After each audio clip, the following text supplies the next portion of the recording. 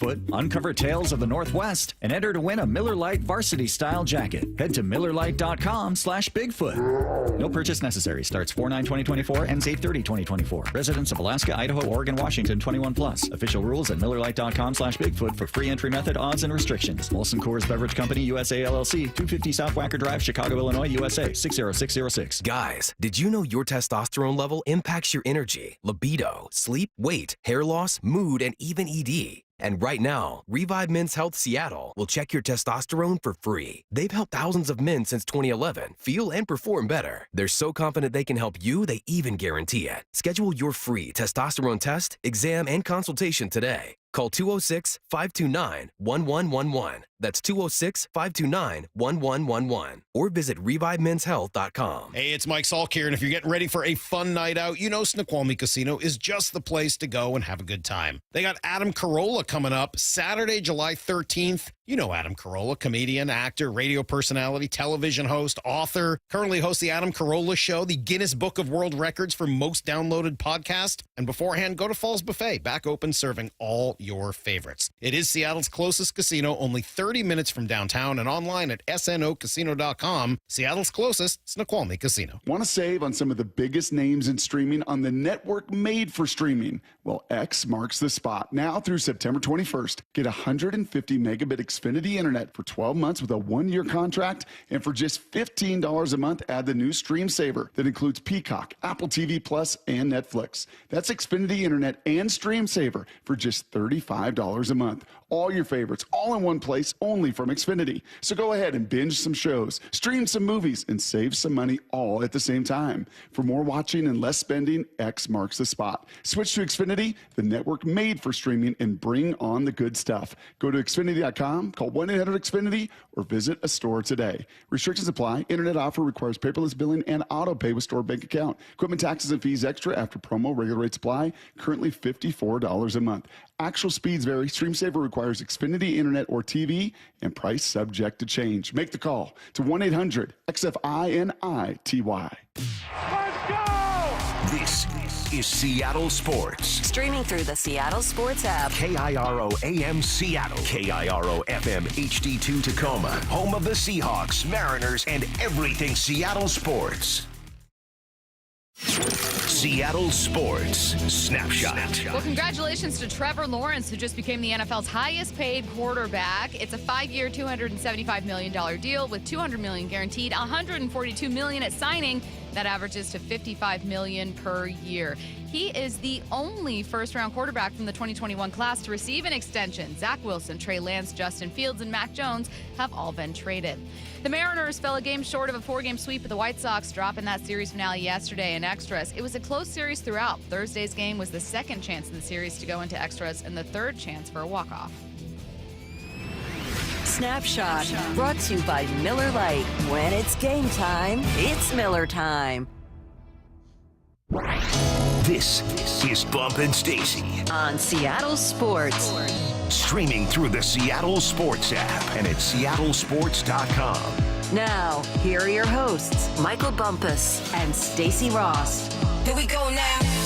Look, Bump, I don't want to spend too much time lamenting a Mariners loss. You took 3 of 4.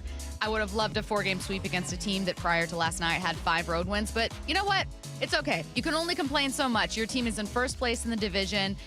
The 19 strikeouts were gross, but Crochet leads the league with strikeouts. He's just a beast there. I'm letting it go. What we're going to focus on instead is something that was said about this team by a player, Cal Raleigh. So this was in an interview with MLB Network. Cut number. I know the past couple of years have been close. Got in 22, but it's go time now, and we want to be that team. We want to make it to the World Series. We want to win a World Series around here. We want to give these fans something to cheer for, and we've never been to a World Series, this organization. So it's now. We have the starting pitching. We have the bats here. We need. We just need to keep going.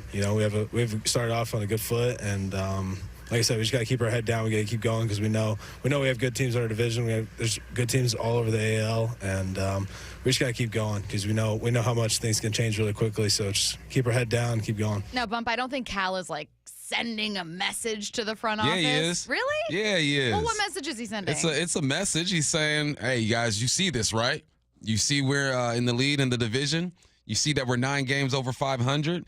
You see that we got potential. These arms are good. Go ahead and help us out. I think it's a message. It's not like disrespectful or anything like that, but he's being honest, and he's letting everybody know that the team feels it and that management, the organization should feel it, and it's time to go win a World Series. So, yeah, I think it is a message. I don't think it's, like I said, disrespectful at all, but he's putting it out there.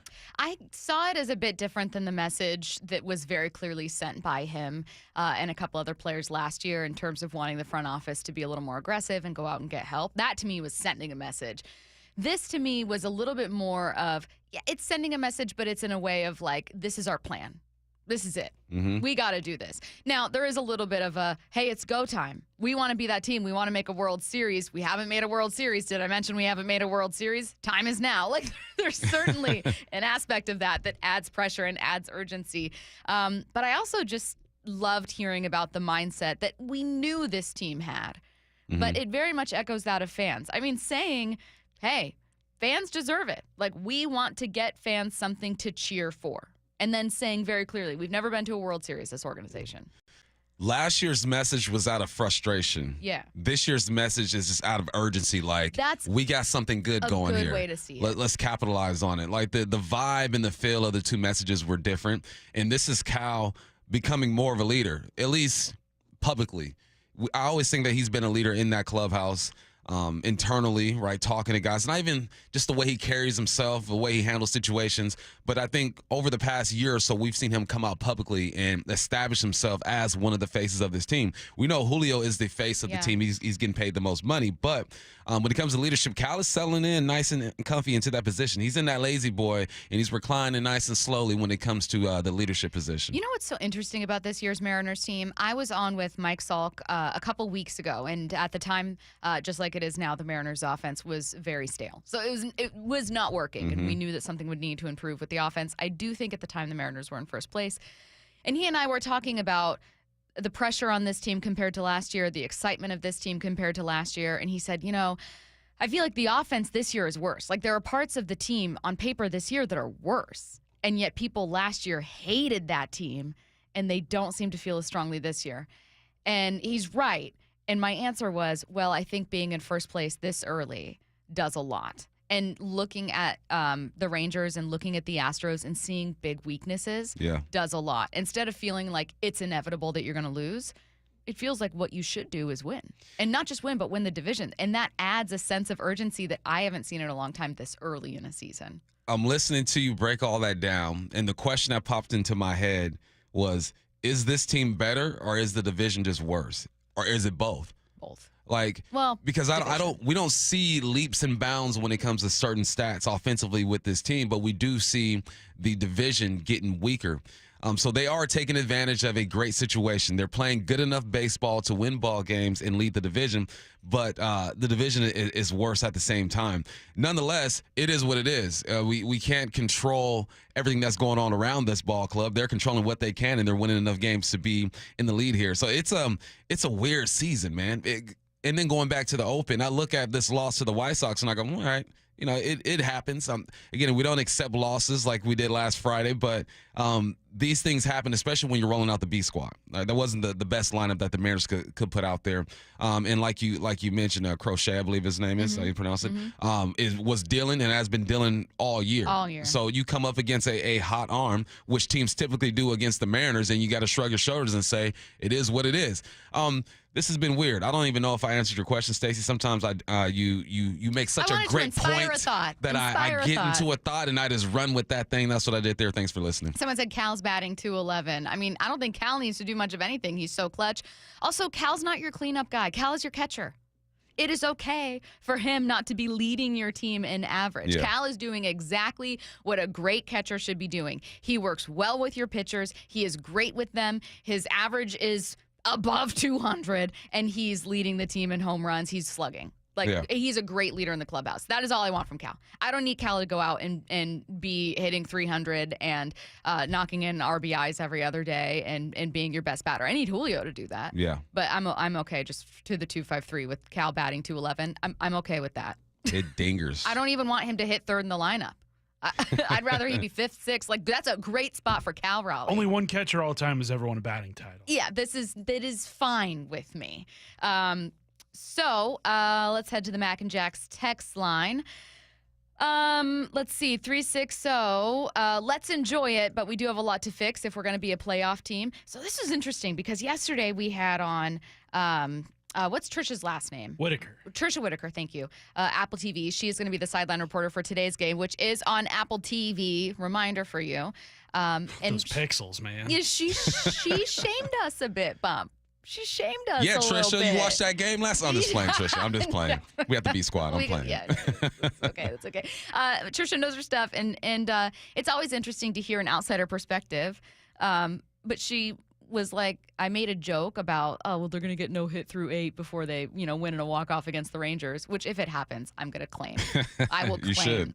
But she said, well, gosh, you guys are so negative out there at the time. You're 40-30. You're first in the AL West. You have amazing pitching. Like, she said, look, I'm from Indiana. We always expect that our basketball teams are going to win titles, and when they don't, we're disappointed and we kick and scream, so I get it. But Mariners are in a good spot. So I'm trying to balance knowing that with also knowing that there is stuff to fix, to that listener's point. Yeah, it's I think it's okay to be where we are mentally because this team hasn't really proven anything. There's nothing for us to lean on and say, they're going to be fine. This is what they do. They're going to continue to improve. They're going to get hot when they're supposed to get hot and just sail into the playoffs. There's nothing in this team's history in the last 20 years that gives us the confidence to sit here and say that's what they're going to do. So this is like a transition, it's like we got the rebound. Now we're transitioning to a fast break, right? You got to connect. You got to grab the board, boom, hit the outlet, bam, get it to the slasher and lay that thing up. We haven't seen that happen too many times here. So that's why we are the way we are mentally. But she is right. It's also nice to get checked sometimes and to reevaluate your perspective, because when you got to sit here and talk about this team every single day and point out the flaws and point out the strengths and point out the flaws, you get caught up in all this stuff.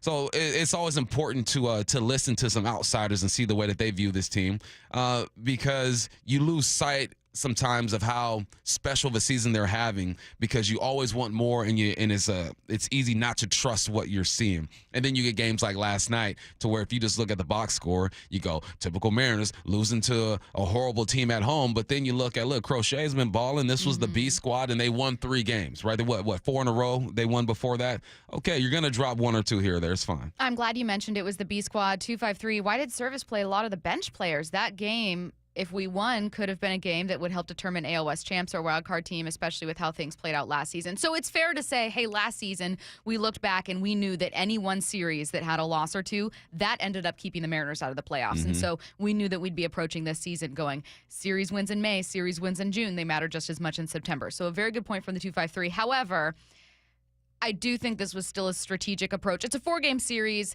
It's kind of like that Sunday game in a series. Sometimes you'll see a random bench player in there to give guys a little bit of rest, or if there's a matinee or something. But also, I don't think it's a coincidence that you move Emerson Hancock to start this Rangers series. Were you not having an upcoming big weekend series against an AL West foe, one that's in second place right behind you, I'd be like, yeah, why not just roll out and try to win every time? But this is a big series here, so I think that's what he's looking to. Luis Castillo's getting this start. Yeah, I love the way Lefko described it this morning. I was rolling in listening to him. Good job, Lefko and Ryan Rowan Smith.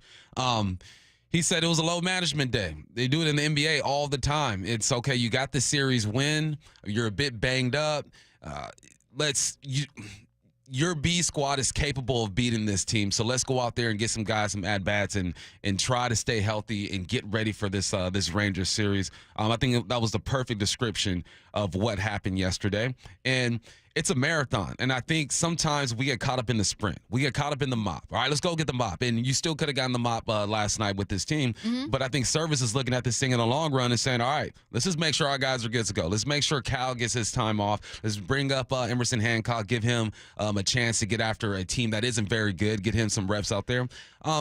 It's all right. Again, don't accept losses, but when you understand the approach to that game last night, I think it's easier to digest what happened. Going back to people's reaction to Cal's comment and again, I don't think Cal is calling anyone out. I don't. I just liked the tone that he was saying about, like, it's urgency, we're competitive, we're out there, we're being aggressive. This is it, it's go time for us. I don't think that he was taking a shot at someone. No. The 206, a 211 hitter asking for a better hitting teammate. Sounds like we've been lucking so far, but maybe they don't like that type of comment. If they expect to compete postseason, we need more from players, from coaches, the front office. I do not expect Cal to hit 300, and I don't think it's fair to say that Cal can't want this team to be competitive, and that he has to be a better hitter to do that. He's leading the club in home runs. What do you want? He just had a walk-off grand slam the other day. What do you want? He had an RBI go-ahead double the other day. What do you want? I don't understand why Cal, a leader in this clubhouse, a fan favorite, doesn't have the ability, the podium to be able to stand and say this. I think he absolutely does. I think he's earned that. But also what I think he's saying is, he says we. He knows it's we. Mm-hmm. He knows it's us. He knows it's we. He knows what's happening. He's not dumb. He's a spokesman. Know. He's a spokesman for the squad. Julio knows he needs to be better. Mitch knows he needs to slug more. All of these guys know that. If you're wondering, like, what's Mitch hitting right now? Mitch knows. Like, these guys know. Yeah, they know. And they realize that this type of effort isn't going to be enough to make the run into the playoffs that you hope. But this effort right now is enough to get them 9 games over 500 and position themselves for a big series coming up. Now, this is when, you take every series personally, right? You don't take every series for granted. But mission was accomplished with the White Sox. You won the series three games out of 4. Now it's like, all right, let's gear up for a big boy series. What can we do? So I think we're going to look at this series a bit more closely. I think this one holds a bit more weight. You got the Rangers coming off a series against the Dodgers, which they won. They won 2 out of 3, right? They're playing some good baseball as of late. They did let the Dodgers put up 15 of them things on them, but, they bounced back up 3-2 and 3-1. So I'm not discrediting what happened with the White Sox. You took care of business. You didn't get the 4 games, but mission was accomplished. Now let's move on to the Rangers, and I think Cal's is gearing up for July 30. This is like, okay, we got about a month. We're a month away from this thing. Yep. Let's not forget, we are where we are who we are, but we need to get better and be better if we want to accomplish our goals. And he just said it so subtle. I don't think anyone in that clubhouse is ignoring their flaws. They're not looking at the strikeouts and the close wins and saying, we're fine, this is going to be good enough. No, but they also can't get through these series and win these games and say, oh, guys, it wasn't good enough. We need to score more runs. You got to celebrate the wins. That's one thing, and I think Carlos Santana, he's the one who brought this to this team 3 years ago and said, enjoy the wins. They're still doing the celebrations that he brought to the club when he was here. So you have to enjoy the wins. Even if you don't win in the way that you want to win, there's still W's. You're still getting it done. But now you look at this series and you say, you're going to have to play better, though. All right, let's get to headline rewrites. Extra, extra, read all about it. Headline rewrites. We must make headlines. The real story behind the headlines in today's news with Bump and Stacy. Headline number 1, the Jags have made Trevor Lawrence the NFL's highest paid quarterback by average annual value, about $55 million. What's the real headline? No one loves this news more than Dak Prescott. Oh, yeah, Dak is sitting down, rubbing his hands like Birdman right now, saying, yeah, I'm about to get that check. If I don't get it in Dallas, I'm going to get it somewhere else. We're going to go talk about this more in depth here soon, but it's getting crazy out here with these contracts with these quarterbacks. I understand they are the centerpiece of football teams, and if you have a good one, you got to keep them. But goodness gracious, it's getting out of control. That contract is 5 years, $275 million, $200 million guaranteed, $142 million at signing. That's $55 million per year. Again, the most in average annual value for any quarterback in the NFL. It's also a crazy outcome compared to the rest of the 2021 first-round quarterback class. Take a listen to this from Adam Schefter. Number 1 overall pick, Trevor Lawrence. That's a $270 million extension. Congratulations, Trev. Number 2 pick, Zach Wilson, traded to the Broncos. Number 3 pick, Trey Lance, traded to the Cowboys. Number 11 pick, Justin Fields, traded to the Steelers. Number 15, Mac Jones, traded to the Jags. What a weird slide after that. And I think back to what I thought about this draft. I remember thinking Trey Lance was like maybe not a steal because they gave up a ton to go up and get him at number 3, and it was a surprise. But I thought he'd be the sneaky I didn't. surprise. My man played 16 games out of high school. I 16 totally games. bought into the narrative. North Dakota State. I would have been not right in even that. D1 football. I would have been the fool in the 49ers front office going, we outthought the room, guys. We did it. We're big brain. Zach Wilson to the Jets, I didn't have especially high expectations for. There was like one throw at a BYU Pro Day that like might have catapulted him into number 2. Remember that, like across the body? Like it was just... went viral. I swear that upped his draft stock. Justin Fields to the Bears, I thought was a steal. And I am most curious to see the second stint for him. If you had to pool Zach Wilson now on his second for the Broncos, Zach Wilson, Trey Lance, Justin Fields, Mac Jones, and you were to say, I have the most faith that this guy can find his second wind, I'm going Justin Fields. Yeah, I got to go Justin Fields. Mac Jones, no bueno. Trey Lance, you're going to be a backup for the rest of your career, but you'll make some money. Zach Wilson, I think he'll be a backup as well.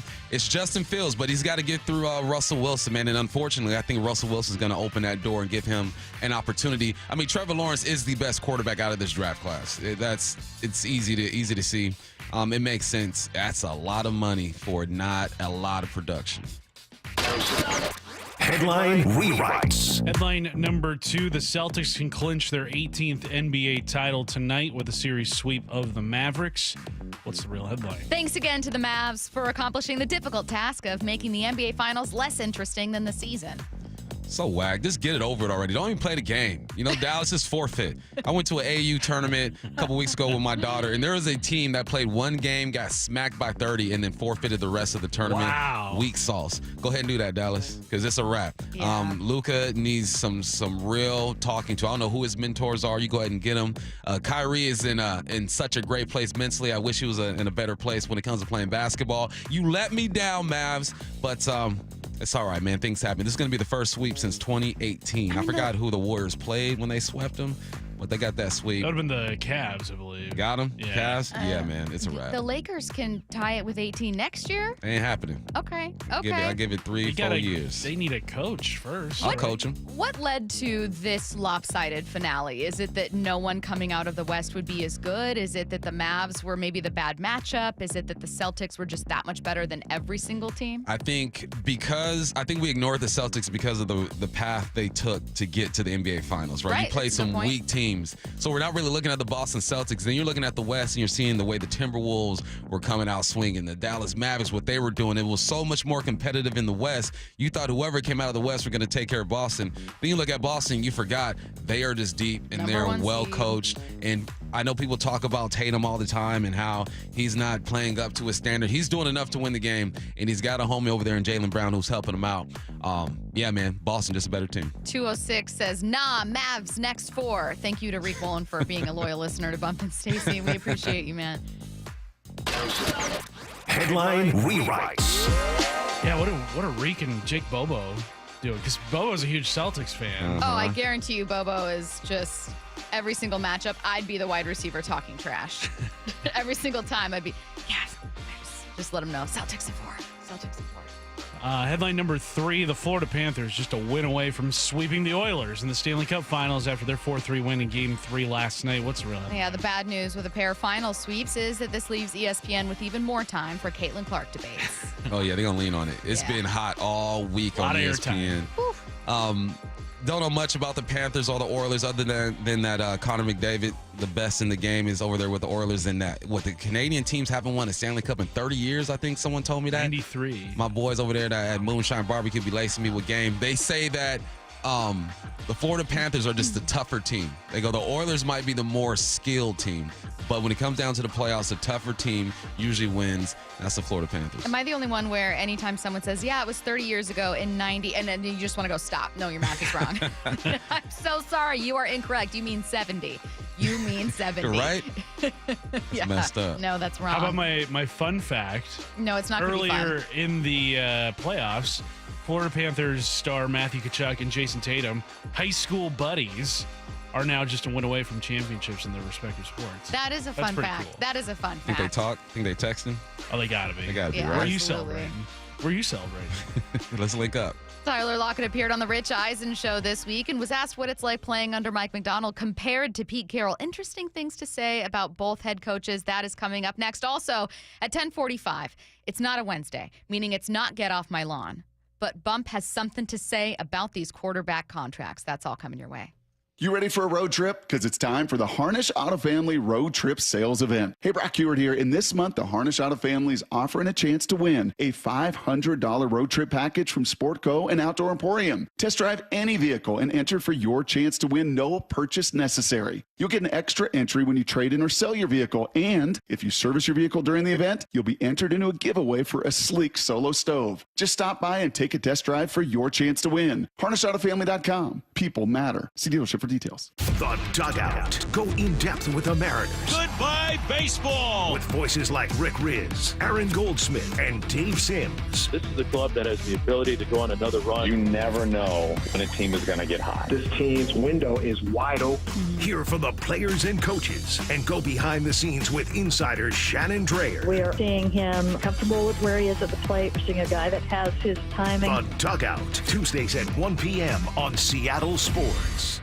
The IRS deadline has come and gone. So do you owe money to the IRS? If so, you need an ally. Whether you owe the IRS $6,000 or $600,000, whether your tax problems are personal or business, the professionals at Allies Tax Relief are ready to step in and negotiate your fresh start with the IRS. Here's a happy customer of Allies Tax Relief. Before calling Allies Tax Relief, I feared the IRS would take all of my assets. I owed them over $562,000. Thankfully, I was referred to Allies and called them for help. They ultimately saved my life from uncertainty. Allies negotiated my giant tax debt to an unbelievable $1,500. They are professionals and they fight the fight for their clients. Allies Tax Relief will protect your assets from being seized and your paycheck from being garnished. Call right now for your free consultation. 800-296-0772. That's 800-296-0772. Or visit AlliesTaxRelief.com.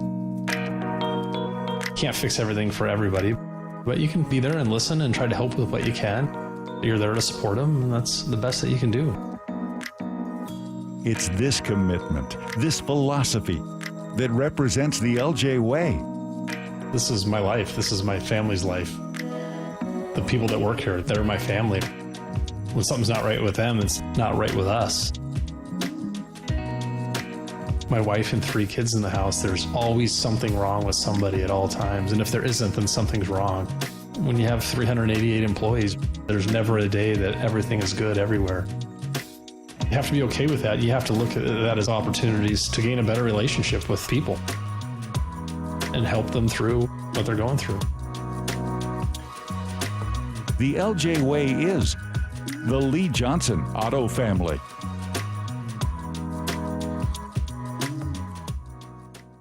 Jean Johnson, how can I help you? I just flipped the AC on and it went clunk. We're on it. Gene Johnson, plumbing, heating, cooling, and electrical. We're on it. Comedy fans, this one's for you. Seattle Sports has your chance to win 2 tickets to see comedic legend George Lopez. Friday, June 14th at Tacoma's Pantages Theater. Go to Seattle Sports/win to enter. Seattle Sports/win. Are you thinking of getting an in-demand degree that will set you apart in the Seattle job market? At WGU, you can earn a supply chain and operation bachelor's degree online around your current schedule. Designed with input from industry experts, you'll learn at the speed of business and be prepared to work for a vast range of employers, helping an organization make smarter, quicker, and more efficient decisions. Discover how you can earn the skills needed to make an immediate impact at wgu.edu/Seattle. Listen throughout the week to the Mariners Player Spotlight. Ever since I got here, I want to win a World Series in Seattle, and this city's starving for another winning team. Presented by Muckleshoot Casino Resort. Everyone wants to get the best deal they can when they buy a car. But what about when you want to sell your car? Of course, you want to get the most money possible. But how do you get the most you can without trying to sell it yourself? Well, that's where my friends at Wayscar Ford in Auburn step in. Not only will they buy your car today, but that's just the beginning. Once they resell your old car, they send you another check for 50% of the profit of the sale of your old car. They've already given back over $600,000 to their customers. Mark, GM of Wayscar Ford, joins me, and it's such a great offer. But to clear up any confusion, is this like a consignment, and how can you offer this? It's not a consignment, Stacy. A consignment, the dealer that's trying to sell your car hasn't paid you yet. We pay you right up front. No more insurance, no more maintenance. All that's gone. After that's done, we pay half the profit. It's that simple. There's no magic to this. All the money we're saving by not buying at auctions, the shipping fees and the travel, we're giving it back to you. That's how it works. So get the most money possible at Wayscar Ford Isuzu in Auburn and let them do the work. Guys, did you know your testosterone affects everything in your system, including how you feel and perform every day? Right now, Revive Men's Health Seattle will check your testosterone for free. Knowing your T levels is the first step in understanding if you have low T. Your testosterone level impacts your energy, libido, sleep, weight, hair loss, mood, and even ED. Maintaining an appropriate T level can change your whole life. Most men start to see changes in their hormone levels in their 30s. Experience and results matter. So what are you waiting for? Get your T levels checked today by local, experienced, and trusted men's health experts. They've helped thousands of men since 2011. They're so confident they can help you, they even guarantee it. Call Revive today and schedule your free testosterone test, free exam, and free consultation. Call Revive Men's Health at 206-529-1111. That's 206-529-1111. Or visit ReviveMen'sHealth.com. You're listening to Bumpin' Stacy. Weekdays 10 to 2. On Seattle Sports and 97.3 FM HD2. These quarterback contracts out of control. Coming up at 10:45. Bump has something to say before we get to it. Tyler Lockett had something to say. He was on Rich Eisen talking about Pete Carroll, Mike McDonald. All good stuff, don't worry, but all really interesting stuff too. So let's get to the cuts. Tyler Lockett talking about playing under Pete Carroll. The thing that I loved about Pete is Pete gave so much freedom, and I love that aspect of his approach because when you give somebody freedom, they can't hide who they are. Sometimes you see who people really are when they have a number of freedom that they could be able to utilize to where you could say, okay, I see what this person needs to work on, etc. With Mike, I like the fact that he's bringing structure because it's like, hey, this is who we are. This is how we're going to be. And you got to be able to tap into that, and you got to be able to buy in. And if you're not going to buy in, then you're pretty much not going to be here. Bump, I thought that was a great summary of the coaching style of both. There are strengths and weaknesses to both, and he didn't have a negative thing to say about both. But with Pete, you have the freedom to be who you want, and people can't hide who they are. And with McDonald, he brings structure, and you need to buy in.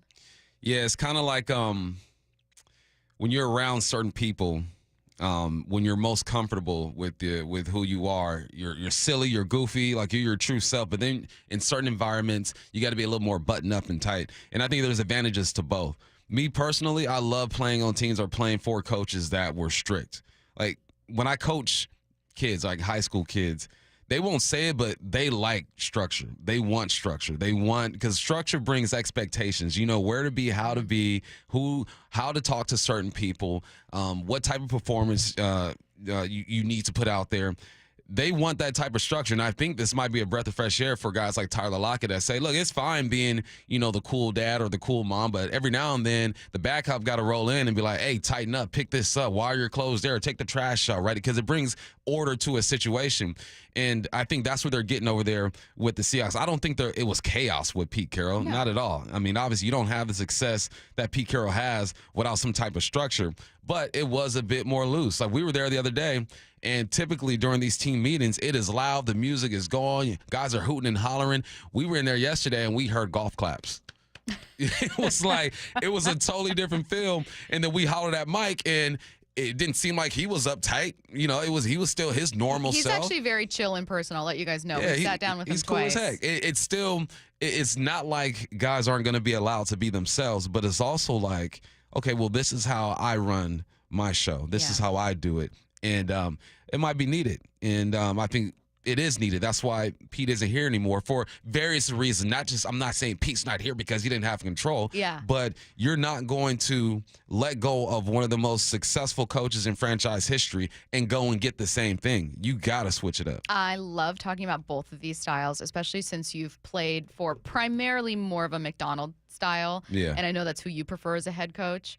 But you've also had 14 years of observing Pete. Right. So let's get to Tyler Lockett. He's then asked by Rich, hey, you mentioned, there's a lot of freedom under Pete. What do you mean? Hey, like, I want you to be who you are. If you don't talk, you don't have to talk. I just want you to be able to be at your best. If you're going to joke around all day, you can joke around all day. We're not going to hold you to a standard of where we think every single guy should be. We want you to show us who you are on the field, off the field, and we want to give you enough space and enough grace to be able to be that player. So if you talk trash, go talk trash. We're not going to stop you. That's kind of what I mean by that type of freedom. And what it did was it made people who comes in on our team, they think, oh, because we got this much freedom, it's going to be like this. But then they're not on the team. Why? Because you got to have that self-motivation.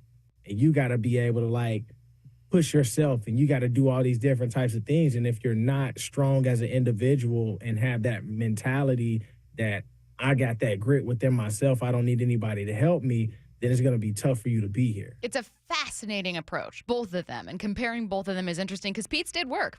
And also, I just want to clarify for people, kind of along the lines that Bump said, even though Tyler is talking about, hey, with Pete's approach, the point is giving more freedom so that people can teach themselves to be accountable and that they can get buy-in by choosing to buy in. That does not mean you can be late to meetings. Yeah. It's not like with Pete's approach. It's like, yeah, show up whenever. It's a football team. Pete is almost 70 years old. Like, this is still like a guy who is A, from a certain era, and B, you need to show up on time for meetings. Yeah. You need to do your job. If you can't play, you're not starting. No, what I heard is Tyler Lockett is saying Pete is going to allow you to be your complete self, but if you cannot monitor or control yourself, you're not going to be here at the same time. Like, all right, go ahead and be yourself. You're a trash talker, be a trash talker. But if you're hurting the team more than you're helping it, then you probably shouldn't trash talk as much, or you're not going to be here. It's just Pete is like the grandfather that just allows you to make the mistake. He's watching you make the mistake, and he's not going to stop you. Then you're going to make the mistake. Then he's going to talk to you about the mistake and say, all right, you can't do that again. Whereas it feels like Mike McDonald's going to be like, you're approaching the stove and it's hot. And he's going to tell you, the stove is hot, don't touch it. All right, do not touch the stove. It is hot. Pete Carroll's like, he going to touch that stove. Watch. He going to burn himself. It's hot, ain't it? Bet you won't do that again. Bet you won't do that again. It's just different styles of coaching. Yeah. And there's so many ways to be successful in life, and there's so many ways to coach a successful football team. And when you're in the league as long as Tyler Lockett and you're fortunate enough to experience these different waves, there comes a lot of wisdom, man. When I hear Tyler Lockett talk, it's like a Buddhist or something, somebody just with a consciousness that many people can't touch. There's so much knowledge in there, and he looks at situations from different angles. So I hope that with this new coaching regime coming in this year, and hopefully for a long time, Tyler Lockett is like the guy that is a direct connection from that coaching staff, and he's pulling from all of his experience, and he's teaching these young folks, like, this is how you maneuver. Yes, you might have some freedom here, but be careful with that. Yes, Mike McDonald might be a bit more strict than you're used to, but there's some good in that. I just like having a guy like Tyler Lockett on the squad. I do too. Before we get to what we like about McDonald's approach, I agree with the 509. Great quote from Tyler. When you give people freedom, they can't hide who they are. Mm-hmm. I love that. Yeah. I think it's important for. Oh, go ahead. 20-some years old, give me freedom and money. You saw that your boy was going to get out there and get it in. You know what I mean? And then what do you do? You marry someone like the one I married, and a dime. She checks you and be like, hey, calm it down a little bit. So, but that's what teammates are for too. You can't expect people just to get it right all the time. You can't. And when you have a football team with 53 guys on the team or on the active roster, 60-something guys on the squad, you rely on guys like Tyler Lockett to kind of check these guys too, because people don't know what they don't know. Like a guy like Byron Murphy, who's coming into this league, I hope he has a whole bunch of success. I hope he's great with his money. I hope he's good with his relationships. But he don't know what he's getting into. He's never been in the NFL. So who do you lean on? Leonard Williams, Jay Reed. It's a real family when it comes to that. And the good teams can police themselves. So I hope Mike Macdonald is setting the standard and saying this is who we want to be. But when it's all said and done, Mike Macdonald is not in the locker room. He is not everywhere on the field. These guys gotta check each other. And when I hear Tyler Lockett speak the way that he does, it reassures me that guys like him are going to help these younger guys in these situations. I liked your analogy of the parent or the grandparent watching the kid touch the stove, being like, watch this, he's going to do it. Because it really, now I want to start by saying these are two different styles, different coaches. There is a lot of crossover. I'm simplifying it for the point of this conversation. Both coaches are going to borrow some of these concepts, in different ways. Mike Macdonald is not purely this military approach. He's going to have, kind of a try it and see what happens style. And Pete does have a little more freedom, but still was strict at times. So I just want to make it clear. These aren't drastically different people. But what I like about Tyler saying that about Pete's approach is this idea that there are some teams, credit to a listener for pointing this out, there are some teams and some coaches who would never have brought on Marshawn Lynch. Doesn't work in my system. I don't like who he is, blah, blah, blah. Pete had the ability to not only see clear value in a player, but value in a person, and recognizing if I let this person be themselves, or if I just kind of learn how to interact with them, and that might be different than someone else, then I might get the best of them because they might feel the most comfortable and they might suddenly feel like they belong here and they might feel ownership over this team. It's a really interesting approach, one I'm sure that's fascinating to you as a coach. I wanted to talk a bit about Mike Macdonald's structured system. We're not in camp and we're not, in the season yet. So obviously it's hard to see what's going to stay the same and what's going to change. Right. But when I go back to structure, it goes back to that military basis, like that military style. Mike talks to us and tells us stories about the military and stuff like that. And he, I've talked to him and he's even talked to me about certain movies. So when you kind of understand and look at kind of how the military functions and how they go, that's kind of how our team is. So, when we're talking about structure, it's rather be early than be on time. If you on time, then you late. When you go out there, it's no breaks. It's no, all right, we on field goal. Everybody that's not on field goal is chilling until the next series. It's no, every single person is going to do something however much time that we're out here. Whether it's 2 hours, 2.5, it doesn't matter. Everybody's going to be doing something for that amount of time. Because I know you, I know that you prefer this style, that you've preferred being coached under that style. But let's talk about it being applied to the Seahawks. What do you like about it? I like that it keeps everybody on their toes. There's no we're going to BS for 10 or 15 minutes. Especially listen to what Tyler just said. All right, you got a 10-minute break, but you're preparing for your next 10 minutes that you're on. I used to, when I coached, it's not I didn't make this saying up, but I used to tell kids all the time. I go, if you're early, you're on time. If you're on time, you're late. If you're late, you're fired. You should operate like that at all times. In every aspect of your life, operate like that, and you'll give yourself room for error. And I think that's what being prepared does. And I think that's all Mike Macdonald is trying to do, is just make sure these guys are prepared the best that they can. That's why I love the militant style. I come from a military family. My dad was in the Marines. My uncle's in the Army, other uncle Navy, other uncle Air Force. And they were the happiest, joyful men. But when it was time to get down to business, there was no joking around. We could be cleaning up after a party and everybody then had their yak and having fun and stuff. But it's time to clean up. All right, here we go. You get this, you get that. And it's just, it makes everything organized and efficient. And I think that's all Mike Macdonald is trying to do. And we hear these guys talk about Mike Macdonald, and they talk about attention to details and his whole approach. it makes sense to me. Me personally, I would love to play for a coach like Mike McDonald because I'm all about structure, man. Because you let things get a little loose, man. It can go down real quick. See, my mom works in the purchasing department of a major airliner, which is why I like finding a bargain. We all have our strengths. You're listening to Bump and Stacey on Seattle Sports and the Seattle Sports app. It's not a Wednesday, so there's no Get Off My Lawn segment with Bump complaining about the things that are driving him crazy this week. But there is one thing he's got time for. He's had it with quarterback contracts, and he's telling us why next. Seattle Sports, your home for Wyman and Bob. Byron Murphy sitting down next to us. Were you always a defensive guy? Man, so growing up, I played running back and linebacker my whole life. And my heart was that running back. That's what I wanted to be. What changed that was my mom. My mom told me, like, you moving the defense. And, man, she broke my heart when she told me that. But that was the best decision I could have made in my life. Man, she just wanted me to play defense. She was like, defense, that's who's making the money right now, things of that nature. So she was like, you moving the defense. On Seattle Sports and 97.3 FM HD2. Hey, Brock Ewart here with my buddy Dave Taylor from First Mark Insurance. So glad, so thankful that Molly and I made the call. Had heard so many First Mark Challenge victories, we needed to take that challenge. What does happen from your perspective when that caller, when that email, when that person reaches out to you for a First Mark Challenge victory? That's a great question. So there's several steps we go through in the process. The first step is we're going to gather information, find out all we can about that client and what their needs are. The next step is we will go out to the market. We have dozens and dozens of carriers that will compete for the business.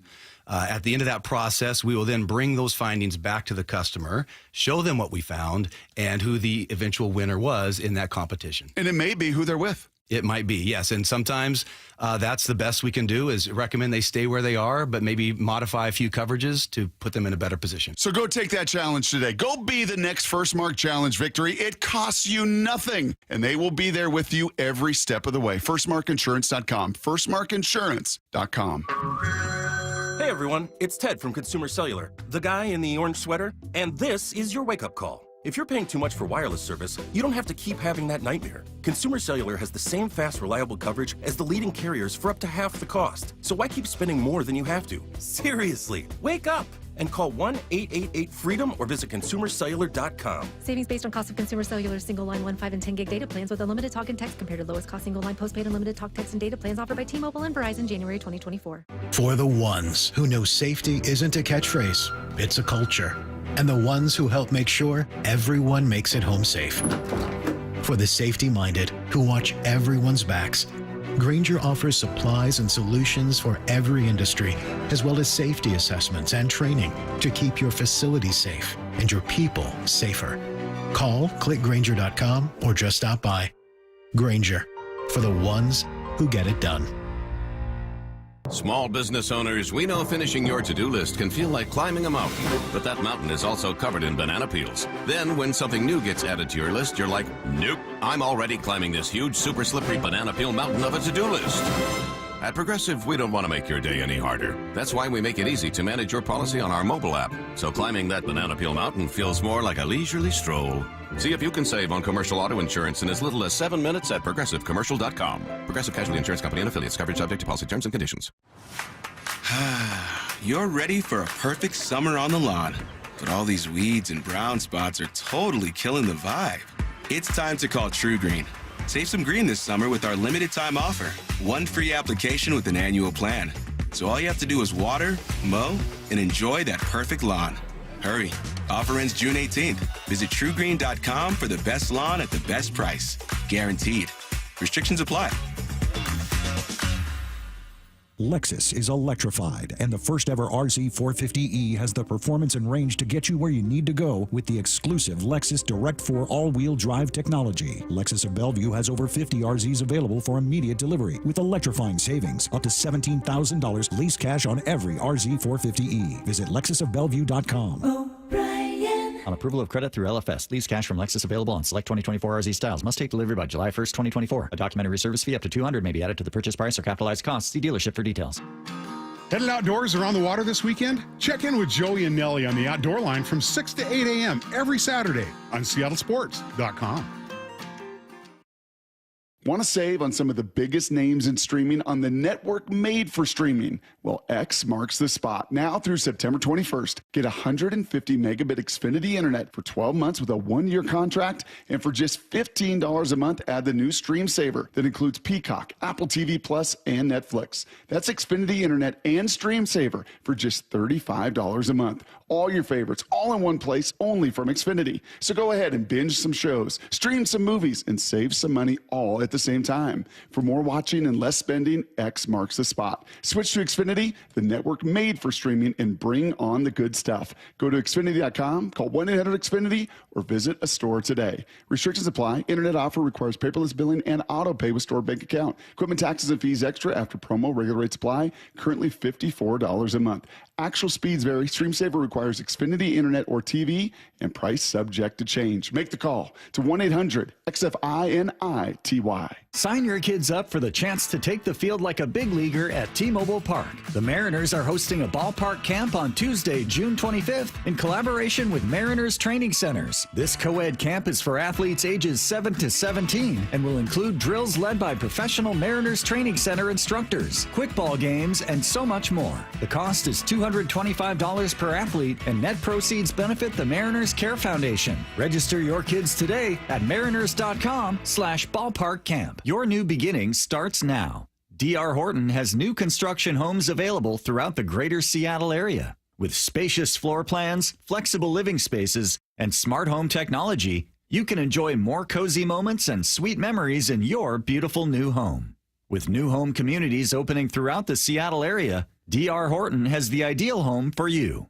Visit drhorton.com to learn more. D.R. Horton, America's builder, an equal housing opportunity builder. You're listening to Bumpin' Stacy. Weekdays 10 to 2. On Seattle Sports and 97.3 FM HD2. Bump has had it. Now, this isn't Get Off My Lawn. Every single Wednesday at 10:45, where Bump's got 3 things to complain about that day. I love that segment. But you do have something to complain about this morning. So this followed the news of Trevor Lawrence getting a mega contract extension with the Jags.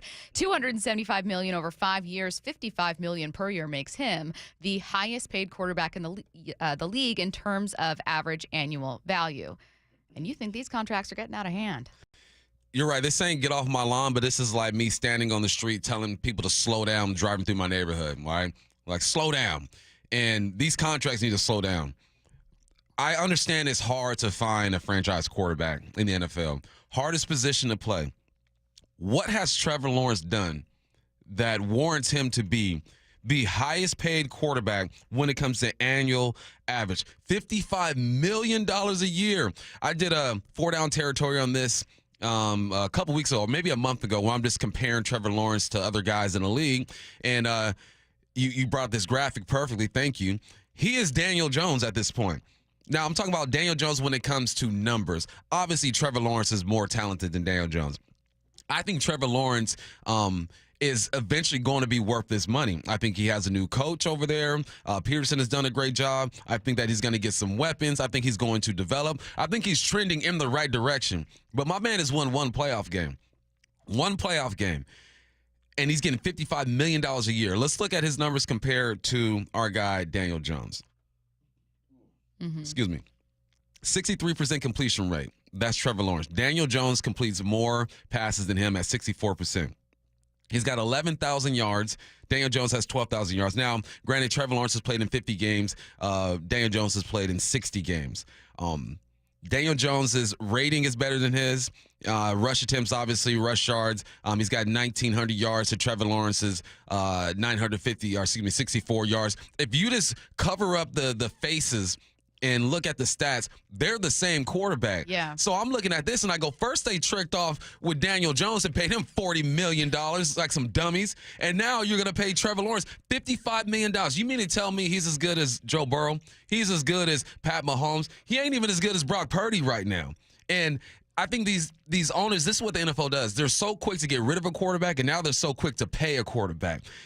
I'm looking at these guys who have the potential to get drafted. Where are you going to go with all these quarterbacks getting all these big contracts? It's just getting crazy to me. Now, the flip side, people are going to say, what about the wide receivers? Let's have that conversation. Wide receivers are getting paid like crazy right now. Reek Hill, getting paid. Why?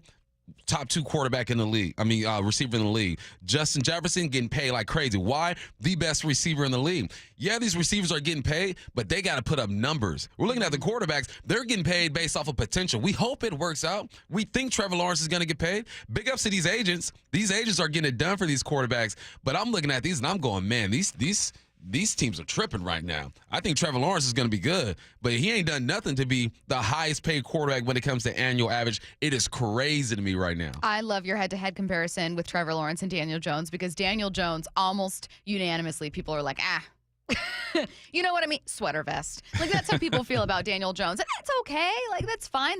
More quarterbacks are Daniel Jones than they are Trevor Lawrence, which is to say they're a serviceable starter who can be great, who a team will think, can he be our guy? Can he do it? And he'll have one or two games where you go, oh, I'm so glad I started him in fantasy this week because my regular guy was injured. Like, he's going to have those moments. Trevor Lawrence is a guy whose college career completely trumped most quarterbacks ever, and also Daniel Jones, which is why there's so much potential following him. He's also a guy who's played under Urban Meyer, who's played with a team with fewer weapons than a lot of other clubs. But you're right. It's a really interesting comparison because there's one quarterback who most people write off entirely and another who is now the highest paid quarterback, average annual value in football. I want to talk about what it means for upcoming quarterback contracts in the last couple of minutes here. You got Jordan Love, Tua Tagovailoa, Dak Prescott, all 3 of whom are in very unique situations. You also have Brock Purdy, who could have his contract extended after this season. If we being real, Brock Purdy needs to be paid more than Tua, needs to be paid more than Dak. He's already done more than both of those guys already. But he just hasn't been in the league as long, and then people are going to point to the weapons that he had and say, oh, what about Brandon Ayuk and Deebo Samuel and George Kittle? I understand all of that. He's still got to go out there and throw the football. He's still got to run the offense. It is a slippery slope that I think we're getting into when it comes to these contracts. They're going to be guys who are going to get paid, who do not deserve to get paid. What they're getting paid, it's just the timing of all this stuff. And I hate to be talking about contracts the way that I am because you know I'm all about the players getting their money. You go ahead and get your money because the league is going to get rid of you. But what you're doing is you're driving up the prices for homes that shouldn't be that much. You live in a neighborhood to where that home should be about $400,000, but because all these other contracts or other homes are being upsold, that home's going to go for dang near $1 million. That's what we're seeing right now. The same thing we see in the housing market is what we're seeing in the NFL when it comes to these quarterbacks, man. Go ahead and get your money, but these teams are going to have some remorse. The Giants I feel like are having buyer's remorse already, and there's potential for the Jaguars to have buyer's remorse because of Trevor Lawrence. We don't know. Like, have these guys prove themselves. He can get a bump in pay. Give him $40 million a year. Give him what Daniel Jones is getting. But to have him sit at the table with guys who have proven themselves in this league, who have been to conference championships, who have been to Super Bowls, is ridiculous to me. He just doesn't deserve that type of money. And then he's getting, like 147 guaranteed? Yeah. 147 for putting your name for what? Oh, 200 guaranteed. For what? 200 guaranteed? My bad. Didn't mean to shortchange you. For what, though? Because you hope it's going to work out? I'm just saying, man, have these guys prove themselves. Goodness gracious. Can I don't have enough time to ask you this question now, but can you remind me later, maybe it's in 4 Downs, maybe it's later in the show, to specifically talk about Brock versus Trevor? Because Brock, his agent liked a tweet about Purdy being on track to exceed Lawrence's money. But I think there's a conversation to be had about Brock Purdy's weapons versus Lawrence's weapons. Yeah. I don't know. I think it's an interesting debate. I'd love to talk about it a bit later in the show. We don't have time now, but I'm going to bookmark it mentally to myself. We're going to talk about the Mariners with MLB Network's Adnan Virk. He joins us next. The Dugout. Go in-depth with the Mariners. Goodbye, baseball. With voices like Rick Riz, Aaron Goldsmith, and Dave Sims. This is a club that has the ability to go on another run. You never know when a team is going to get hot. This team's window is wide open. Hear from the players and coaches and go behind the scenes with insider Shannon Drayer. We are seeing him comfortable with where he is at the plate. We're seeing a guy that has his timing. The Dugout. Tuesdays at 1 p.m. on Seattle Sports. Hey, Mike Salk here. Get bonus days to save during Window Nation's semi-annual sale now through June 30th. Get 50% off all windows with no interest for 5 years and a bonus 10% savings when you schedule an estimate. Call 866-90-NATION or go to windownation.com. Hey, don't miss the Harnish Auto Family Road Trip Sales event going on now. Test drive any vehicle and enter for your chance to win a $500 road trip package. Go to harnishautofamily.com to find a dealership near you. Harnish Auto Family. People matter. See dealership for details. 6 consecutive strikeouts. Pump the fist. What a start for Luis. A Mariners game is the perfect place to take your whole family. There's tons of action, nachos you can eat out of a batting helmet, and a 6-foot moose that can dance and happens to be a terrific hugger. And with value game tickets as low as $10, you can bring your whole crew and then some. Your mailman, your dog walker, your personal psychic. She'll be expecting your call. Yeah, but back to the point. You can get ice cream in a batting helmet, too. It's adorable. How sweet it is! Cal Raleigh with a walk-off home run! Mariners baseball. Trident's up. Bring Dad to the ballpark for Father's Day weekend. The Mariners are squaring off against the Rangers in a 3-game series starting tonight at 7:10 with 70s Fireworks Night presented by T-Mobile. Then don't miss the big dumper seat cushion giveaway for the first 10,000 dads on Sunday thanks to Muckleshoot Casino Resort. Get tickets for Dad and the whole fam at Mariners.com. At Shane Company, we'll help you design an engagement ring as unique as your love story. We have the widest selection of diamonds and gemstones for you to choose from, and you can compare them side by side right here in our store. Only at Shane Company can you sift through exquisite diamonds, rubies, and a rainbow of sapphires in a variety of shapes and sizes. We'll help you create your dream engagement ring no matter your price range. Choose the ring setting that speaks to your style, from classic to modern to vintage. We offer so many ways to personalize your ring. Pick your favorite center stone, add a decorative crown and a custom engraving, or select a perfectly preset ring that's ready to go. At Shane Company, our jewelers know how much your ring means to you. They hand-set each center stone with precision and pride in our jeweler's workshop, so you can feel confident knowing your ring is crafted with the greatest care and comes with an unmatched free lifetime warranty that lets you know we'll always be here for you. Your love story deserves to shine bright. Shane Company, your friend and jeweler. Judas Priest.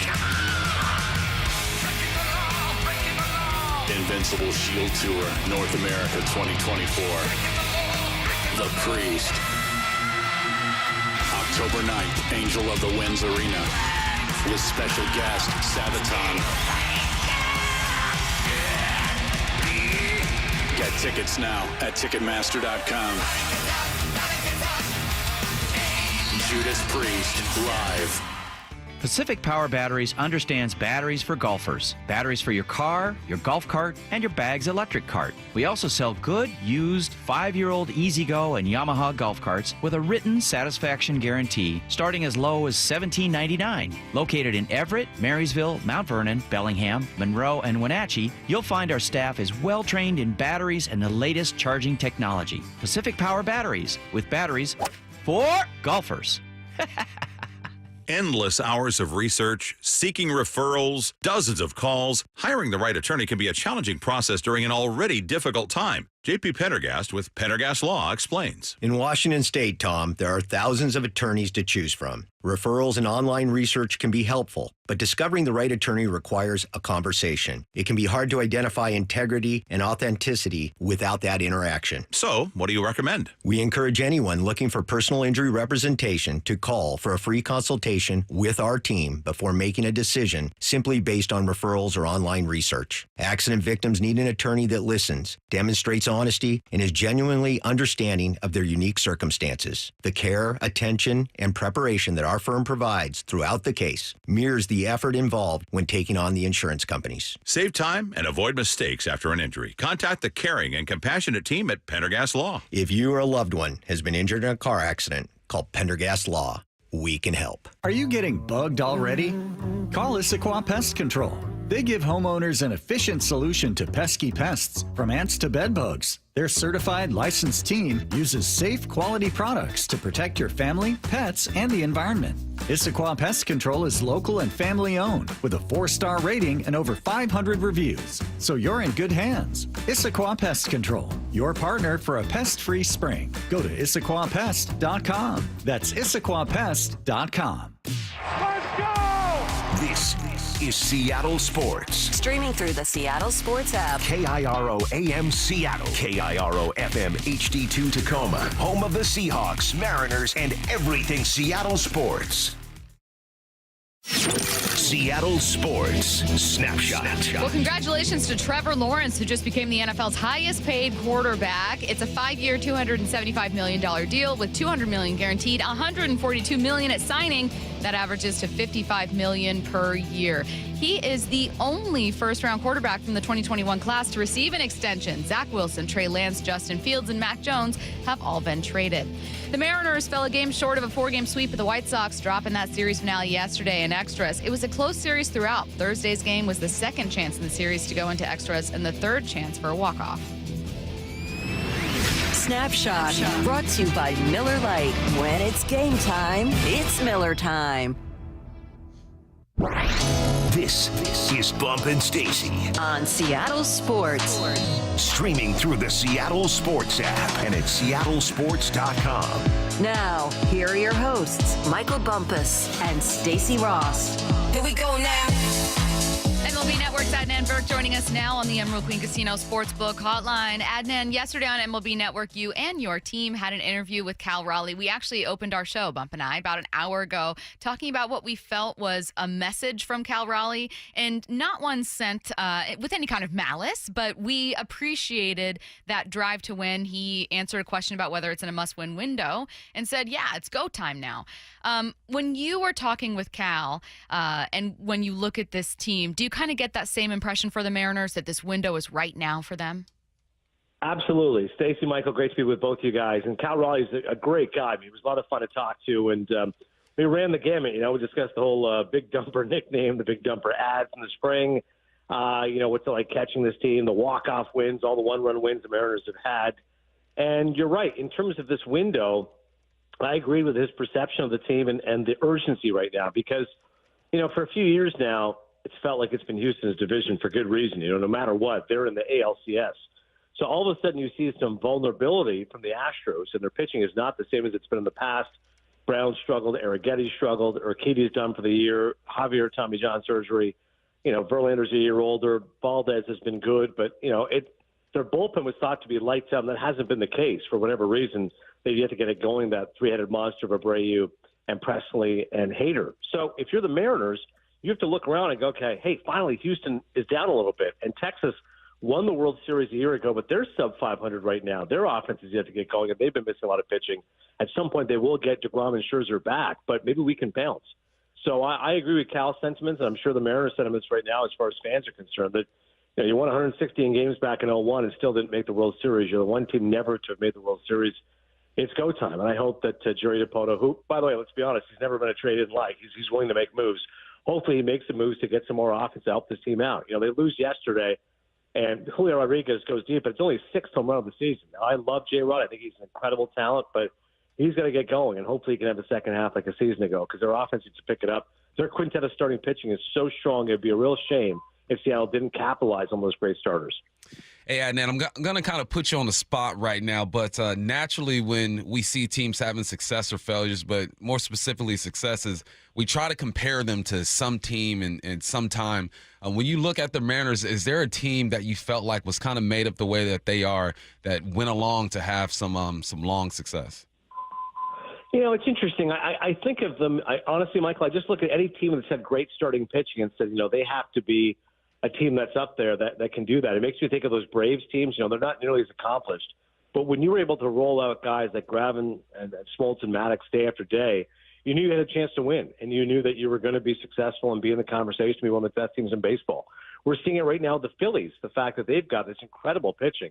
Ranger Suarez is second in the league in ERA. Wheeler is always a Cy Young candidate. Aaron Nola is awesome. Like those three together, plus Christopher Sanchez, there's only ever been 4 starters on the All-Star game name. That was back in 1942. All-Star games have been around since 1933.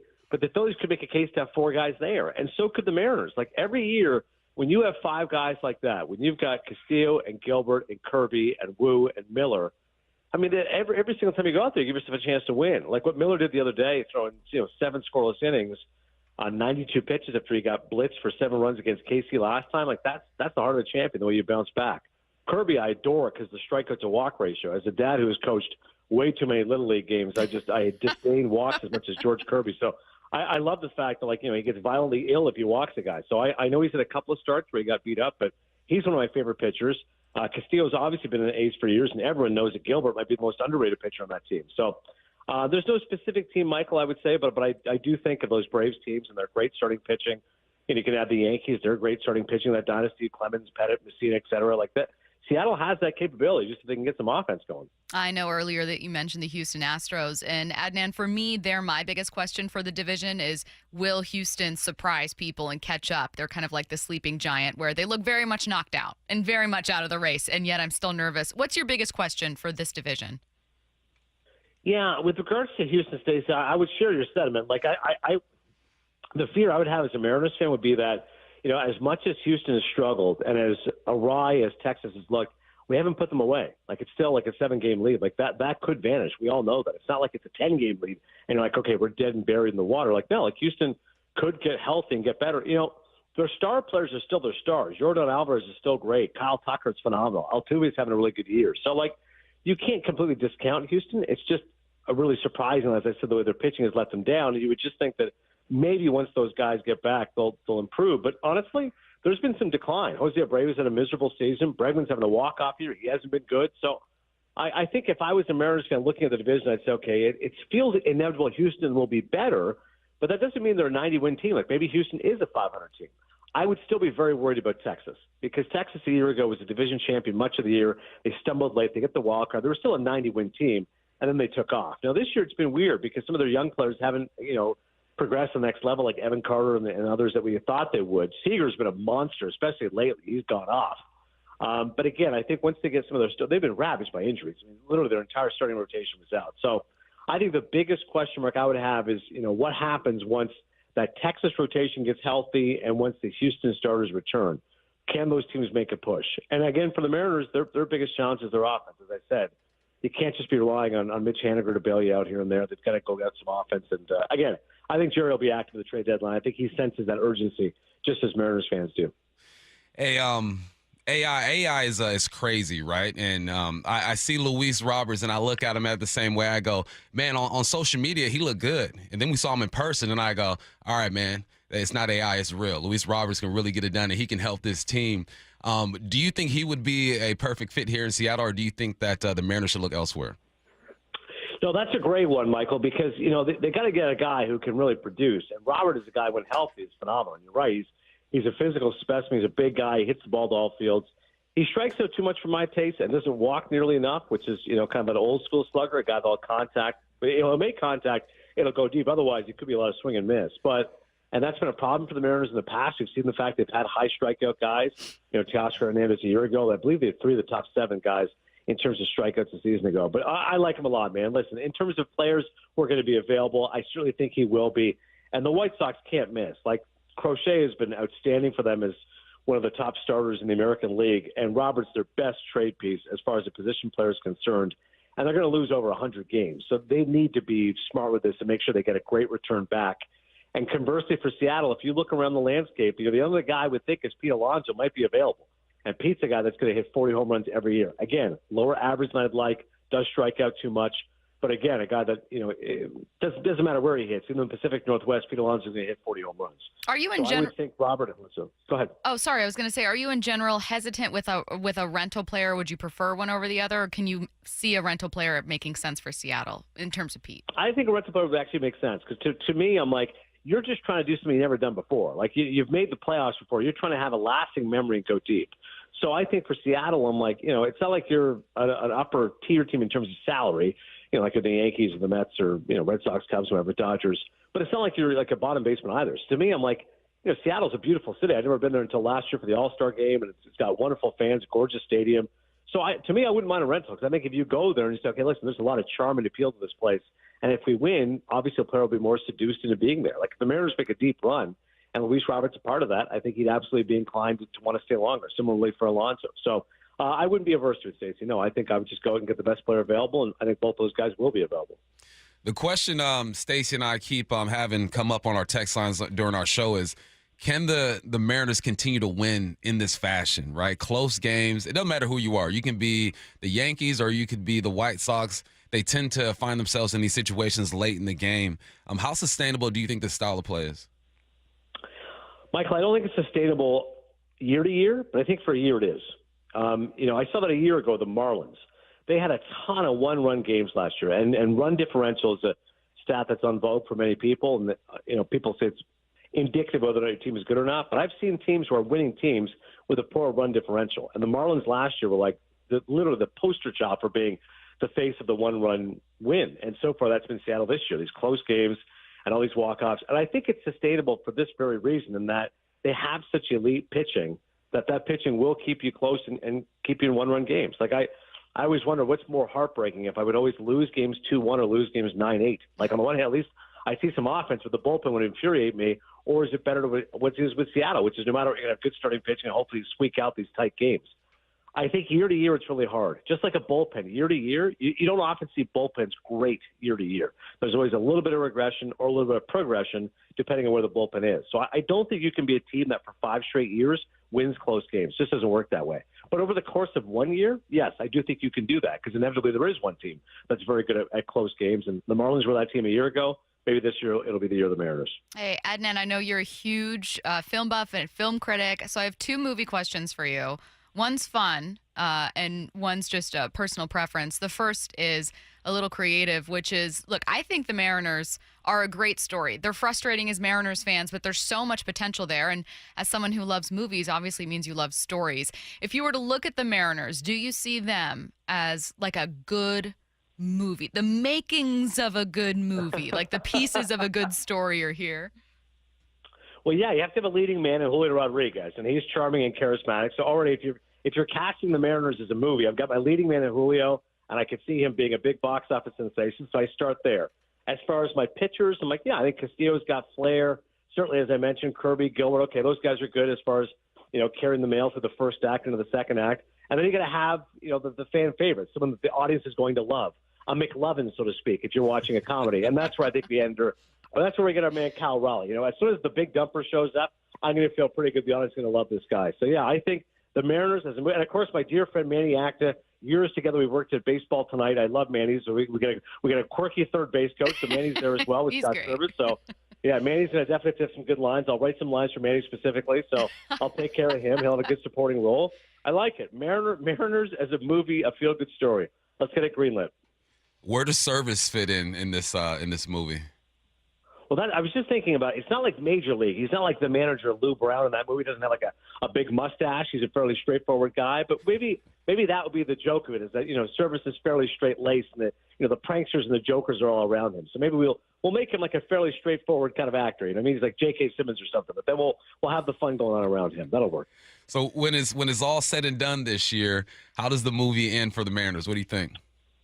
Well, I'll say this. Every year in baseball, you say the 2 best teams never meet in the World Series. So this year, on paper, it should be Yankees and Phillies. Those are the 2 best teams.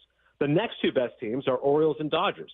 So, again, it never works this way in baseball. Those are clearly the 4 best teams in the sport. Now, the 3rd best team in the American League, I do believe, is the Mariners. You could argue the Guardians, and their record is better than Seattle's, but I think the Mariners are right there, especially if they do make that move to go get Robert or Alonso or whatever bat. So I do think the Mariners, honestly, guys, I think they win the division. I think they got potential to pull off an upset. Do I think they'd be underdogs against the Yankees and Orioles? I do. But again, with that pitching, I would never discount them. So I will say the Mariners will win the division, and I'll say ALCS. I don't know if they end up winning the ALCS against the Yankees or O's, but I think they make a good push this year. All right, my last one, 30 seconds, and it'll be just a quick one, personal preference. And I have to ask, in your opinion, as someone who knows film well, who loves movies, the best sports movie? Ooh. Well, Raging Bull is always my answer. And, it isn't a quintessential sports movie, Stacey, because there's only 12 minutes of boxing in it. But those boxing scenes are so impactful. Today you have directors who still talk about those scenes because Scorsese took the camera in the ring and it was so visceral and so passionate.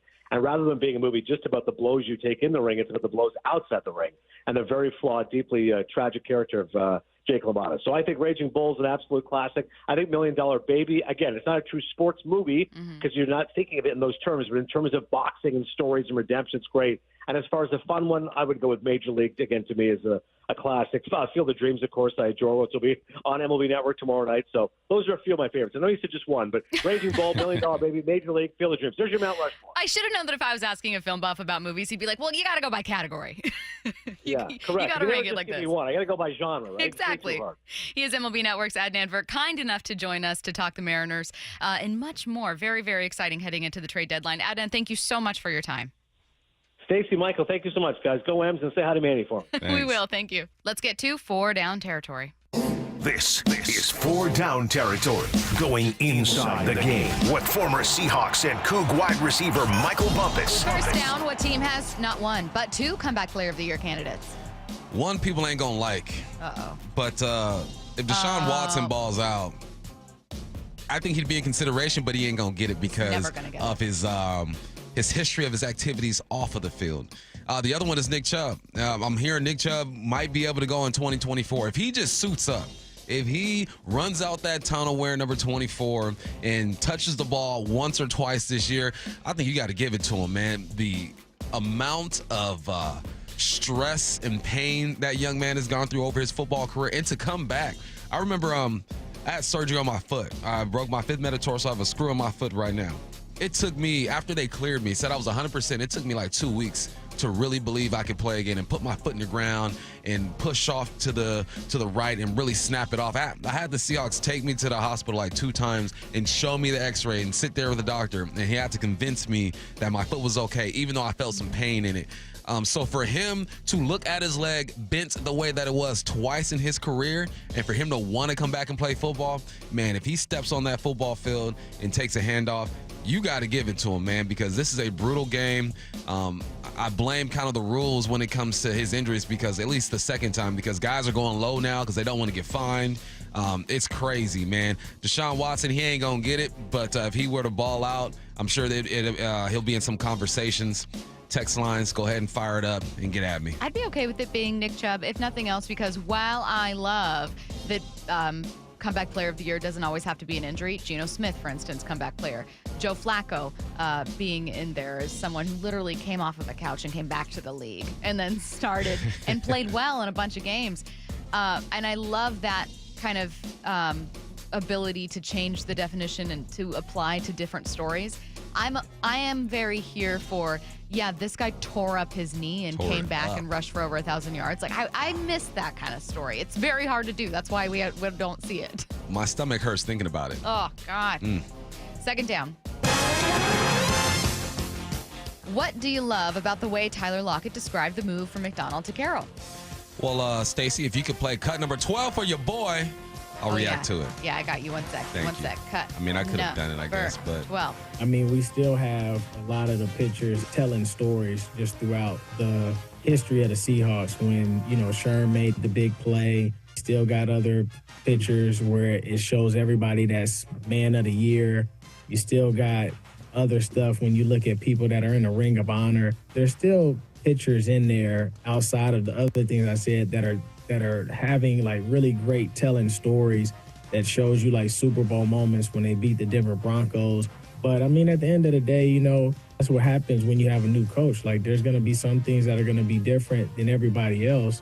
And you just kind of got to accept that. You can't, it's like if you're dating a girl and you move on to another girl, you can't expect that girl to do everything that your ex did. First off, be careful, Tyler. I know you just got married. Let me give you some advice. Be careful talking about them other girls, bro. But he's right. He's right. If you wanted the same thing, why would you move on from Pete Carroll? Mike McDonald has to come in there and make the house his home and do things his way. You can't expect your ex to be just like your next. That's why she's your ex, right? So Tyler Lockett, man, I appreciate his wisdom. I'm feeling Tyler Lockett this year. Just the whole vibe he's bringing to this situation. I think he's up for a big year. But keep dropping those nuggets of knowledge, man. These young guys need you. Third down.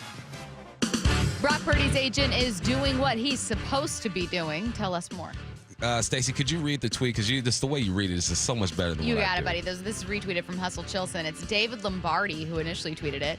David said, I'm tossing Trevor Lawrence's mess of a rookie season out in fairness to him. Over the past 2 years, he's ranked number 15 in the EPA CPOE composite. Brock Purdy's a firm number 1 by a wide margin over number 2 Mahomes over that same span. Yeah, Purdy's on track to exceed Lawrence money.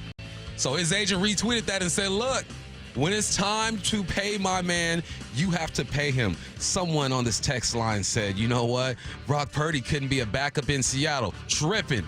Brock Purdy is one of the best quarterbacks in the game. Does he have the benefit of having a whole bunch of weapons around him, one of the best offensive minds in the game, a great defense for sure, but he still got to go out there and he has to perform. The same way people are looking at Trevor Lawrence and paying him off of potential, maybe he can get it done. You pay Brock Purdy because he's got it done. He's been to a conference championship. He's been to a Super Bowl. Hasn't won the big game, but he's done more than Trevor Lawrence. He's done more than Dak Prescott. He's done more than Tua. He's done more than dudes who are lined up to be paid. So his agent is doing exactly what he's supposed to do. Y'all go ahead and applaud Trevor Lawrence for getting his money, but when it's time for Brock Purdy to get his, don't be shy. Don't be cheap. Go ahead and pay that man because he's running your offense very efficiently. How much credit do you give or take away from Brock Purdy for the team he plays with? And is there another example around the league where you go, well, this guy plays on a good team and you don't hear us saying anything? Yeah, Joe Burrow got 2 great receivers over there and a pretty good tight end.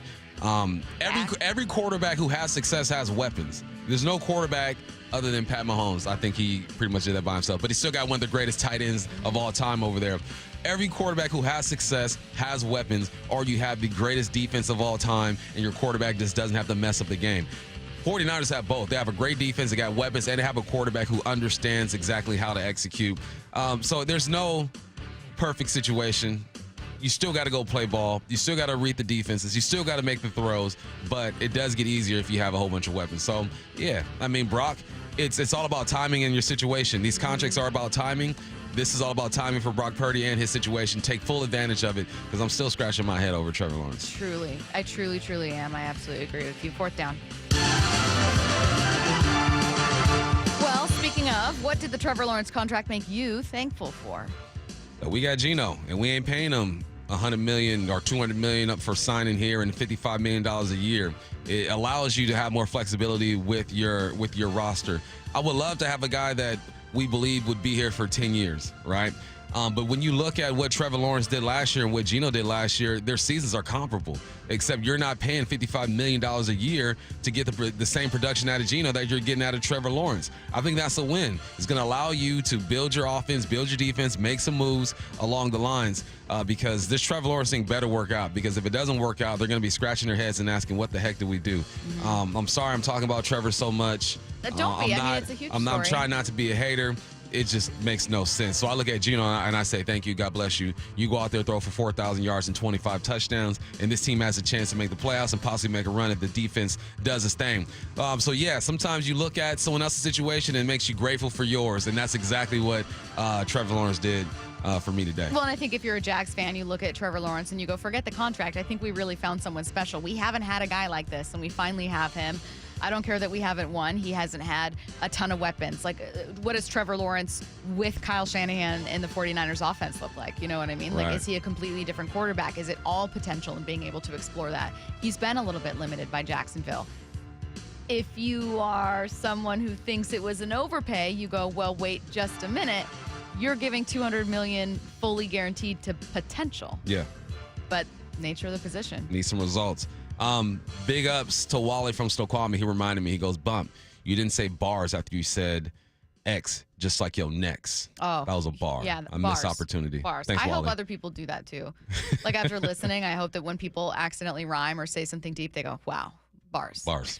to themselves. And the point of it is you have to say it to yourself. Yeah. You have to do it I'll say it around the yourself. house, and my kids are like, what? I'm like, don't worry about it. Y'all ain't got bars. All right, we have a new name for Utah's NHL team, plus where you can hear Brock Huard coming up next.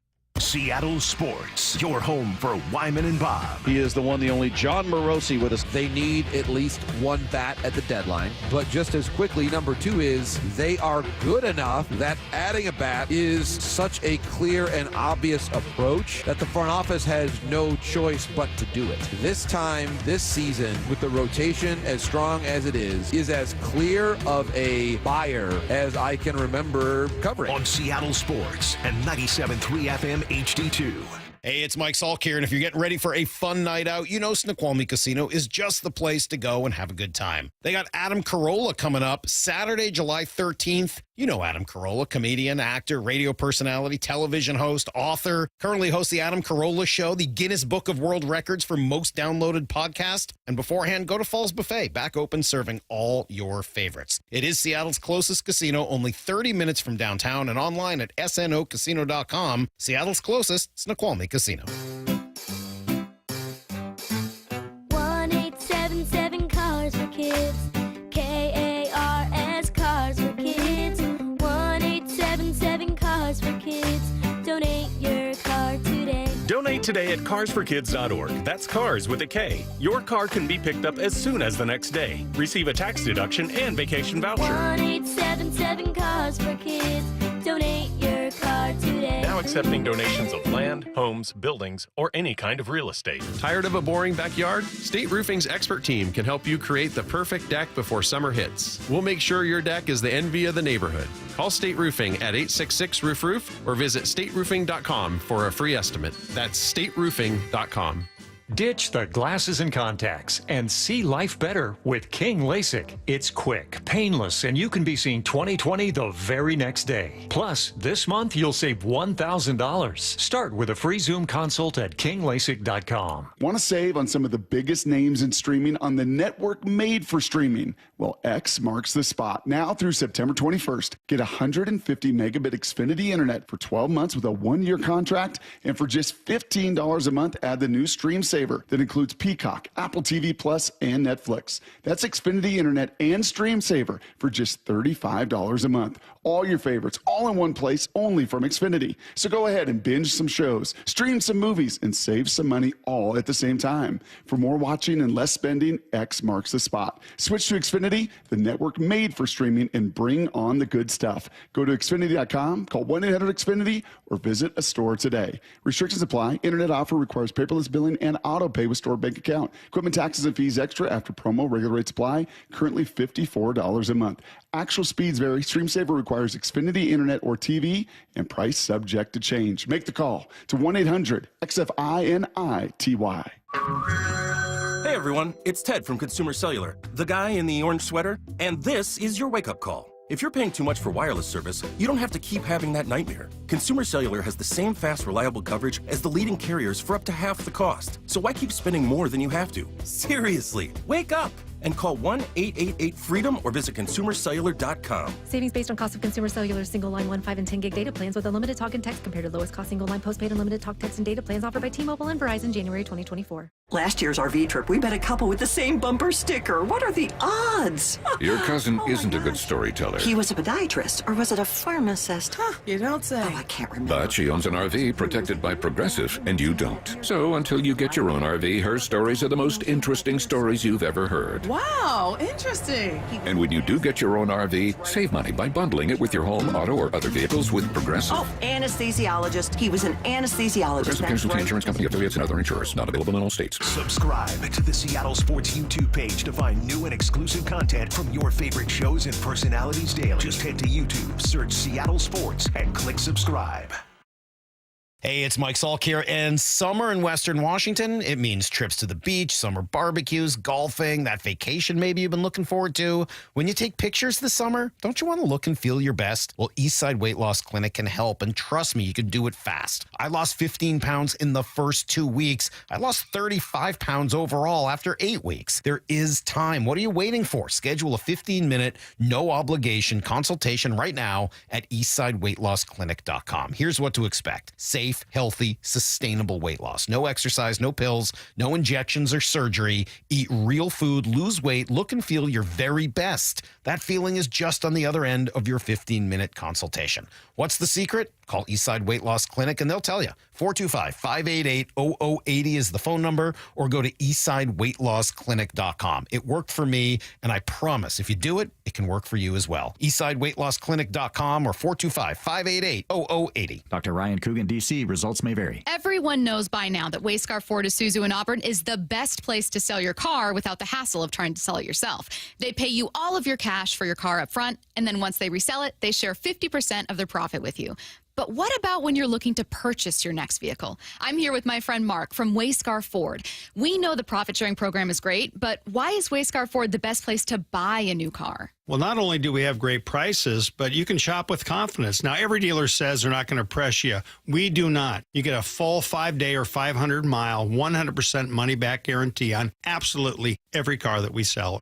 Hey, look, we don't want to sell you a car unless you want to buy one. That doesn't do us or you any good. Okay, but one thing I can promise you is a great price and absolutely no pressure. So whether you're buying or selling a car, Wayscar Ford Isuzu is the place to go. They have the highest Google ratings of any Ford dealer in the Puget Sound region with thousands of reviews. Go to wayscarford.com. That's wayscarford.com. This is The Timeline with Bump and Stacy. brought to you by 1-800-DUI-AWAY. Awesome news. Our very own Brock Heward's voice will be part of 3 commentary teams you can use on Madden 25. That story kicking off the timeline today. Reading you the top stories you're going to see and hear about on your own timeline. So congratulations to Brock. And I will not be playing Madden 25 because I don't own a video game console. So congratulations to everyone else. That's the only voice I'm using. Exactly. It's Brock Heward's voice. Gang, gang. Well, I will definitely say that because you know who else is part of the commentary team on Madden? Greg Olson. Oh. Miss me with that entirely. Oh, no. Oh, no. Did you guys hear his rap? From back I've heard his we heard it. Yeah. We can't play it on gracious. Yeah, it's not radio friendly. You'll have to look it up separately. Gregory. Yeah, exactly. G-Reg, as he's known in, Yeah. in the song. Yeah, Curtis has a long-standing feud with Greg Olson. What feud I do don't you understand think is... why, Curtis. Well, it's because he said that he had buyer's remorse coming to the Seahawks when he was the one receiving the $8 million. And giving You didn't one buy touchdown. anything. It was the Seahawks that should have buyer's remorse, my man. Yeah, so Curtis was just appalled by that interview. So appalled that he decided to call him washed for like the Decrepit. the end of time. Yeah. He called him decrepit, which is a little harsh. It's true. Okay. Moving on, in a sit-down interview with ESPN's Malika Andrews, Luka Doncic finally took some responsibility for fouling out and losing his cool during Dallas's back-breaking Game 3 loss to the Celtics. Yeah, of course. I mean, like I say, it wasn't the smartest thing to do, especially in this situation. It's the finals. You got to give everything. A little tie out there. But, yeah, Kyrie's been great for me, just having him on here. So what did you say to your teammates afterwards? It's my bad. Can't do that, especially in the NBA Finals. Regular season is a little bit different, but can't really do that in the finals. If I were to choose a favorite for who could have been Finals MVP, it would have been Luka, who has the ability to average a triple-double if he really, really was giving it his all. And yet this finals series has kind of been negative PR for him. It has been. I think when you're in the NBA Finals, you got all eyes on you. Anyone who loves the game of basketball is going to watch this and dissect everything that you're doing. And it hasn't been good to him. And hopefully he learns from this. I guess the first step is really accepting it, and it sounds like he's moving in that direction. Sometimes losing like this can humble you in a way that will motivate you and have you analyze your game and your behavior. And I think that is what is going to happen. I hope it does happen because Luka offensively is one of the best to do it. If you look at his numbers compared to LeBron's in his first 5 seasons, all his numbers are better than LeBron's. If he plays for 20 years, he'll be the all-time leading scorer if he keeps up this pace and eclipse everything LeBron has done. Think about LeBron. Even though I'm not a LeBron guy, he does play for my team. LeBron plays defense. He plays hard. He gets at the ref every now and then. He does flop, but it's not. It doesn't have this childish type of arrogance to him, Then that's what I get out of Luka. But and then I looked at how old he is. He's still young. My man's 24 years old. So, there's time to grow. All right, next up, the Astros taking a big hit here. They're releasing Jose Abreu. Now, he's not been contributing at all, so that's not what's hurting them. What's hurting them is the nearly $30 million left on his contract through 2025. That's taking an L. I should have played baseball, man. Really? I should have learned to hit that dang curveball. I should have stood in there like Ty France does and take pitches off the elbow and the ribs. I should have done it. I should have forced my kids to play baseball. This is crazy.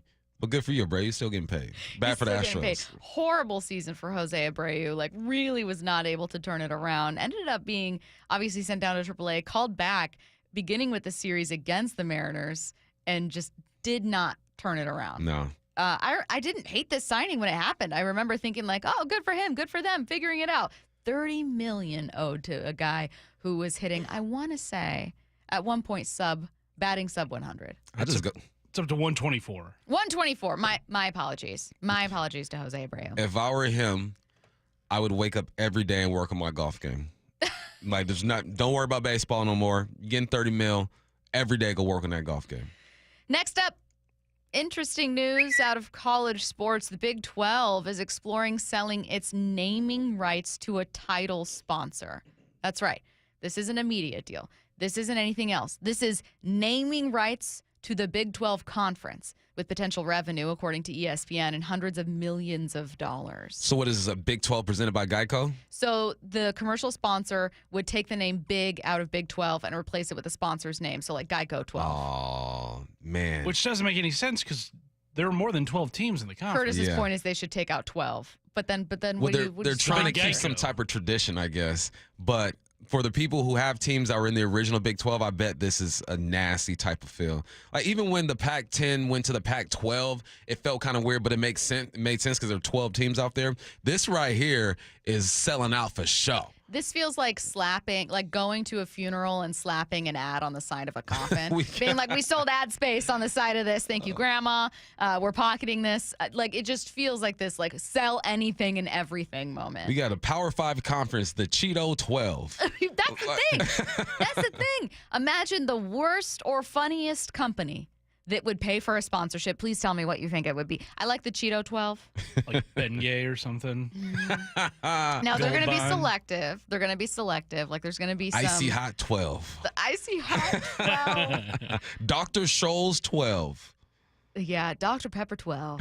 Dr. Pepper is probably all over that. Especially in the South or Southwest, yeah. Frito-Lay 12. Yeah, I it think just Frito-Lay's doesn't sound... big down there, Nothing too. about it doesn't sound like a horrible bowl game. Selling out. I mean, this does feel like kind of a desperation move in order to keep up with the Joneses, as it were. But, I mean, the Pac-12 probably should have considered this, too.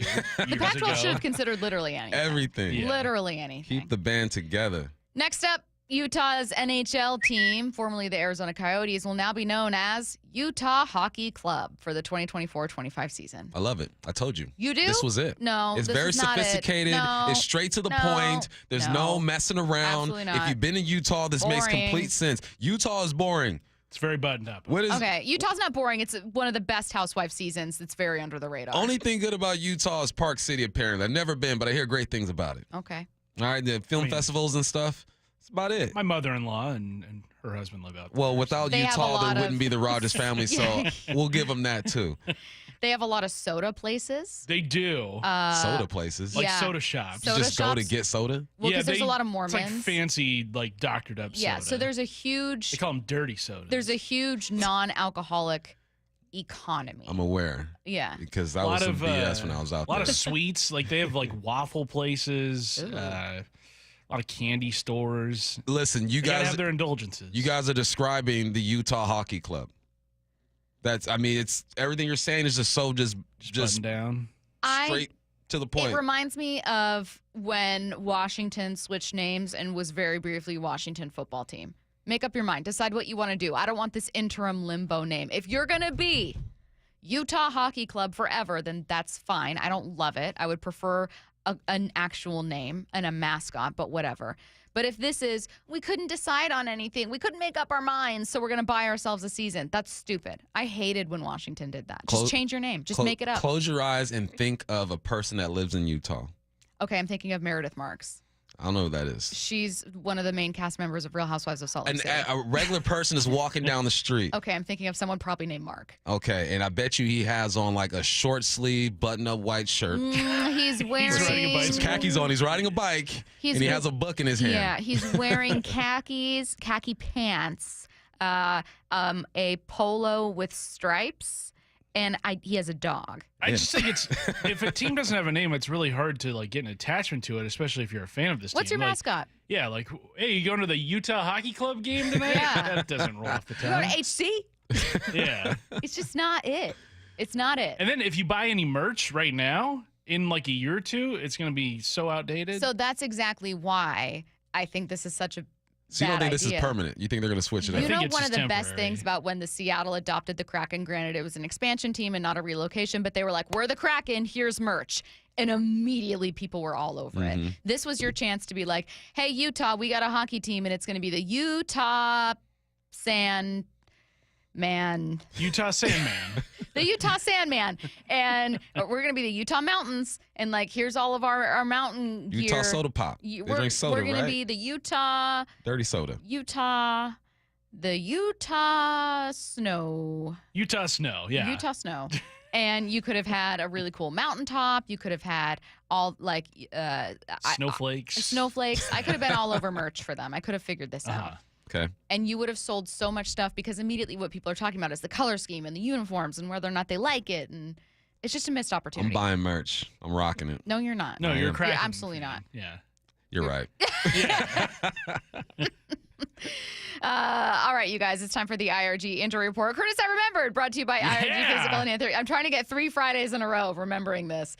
IRG injury report brought to you by IRG Physical and Hand Therapy. Seahawks linebacker Tyrell Dodson with an undisclosed injury did not practice at minicamp this week. Mike McDonald does not expect him to be back at full speed until training camp. Meanwhile, good news, Brian Wu, y'all already heard, got a clean MRI on his forearm. His next scheduled start would be Tuesday. You're listening to Bump and Stacy on Seattle Sports and the Seattle Sports app. Adnan Verk tells us the Mariners are the 3rd best team in the American League. Are they? That's next.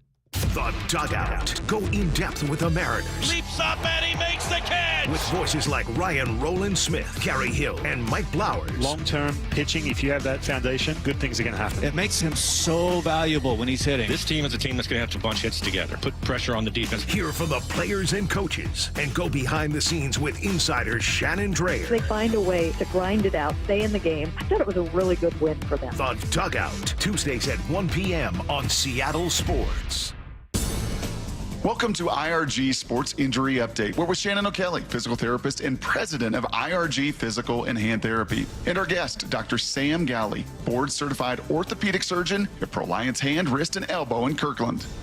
Dr. Galley, welcome. Tell us about Francisco Alvarez. Back in April, I think he injured his thumb. They called it a sprain. It ended up being what they describe as a collateral ligament tear. Let's talk about that. What is going on there? Absolutely. Thank you for having me. Francisco Alvarez, he injured his thumb while sliding into second base on 4/19/2024, ended up having surgery, and I just saw an article today. They're already talking about bringing him back, so he's recovering great. How do you diagnose that? What is the mechanism of injury? He slid. Obviously, tell us about the mechanism of the injury. So he caught his thumb on the base as he was coming through, and so really it's pulling the thumb away from the hand. That's how you tear that ligament on the inside of the thumb. When that happens in complete tears, it's always surgery. The difference is now we've just gotten so much better about the rehab program, and now he's already talking about coming back. Describe that surgical procedure and that repair of that ligament. Are you suturing it? Are you augmenting it with other tissue? I mean, tell us about that. For me, it's a repair and then some sort of augmentation, either suture, internal brace,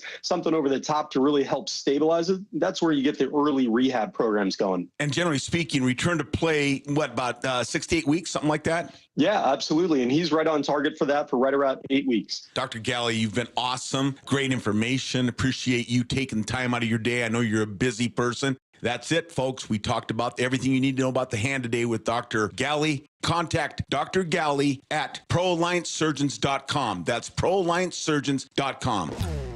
With over 40 neighborhood clinics around Washington, IRG has you covered. Let IRG be your family's physical therapist. Find the location nearest you at IRGPT.com. That's IRGPT.com. This might be the most surprising statistic I've shared in decades of doing local news. More than 75% of commuters will be involved in a car accident at some point. JP Pendergast of Pendergast Law with more. What makes it more surprising? The average person will be involved in 3 to 4 collisions in their lifetime. With accidents unbelievably prevalent, what are some safety tips if it happens to you? Safety first. Secondary collisions are not uncommon while awaiting help. Turn on those hazards and remain in a safe place. If a bystander witnessed the accident, capture their information and encourage them to remain at the scene. Seek medical attention immediately if needed, as delaying can be a costly mistake. Lastly, remember that statements made to police and insurance adjusters can affect your case. Collisions are more common than we'd like to think. If you find yourself in one, follow these helpful tips and then call my friends at Pendergast Law. If you or a loved one's injured in a car accident, call Pendergast Law. We can help. PendergastLaw.com. Summertime is Pacific Power Batteries time. Okay, maybe that's a stretch. But we do sell more batteries in the spring and summer because you folks are all out there doing stuff. Golf carting and boating and buzzing around on stuff that needs batteries. When's a good time? How about tomorrow? We're open 7 days a week to test any battery and let you know the honest answer. Summertime and the cranking is easy. Happy trails from Pacific Power Batteries. Headed outdoors or on the water this weekend? Check in with Joey and Nellie on the Outdoor Line from 6 to 8 a.m. every Saturday on SeattleSports.com. At Shane Company, we'll help you design an engagement ring as unique as your love story. We have the widest selection of diamonds and gemstones for you to choose from, and you can compare them side by side right here in our store. Only at Shane Company can you sift through exquisite diamonds, rubies, and a rainbow of sapphires in a variety of shapes and sizes. We'll help you create your dream engagement ring no matter your price range. Choose the ring setting that speaks to your style, from classic to modern to vintage. We offer so many ways to personalize your ring. Pick your favorite center stone, add a decorative crown and a custom engraving, or select a perfectly preset ring that's ready to go. At Shane Company, our jewelers know how much your ring means to you. They hand-set each center stone with precision and pride in our jeweler's workshop, so you can feel confident knowing your ring is crafted with the greatest care and comes with an unmatched free lifetime warranty that lets you know we'll always be here for you. Your love story deserves to shine bright. Shane Company, your friend and jeweler. And this week's First Mark Challenge victory goes to Lonnie. Lonnie, why did you call First Mark Insurance? We've been with the same insurance company for over 32 years. And my husband said, come on, let's at least try it. And that was the smartest thing we ever did because we saved thousands, literally thousands a year on our insurance. They improved it. It cost me less, and it was a higher value. You know, I can't say enough good things about Scott because everything that he said he'd do, he did. What do you tell your friends they can expect when they make the call to First Mark? An easy, profitable, and actually pleasant call. They genuinely are trying to help you, and you can't beat that. We were silly to wait so long. A couple other friends that have called, too, they said, why didn't you tell us about this sooner? You see, Lonnie did it. My family did it. You got to do it, and it's totally free. Go take the First Mark Challenge today. See how much they can save you and how much better your coverage will get. Maybe you will be our next First Mark Challenge victory. Go to firstmarkinsurance.com. This is Bumpin' Stacy. Weekdays 10 to 2. On Seattle Sports and 97.3 FM HD2. Banger. I'm sorry. Banger. It's Good Friday. This is just gives you Great good Friday feels. song. I'm sorry I'm not the lead host of the show. No, okay? no. I ride shotgun. But when Curtis brings us in with something like this right here, Yeah. summer vibes. My bad. Okay, Steve. No. It was a good lead-in. It was a good lead-in. Getting everyone ready for the weekend. Adnan Burke tells us the Mariners are the third best team in the American League, but are they? Before you answer that question, let me remind you exactly what Adnan said. Every year in baseball, you say the two best teams never meet in the World Series. So this year, on paper, it should be Yankees and Phillies. The next two best teams are Orioles and Dodgers. So again, it never works this way in baseball. Those are clearly the four best teams in the sport. Now, the third best team in the American League, I do believe, is the Mariners. You could argue the Guardians, and their record is better than Seattle's, but I think the Mariners are right there, especially if they do make that move to go get Robert or Alonso or whatever bat. So I do think the Mariners, honestly, guys, I think they win the division. I think they got potential to pull off an upset. Do I think they'd be underdogs against the Yankees and Orioles? I do. But again, with that pitching, I would never discount them. Let's talk about the American League right now. The New York Yankees are leading the pack at 49-22. The Orioles 45-23. Cleveland Guardians 43-23. Kansas City Royals and Seattle Mariners both have 40 wins already this season, though the Mariners have one more loss. They played an extra game. So you've got your top five in order. Yankees, Orioles, Guardians, Royals, Mariners. Adnan sees the Mariners as the third best behind the Yankees and Orioles. Do you, Bump? Yeah. How many we've spoken to, I would say, this season, at least 10 experts, 10 national voices when it comes to the Mariners. Not one of them have said, I don't think these guys are going to get it done. Or they're not as good as their record says. Everyone thinks that they have the potential to be those guys. And when you break it down the way that Adnan did, yeah, I believe 100%. I think they are the third best team behind. And they're the third best team, and we still think they're leaving stuff out there. I think that's what gets us all riled up, especially you. I love when you get going on these Mariners. I get fired up. You do get fired up, and you're the people's champ when it comes to that. But that's also a good thing, right? The fact that you're in first place in the AL West, Exactly. I don't care if it's a weak division, but you're in first place in the AL West and you're leaving stuff on the table. Leaving stuff on the table. And I think that's why it's such a big conversation of what they're going to do at the trade deadline, because not only locally but nationally, people feel like they're capable of doing some things they've never done before. But yeah, Adnan, it was fun talking to him, man. He really gave the same perspective, but he just did it in a different way. You know, it's nice hearing people talk about your team. It's like when my kid I think he's a horrible day, man. He's been a little pain in the butt, but then someone comments, "Oh, your son was so good at school today. He did this, that, and the third." I go, okay, I'll take it easy on him. You know, that's how I feel when people talk about the Mariners. I also really appreciated his point about, this was also when we were talking about movies, and he was like, the best teams in the American League right now and the best teams in the league right now, I won't do just American League. He was like, best teams in the league right now. You're looking at the Dodgers. You're looking at the Yankees. You're looking at the Orioles right now.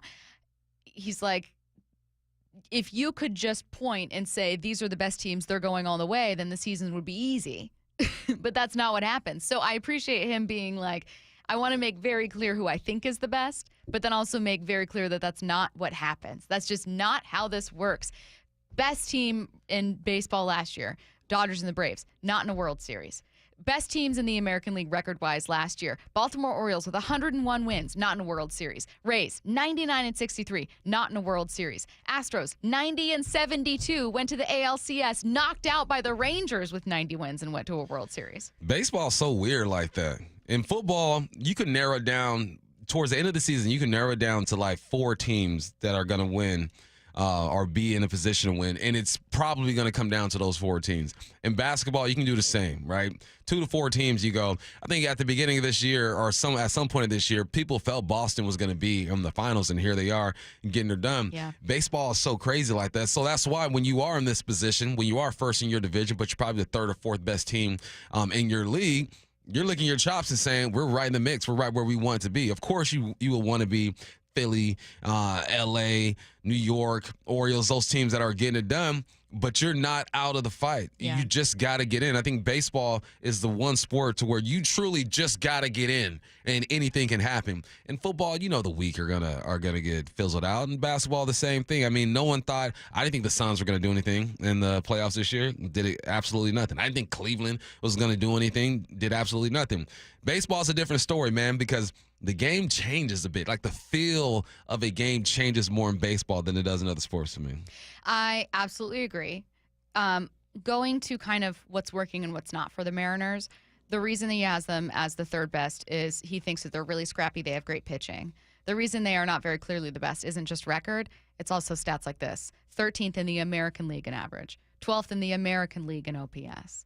You have the 5th best record, the 2nd best record at home, which is great, one of the worst records on the road. So there are weaknesses with this team. Bump, you described it as you're leaving some stuff on the table, because you're right. There is some stuff here that should be working better. It's not like you're without some solutions here.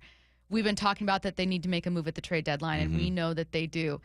But I don't want people to get so comfortable just pointing at, oh, but the pitching is so great, because the 2 best records in the American League right now belong to the New York Yankees and Baltimore Orioles. If you were to look at the top 3 teams, the top 3 pitching staffs in ERA, you want to guess 1 and 3?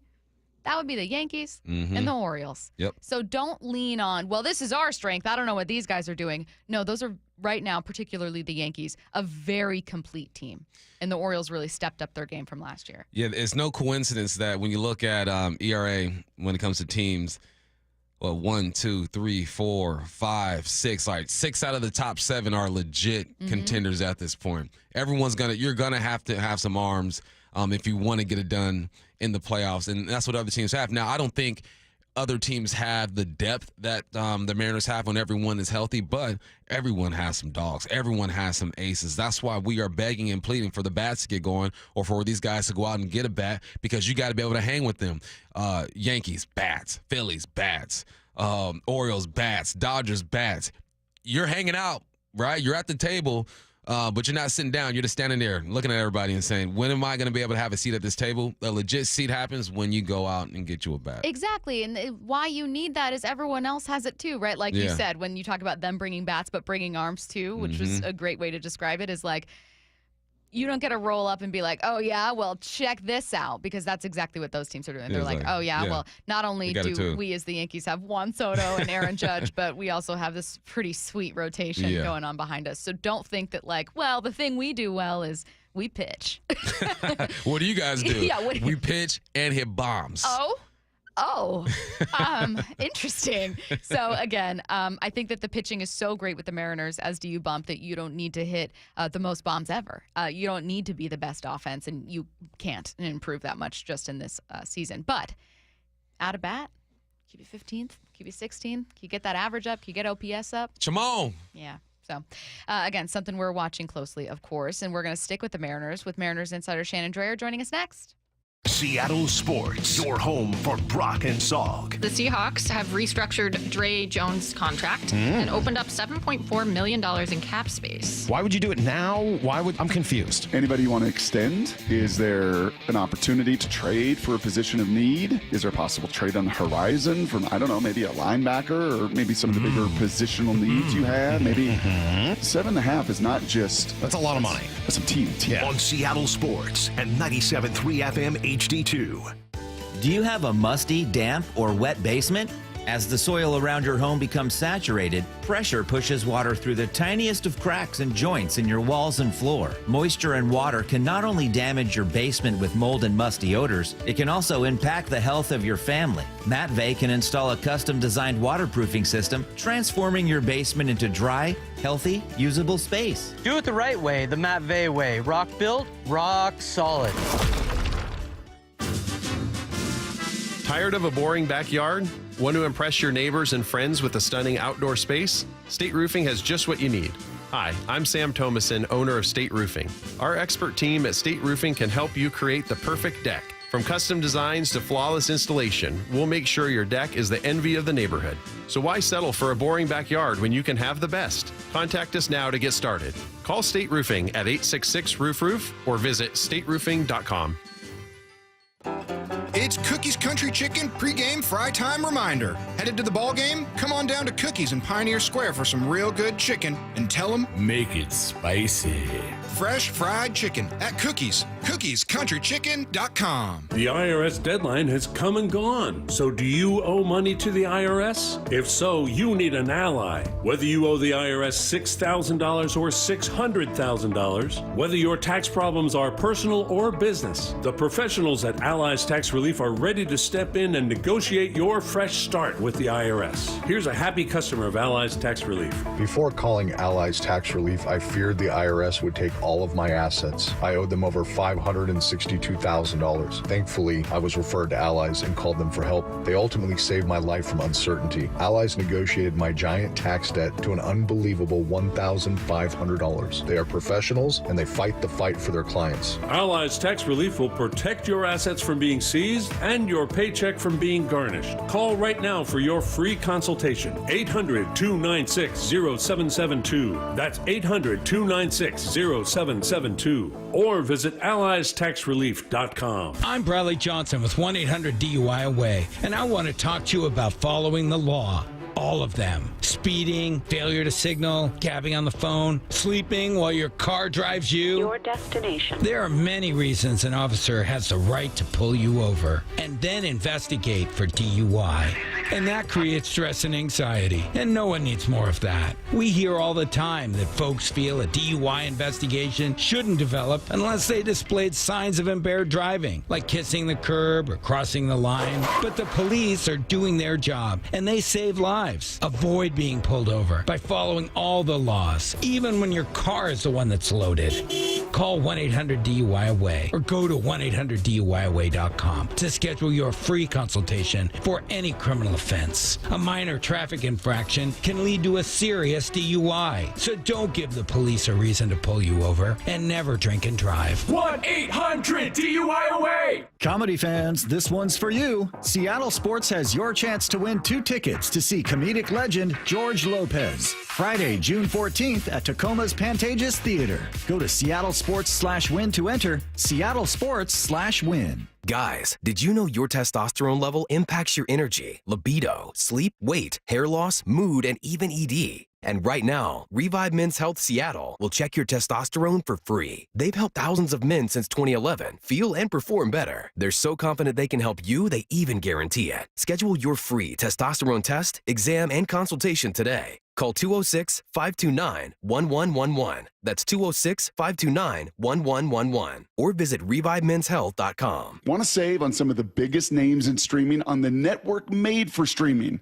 Well, X marks the spot. Now through September 21st, get 150 megabit Xfinity Internet for 12 months with a 1-year contract. And for just $15 a month, add the new Stream Saver that includes Peacock, Apple TV Plus, and Netflix. That's Xfinity Internet and Stream Saver for just $35 a month. All your favorites, all in one place, only from Xfinity. So go ahead and binge some shows, stream some movies, and save some money all at the same time. For more watching and less spending, X marks the spot. Switch to Xfinity, the network made for streaming, and bring on the good stuff. Go to Xfinity.com, call 1-800-XFINITY, or visit a store today. Restrictions apply. Internet offer requires paperless billing and auto pay with stored bank account. Equipment taxes and fees extra after promo. Regular rates apply. Currently $54 a month. Actual speeds vary. Stream Saver requires Xfinity Internet or TV, and price subject to change. Make the call to 1-800-XFINITY. This is Seattle Sports. Streaming through the Seattle Sports app. KIRO AM Seattle. KIRO FM HD2 Tacoma. Home of the Seahawks, Mariners, and everything Seattle sports.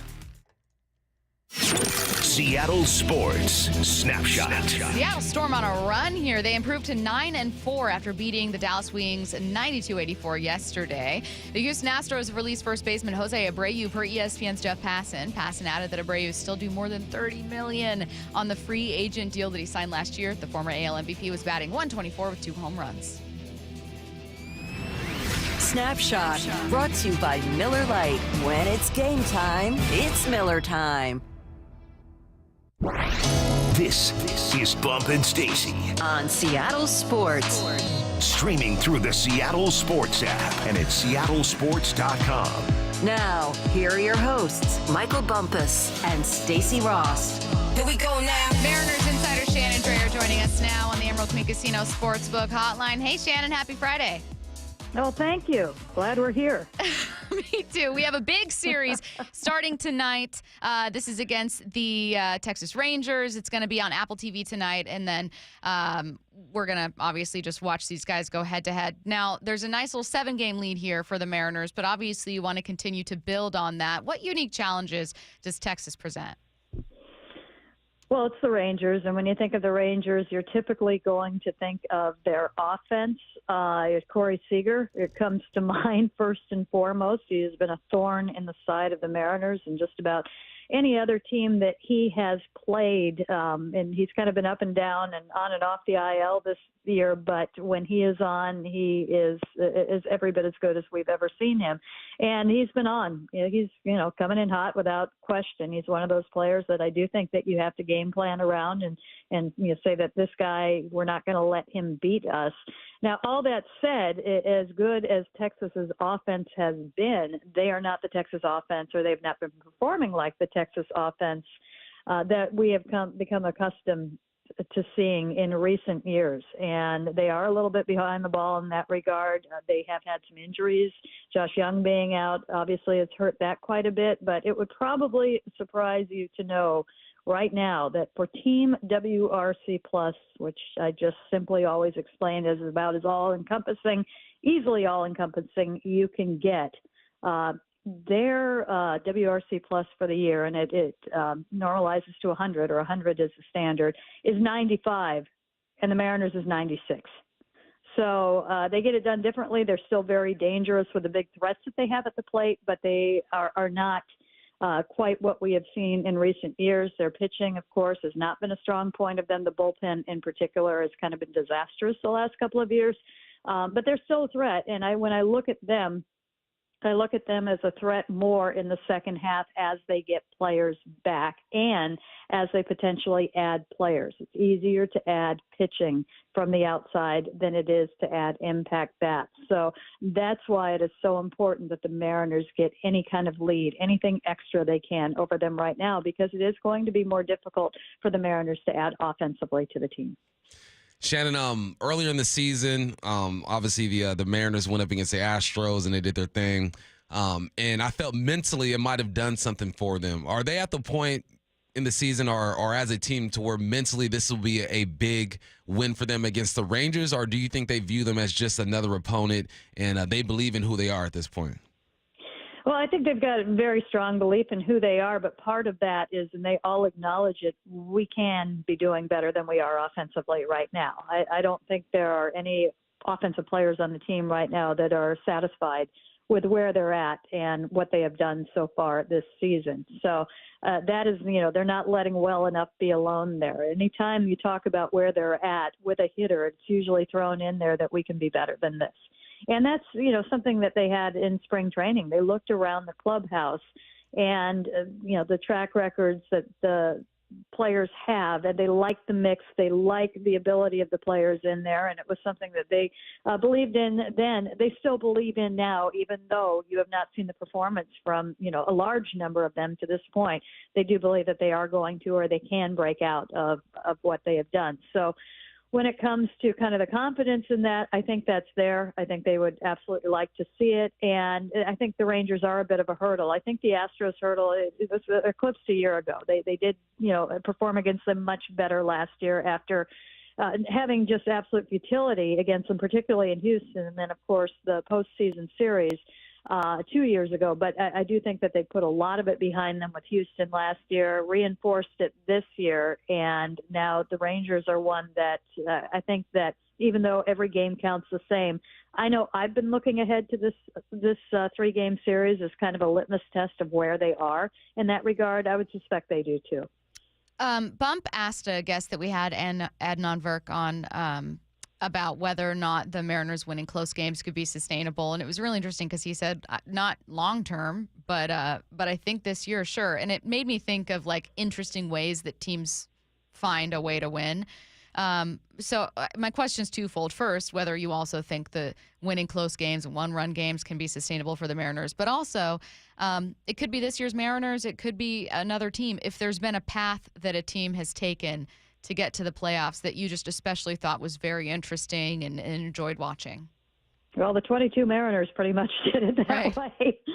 They were the king of the one-run games and the extra inning games, and that was a big difference last year. It did kind of come back around. They did have the bounce back in the wrong direction last year. They were not as good and not particularly good in the one-run games last year. This year we're seeing it again. I think they're 16-6.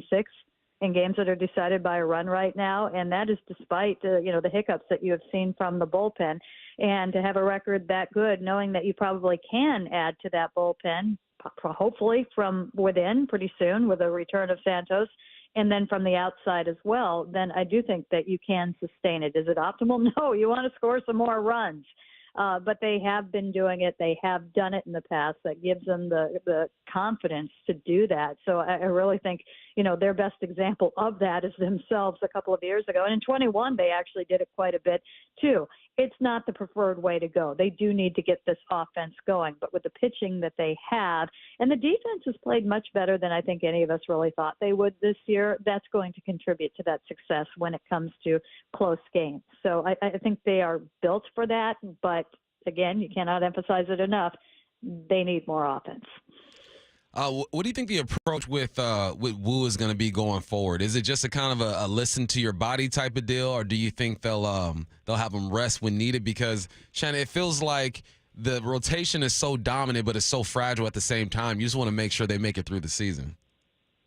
Well, yeah, he's the unique case because he hasn't pitched a lot. He's had a Tommy John surgery, and he had some, bumps in the comeback from the Tommy John surgery. Even in his rehab appearances before coming back this year, he did feel, some stiffness in his arm, and he's still kind of learning routines on how to keep that out of his arm.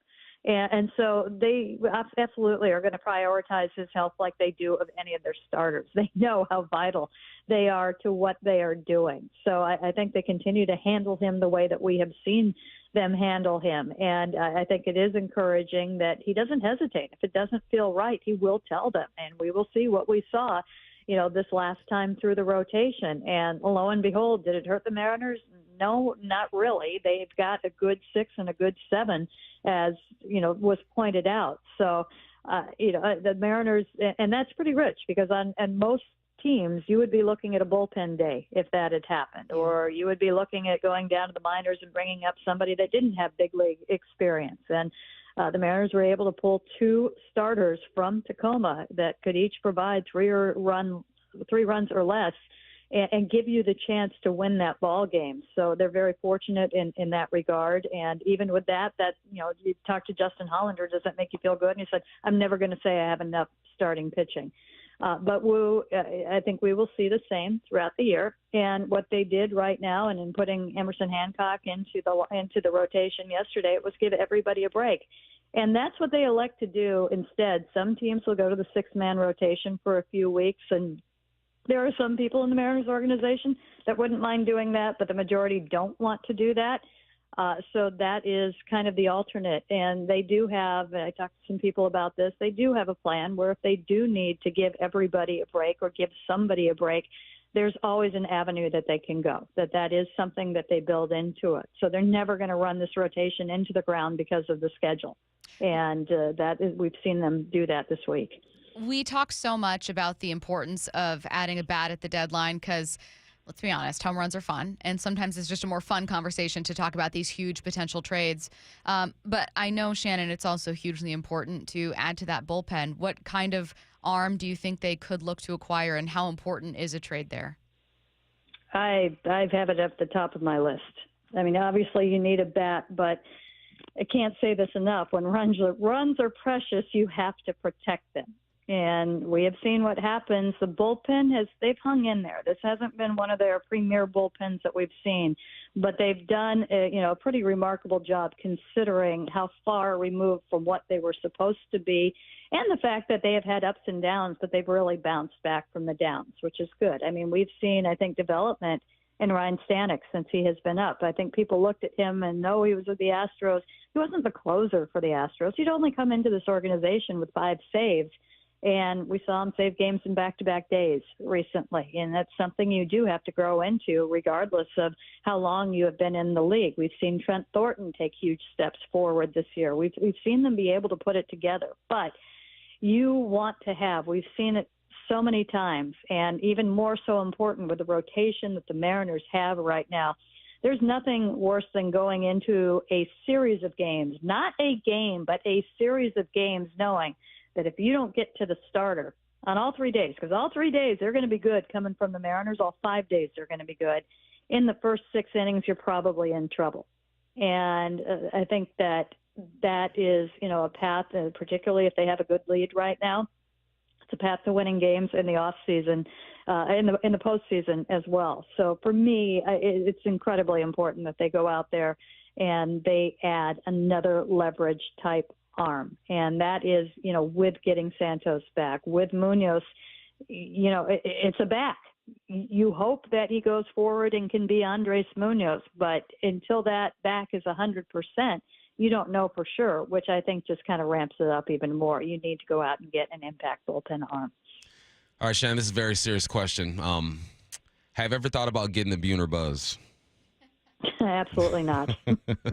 We saw they put pictures up of all of us here at the station with the buzz on, and obviously mine was natural. But on a more serious note, we were having discussions with some of our texters about Cal, and we were talking about just how important he is to this team, his leadership and his clutchness, and people kept pointing to his stats like he's only hitting 2, whatever. How important to you is Cal to just how this team operates and how they perform as the season goes along?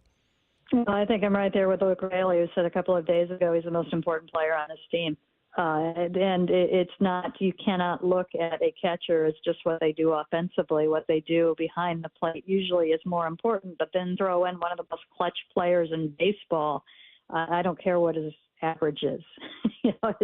He does enough things, and he goes on tears where he does hit, consistently. But he, more often than not is going to put up a good at bat. When he struggles with the bat, it's not because he's swinging at a ton of pitches that are terrible and that he's, an automatic out at the plate. He still puts up good at bats, but he also is helping not just your starters, but your entire pitching staff get through a game. And a lot of the pitchers, absolutely credit him with a lot of what they're doing. There are a number of pitchers that put themselves solely in his hands. I'm just going to do what he is throwing down and what he's telling me. Brian Wu is one of them. And I talked to Brian Wu about it and said, hey, he's got the experience. He's had the success. He's seen things. He knows a lot more than I do. I'm going with whatever he calls. And Brian Wu also lives with Cal right now and said you wouldn't believe the amount of preparation that he puts in even before he gets to the ballpark. He is, I think if you took a look at this team, if you were to take one piece out of it, I think that was the piece that would hurt you the most. Shannon, we tend to focus, even in the midst of winning and in the midst of being in first place, on a lot of the areas we'd love to see this Mariners team take a step forward, and sometimes how frustrating it can be to watch the offense do what it does. If you were to take your silver lining approach when you look at the Mariners, it could be looking at the rest of the schedule. It could be looking at, pieces that could still improve. Where do you tend to focus? Well, I don't think they're going to get worse. That's fair. And that's so relative. And we actually did a whole roundtable on this yesterday, and Aaron Goldsmith was, just you have to do this. And he was talking about, just they have all this opportunity in the schedule that they've had since, over the last few weeks and going on and on and on. Yeah, and they also have the best record in baseball since May 26th. What are you saying? Right. You might not like how they're getting it done, but they're getting it done. And I think we have a good idea of what the pitching is, what the starting pitching is. I think there's a good chance that the bullpen is going to get better, and now you just have to, hope that the bats come around a little bit more and that they are able to complement and supplement those bats when those players become available. So I think that the thing that I look at as kind of the most optimistic is I think their best baseball is still ahead of them. Everything that I look at with this club would suggest that, they are going to add and that some bats are going to come around a little bit more. And we've already seen it a little bit. The at-bats that Mitch Garver is having right now, it is much better. We have seen him impact offensively some baseball games right now. Ty France, thankfully, it does not look like is going to be out for a while, and he had really started to come around and be very consistent in what he was doing. You look at JP's numbers, and they just don't add up with what you see that he is actually doing at the plate right now. I think that there is more offense to be had with this, and I think that there should be help on the horizon. So that, to me, and again, they're 5.5 games up in the division, 8 games up on the Astros right now. So, and again, best record since May 26th. So as down as you want to get on this club, they're still succeeding. And it's important to remember that this club is built, and they're not living up to the offensive side of it, but this club was built to, lead with the pitching. They shouldn't need too much. A little bit more would make us more comfortable and certainly would help as the season goes on, because the teams that are playoff bound are also going to ramp up. They also are going to perform a little bit better, but they're not in the worst of spots by any means right now. She is Mariners insider Shannon Drayer, kind enough to join us on this beautiful Friday on the Queen Casino Sportsbook Hotline. Thanks, Shannon. Thanks, Shannon. You got it, guys. See ya. Let's get to headline rewrites. Extra, read all about it. Headline rewrites. We must make headlines. The real story behind the headlines in today's news with Bump and Stacy. Headline number 1. The Jags have made Trevor Lawrence the NFL's highest paid quarterback by average annual value. What's the real headline? Who knew potential could cost so much? I don't understand. You know, Bump.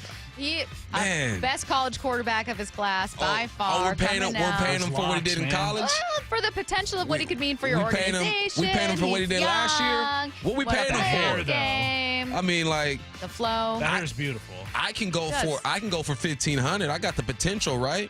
Mm-hmm. So pay me. I mean, I get it. Trevor Lawrence, you go ahead and get your money, but he has done absolutely nothing in this league. Now, he has made the Jaguars somewhat relevant. They're not a team that you just look past and say, that's an automatic win. But he has one playoff win. He's not been to a conference championship. They're not threatening to be Super Bowl contenders. I don't understand why he's getting this much money. Big ups to his agent. Go ahead and get your money because he's going to get a nice little cut of that. That's what he does. But this means Dak is going to get paid. Tua should get paid. Brock Purdy's going to get paid. All those guys, minus Tua, have done more in this league than Trevor Lawrence has done. It amazes me how these salaries are just going up for these guys based off of potential. I think he can be great. I think he can do some great things, but let him do some of it first before he gets paid like he's Pat Mahomes. I don't disagree with you at all.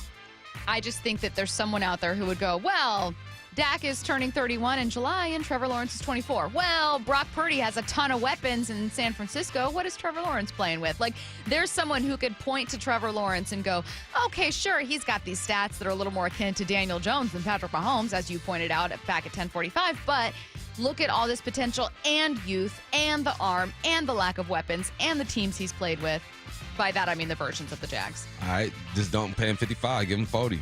He's the highest paid quarterback in the game when it comes to annual average. It's crazy. Why? It's crazy. It's wild. Get your money, though. Get your money. Quarterback. It's quarterback. It's potential. It's the investment. Potential. Also, an incredibly underrated point of this is he was a #1 pick for the Jags, and they are not going to go get another quarterback, so they got to make sure that it works.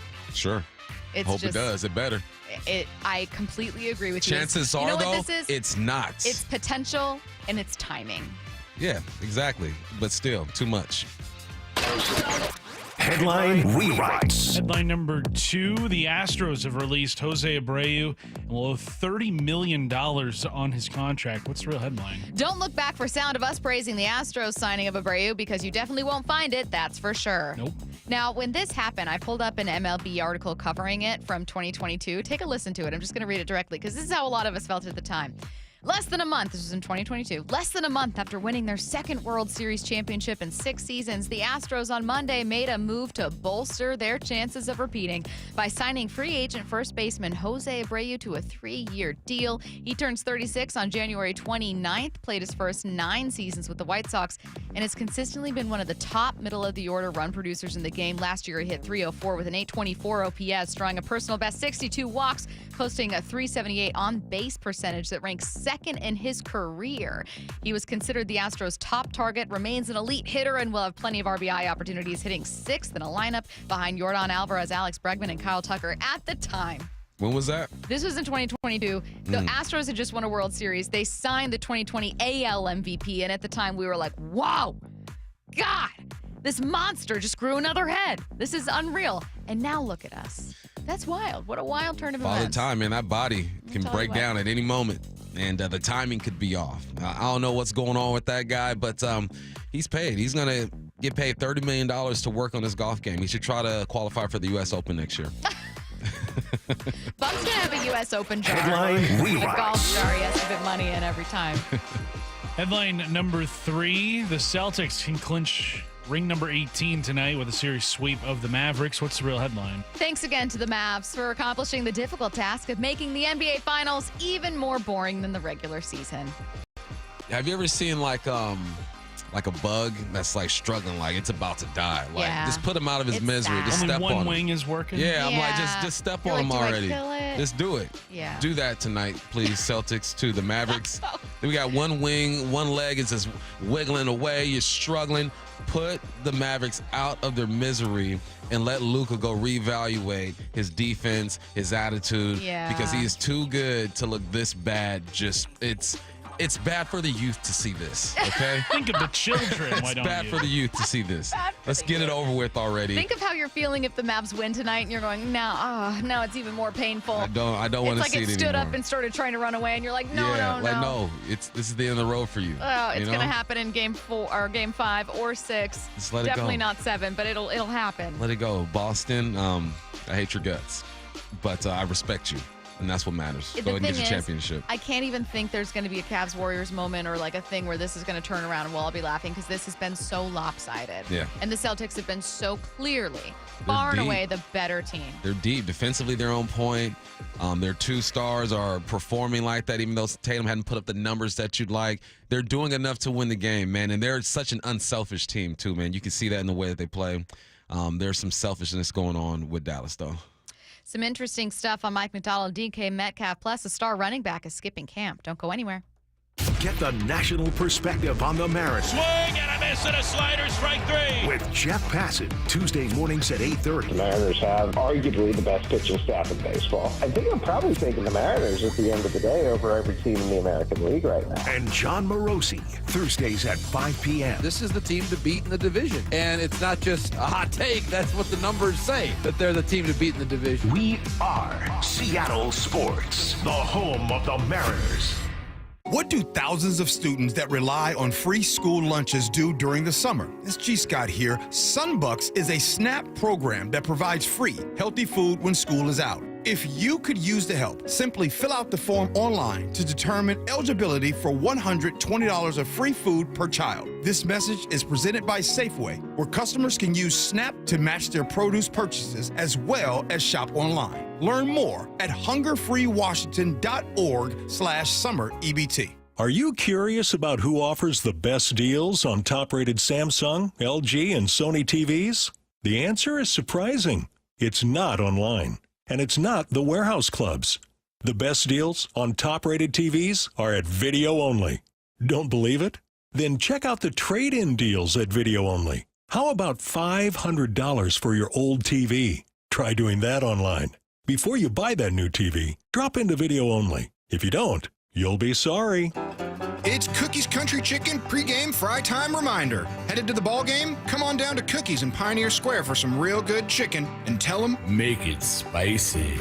Fresh fried chicken at Cookies. CookiesCountryChicken.com. Hey, it's Shannon O'Kelly, President and CEO of IRG Physical and Hand Therapy, inviting you to come to work for IRG. With just over 40 locations in the beautiful Pacific Northwest, you have the opportunity to work in the city and place you want with a great team, a great atmosphere, and great mentorship. Shannon, what type of staff are you looking to hire? Is it just clinical staff right now? We are looking to hire not only physical therapists, but also occupational therapists, exercise techs, athletic trainers, front office coordinators. We have a whole platform of different services we provide to the community. Over 40 clinics in the Pacific Northwest. There are openings across the whole company. Head over to irgpt.com/careers and apply today. But Shannon, will they have any fun coming to work at IRG? Oh my gosh, Brock, that's what it's all about. We want to have fun. We're all about passion. We're all about positivity. We want people to change lives. That's what we're doing here at IRG. We're changing lives, not only of our employees, our patients, and our communities. We want you to be your best self. So head over to irgpt.com/careers, irgpt.com/careers, and apply today. Everyone knows by now that Wayscar Ford Isuzu in Auburn is the best place to sell your car without the hassle of trying to sell yourself. But what about the hassle of buying a new car? If you're like me, that can be a really stressful experience, and you want to go to a place with people you trust.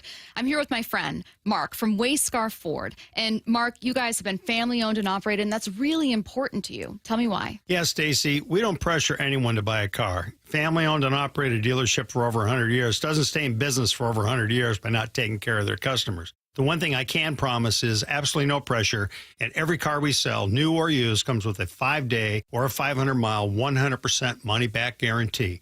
If you change your mind for any reason, no problem. Bring the vehicle back for a full 100% refund. So whether you're buying or selling a car, Wayscar Ford Isuzu is the place to go. They have the highest Google ratings of any Ford dealer in the Puget Sound region with thousands of reviews, and that trust is so important. Go to wayscarford.com. That's wayscarford.com. Want to listen to Seattle sports on your smart speaker? Hey, smart speaker, play Seattle sports. This message is powered by the EQC Sportsbook at Emerald Queen Casino. Emerald Queen Casino, the entertainment capital of the Northwest. Four down territory, going inside the game with Michael Bumpus. I like this. More quarterbacks should start doing this. Every day at 11:15 and 1:15 on Bumpin' Stacy. At Shane Company, we'll help you design an engagement ring as unique as your love story. We have the widest selection of diamonds and gemstones for you to choose from, and you can compare them side by side right here in our store. Only at Shane Company can you sift through exquisite diamonds, rubies, and a rainbow of sapphires in a variety of shapes and sizes. We'll help you create your dream engagement ring no matter your price range. Choose the ring setting that speaks to your style, from classic to modern to vintage. We offer so many ways to personalize your ring. Pick your favorite center stone, add a decorative crown and a custom engraving, or select a perfectly preset ring that's ready to go. At Shane Company, our jewelers know how much your ring means to you. They hand-set each center stone with precision and pride in our jeweler's workshop, so you can feel confident knowing your ring is crafted with the greatest care and comes with an unmatched free lifetime warranty that lets you know we'll always be here for you. Your love story deserves to shine bright.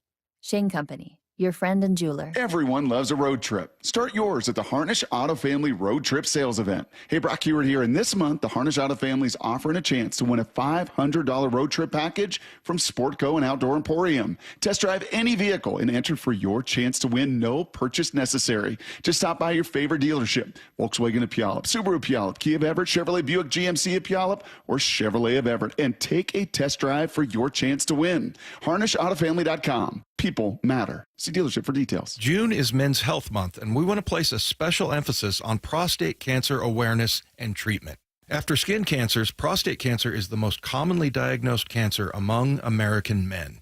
Prostate cancer can be silent. It's important to get checked even if you have no symptoms. If you or someone you know is diagnosed with prostate cancer, consider treatment at Swedish CyberKnife. It's one of the shortest and most effective, requiring only 5 treatment sessions. Go to swedish.org/cyberknifeprostate. This is Bumpin' Stacy. Weekdays 10 to 2. On Seattle Sports and 97.3 FM HD2. Taking a look around the NFL, we are going to start in New Orleans, where Alvin Kamara skipped the Saints' final mini camp. This story from Catherine Terrell, ESPN staff writer. Alvin Kamara was apparently at the facility on yesterday, which would have been the Saints' final practice of mandatory mini camp. But he left right after walkthrough, and then when Saints coach Dennis Allen was asked about it, he said, Alvin was here for walkthrough this morning, and then when we went in, I haven't had a chance to talk to him, so I'm not sure why he wasn't out there. So apparently he just showed up for part of walkthrough and then left.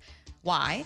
Well, it seems to be a contract issue. That's what Alvin Kamara's agent confirmed. Kamara has 2 years left on a 5-year, $77 million deal. He's got the highest cap hit on the team, but no guaranteed money after this year.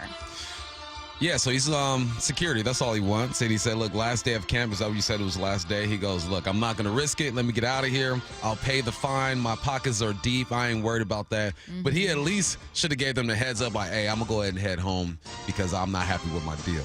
So Alvin Kamara was asked about it on Tuesday, and he said he's been doing the same thing that he's done in years past. He said, I've got access to it all, meaning the film. It's not like I'm just in the building and nothing's happening. I talk to these dudes, some of my teammates. I talk to the coaches. I don't know. I think it's like a weird little narrative going on. I don't know. And in theory, I could get why as a player you'd be like, nothing is changing about the way that I'm doing this. But I think what people are wondering is always going to be, if you're one of the most important players on a team, are you going to be here? And when you aren't there for practice on mandatory minicamp the final day and your coach says, yeah, I don't know what's going on, people are going to be curious. So yeah, naturally. It's just when you think of the Saints, he's who you think about. Mm-hmm. He is the face of that organization right now. Him and I guess he's throwing Taysom Hill too. The team could fine him up to $16,953 if it's an unexcused departure. He's not worried about it. Not worried. His cap hit is $18 million this year. Now, that's not money he actually has in his pocket this year, but he's fine. Next up here, Calais Campbell is signing with the Miami Dolphins for his 16th season in the NFL. I'm old. That's crazy, man. Especially to play his position on that defensive line. 16 years in the game. That's a blessing right there, man. He has one of the most unique voices in all of sports also. Good. If a team thinks that he can help, then you go ahead and sign the man. If his body is good enough and he feels like he's ready to go, good for him, man. You play as long as you can, because when it's done, it is a wrap. There's no coming back. In an ongoing trial for a potential class action lawsuit against the NFL for Sunday ticket pricing, it was reported that ESPN, who would have been a competitor with DirecTV, wanted to lower the price to just $70 and offer single team packages so that you could watch your team out of market no matter what. The league reportedly declined. You know why they declined? Yes, haters, but you know why they declined? $70. Because they said, no, we know we can charge people more and they'll pay it. They're going to pay. Yep. Like, there's this kind of like your comfort level with capitalism thing going on when it comes to this lawsuit in the NFL. I have no idea whether it, by the letter of the law, violates the Sherman Act and gets into antitrust lawsuit issue. I don't know. I have no idea. What I do know is the NFL is the most profitable sports league in the country, the most watched thing in the country, and they know people will pay. Why would they make it lower? Nah, they're like, look, that sounds good. You guys are trying to be generous, but there's no need for that because our people are fiends when it comes to this league, and they're going to pay and they're going to watch, and they're absolutely right. I do whatever I have to do to watch as many games as I can, and I have Red Zone, and I don't even watch it. Because I work on Sundays. Yeah. You know, but when you get that when Sunday I have that Sunday off, I want to be able to watch Red Zone. It's so good. Again, the NFL, I will give them credit for this, makes its local games, by virtue of the way that its broadcast stuff is set up, very accessible. If you have a basic cable package, you can watch most Seahawks games. I know we all like to complain if a random game's on Amazon Prime and you don't get to watch that one, or now you're going to have games exclusively on Peacock or a Christmas Day game on Netflix, not that the Seahawks are playing in that one. And I get where the complaints start to come in about, well, then I have to pay for Netflix, and then I have to pay for the streaming service. This is about people who buy those, in my mind, like luxury packages for sport. Like Red Zone, to me, you know it's expensive. Sunday Ticket, you know it's expensive. Yeah, I would love for the NFL to make it more affordable, but I'm not... It's a business. Yeah. I don't know. Call me callous. You know what's great? I remember the days before I started working for the Seahawks. So in 2016, I remember sitting in my brother-in-law's garage, and we used to have like 4 or 5 TVs going. And there's nothing like, I mean, and we got Red Zone. And one's Red Zone, and then you got all these other full games. It is just an experience, and they tap into that. They know that people fiend for that experience. We will pay. NFL know what they're doing. Getting back to Calais Campbell and just how old he is, he played in the Steelers-Cardinals Super Bowl. Whoa! That's wild. When was that? 09? That was 09. February of 09. I was in college. Were you? Fresh, yeah. I was just about to graduate high school. Yeah. I was just about to get cut from the Seahawks. I was still in a dorm room. Like I was young in college. That's crazy. Yeah. Do you want to talk about the Eagles? Why not? I was hoping you would say no so I could say too bad. Philadelphia Inquirer columnist Marcus Hayes had a conversation about Nick Sirianni with Michael Grant of Awful Announcing. I thought his answer was interesting, which is why it's included here. He's asked how much pressure is on Nick Sirianni after the Eagles implosion. And he says a lot, but then he says it's not just because of the collapse last year. He says it's not just losing the Super Bowl. It's not just last year's collapse. Nick Sirianni has put himself in a situation where being audacious, being exuberant, and being hard to control on the sideline make the team look bad. Jeffrey Lurie, the Eagles owner, isn't super concerned about that as long as there are results. But of course, there aren't results. He said, I know he wasn't, Jeffrey Lurie, happy with Nick taunting Chiefs fans. Lurie has a close relationship with the Kansas City Chiefs owners and Andy Reid, so there was that incident after losing. People also forget there were a couple of times last season when Sirianni had issues with players on the sidelines. And one of those issues was with Hassan Reddick late in the year, and Hassan Reddick isn't here anymore. I think Nick Sirianni's seat probably could not be hotter. He had one bad year. 1 year. I think it was the way that they lost. Like if he had the record that he had, but the losses were kind of spread out a bit, I think his seat wouldn't be as hot. Also, he is what Philadelphia is. I understand, like, you come from, like, Andy Reid, right? Super composed on the sideline.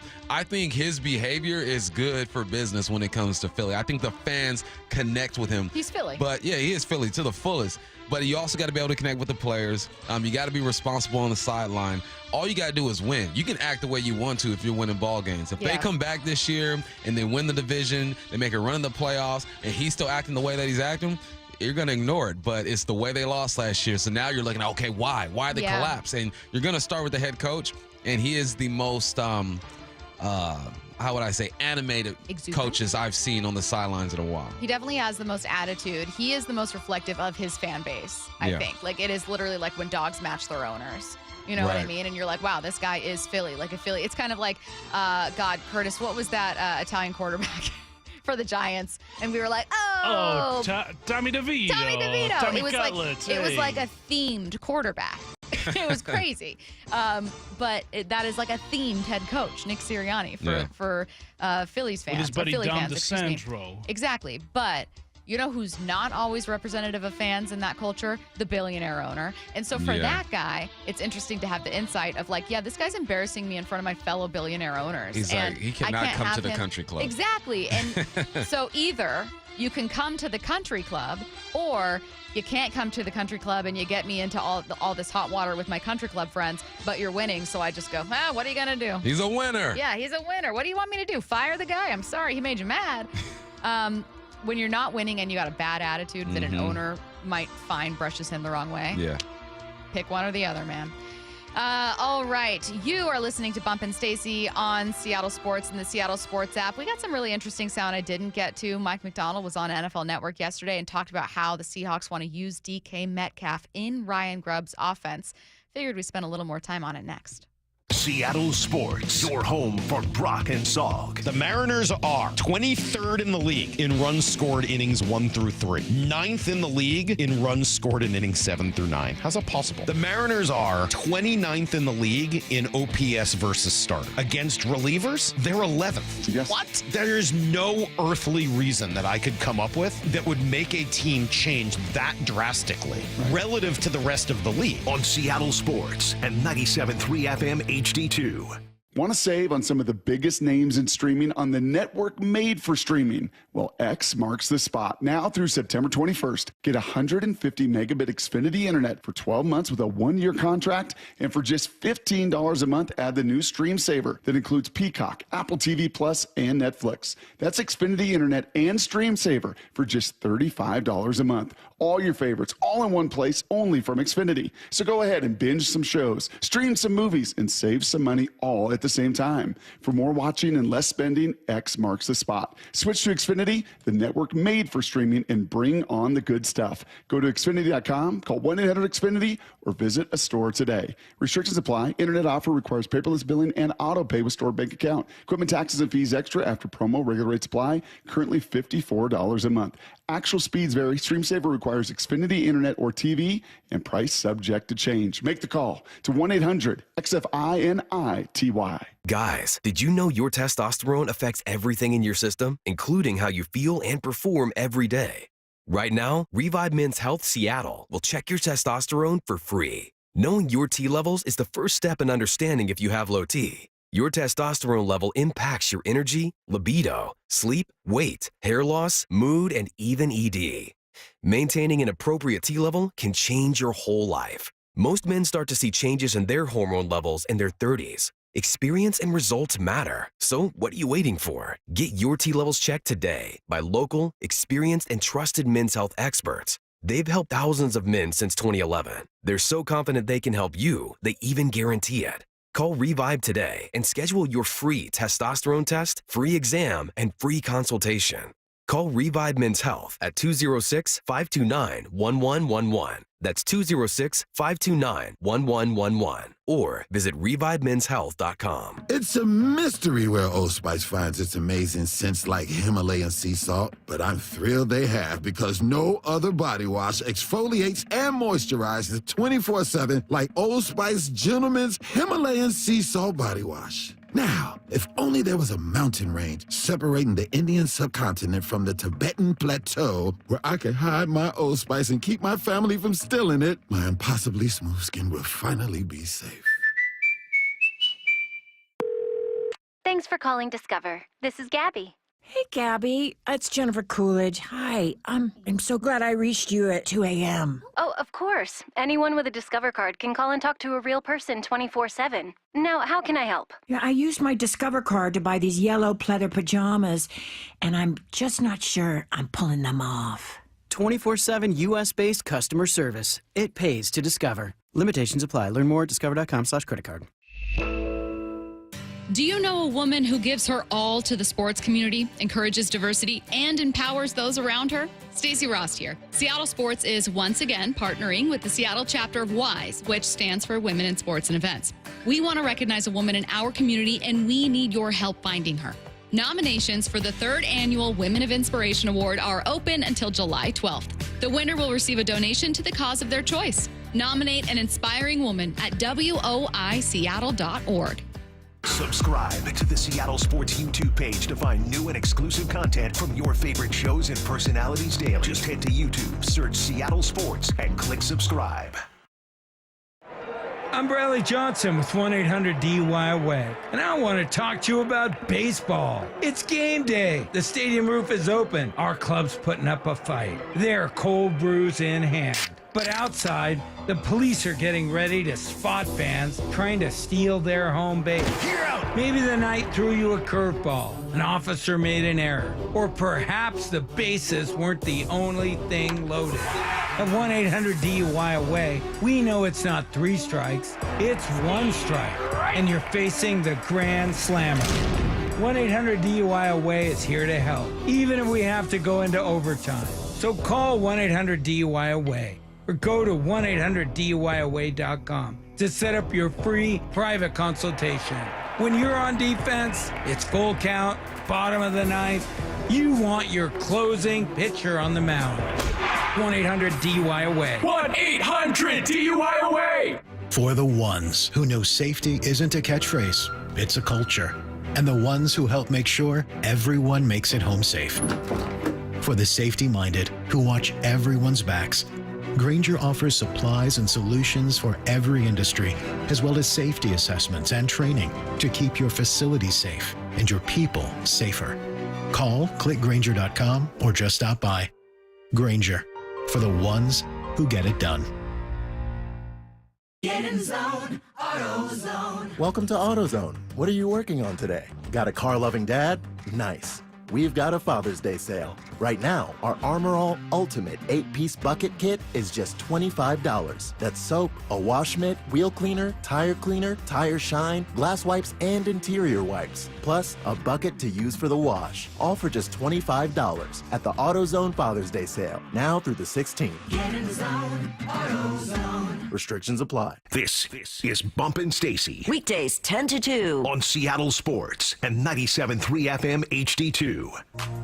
Mike McDonald was on NFL Network yesterday, spoke about how the Seahawks want to use DK Metcalf and Ryan Grubb's offense. Now, obviously, we know we'd love to see more of DK Metcalf, but let's talk about specifics here. I can tell you this, we want to get DK the ball a lot too, so we share that sentiment for sure, but it feels different now when 14's out there. He is a big, imposing, fast, powerful receiver, man, and we're really excited about it, and I think we've talked about it really since we got here in February.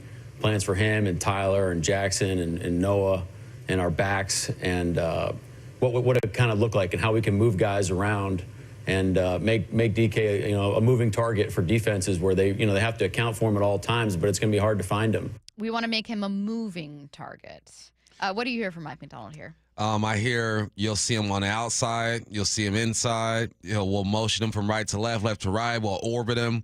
You have to he's not going to be stationary. Now, obviously, there are going to be times where he just lines up and runs his routes. But they're going to use him. They're going to, and that's the game today, right? We see the most successful offenses have a lot of pre-snap movement. Have a lot of trying to find the mismatch and find an advantage. And I think DK's size alone, he's already a mismatch on the outside.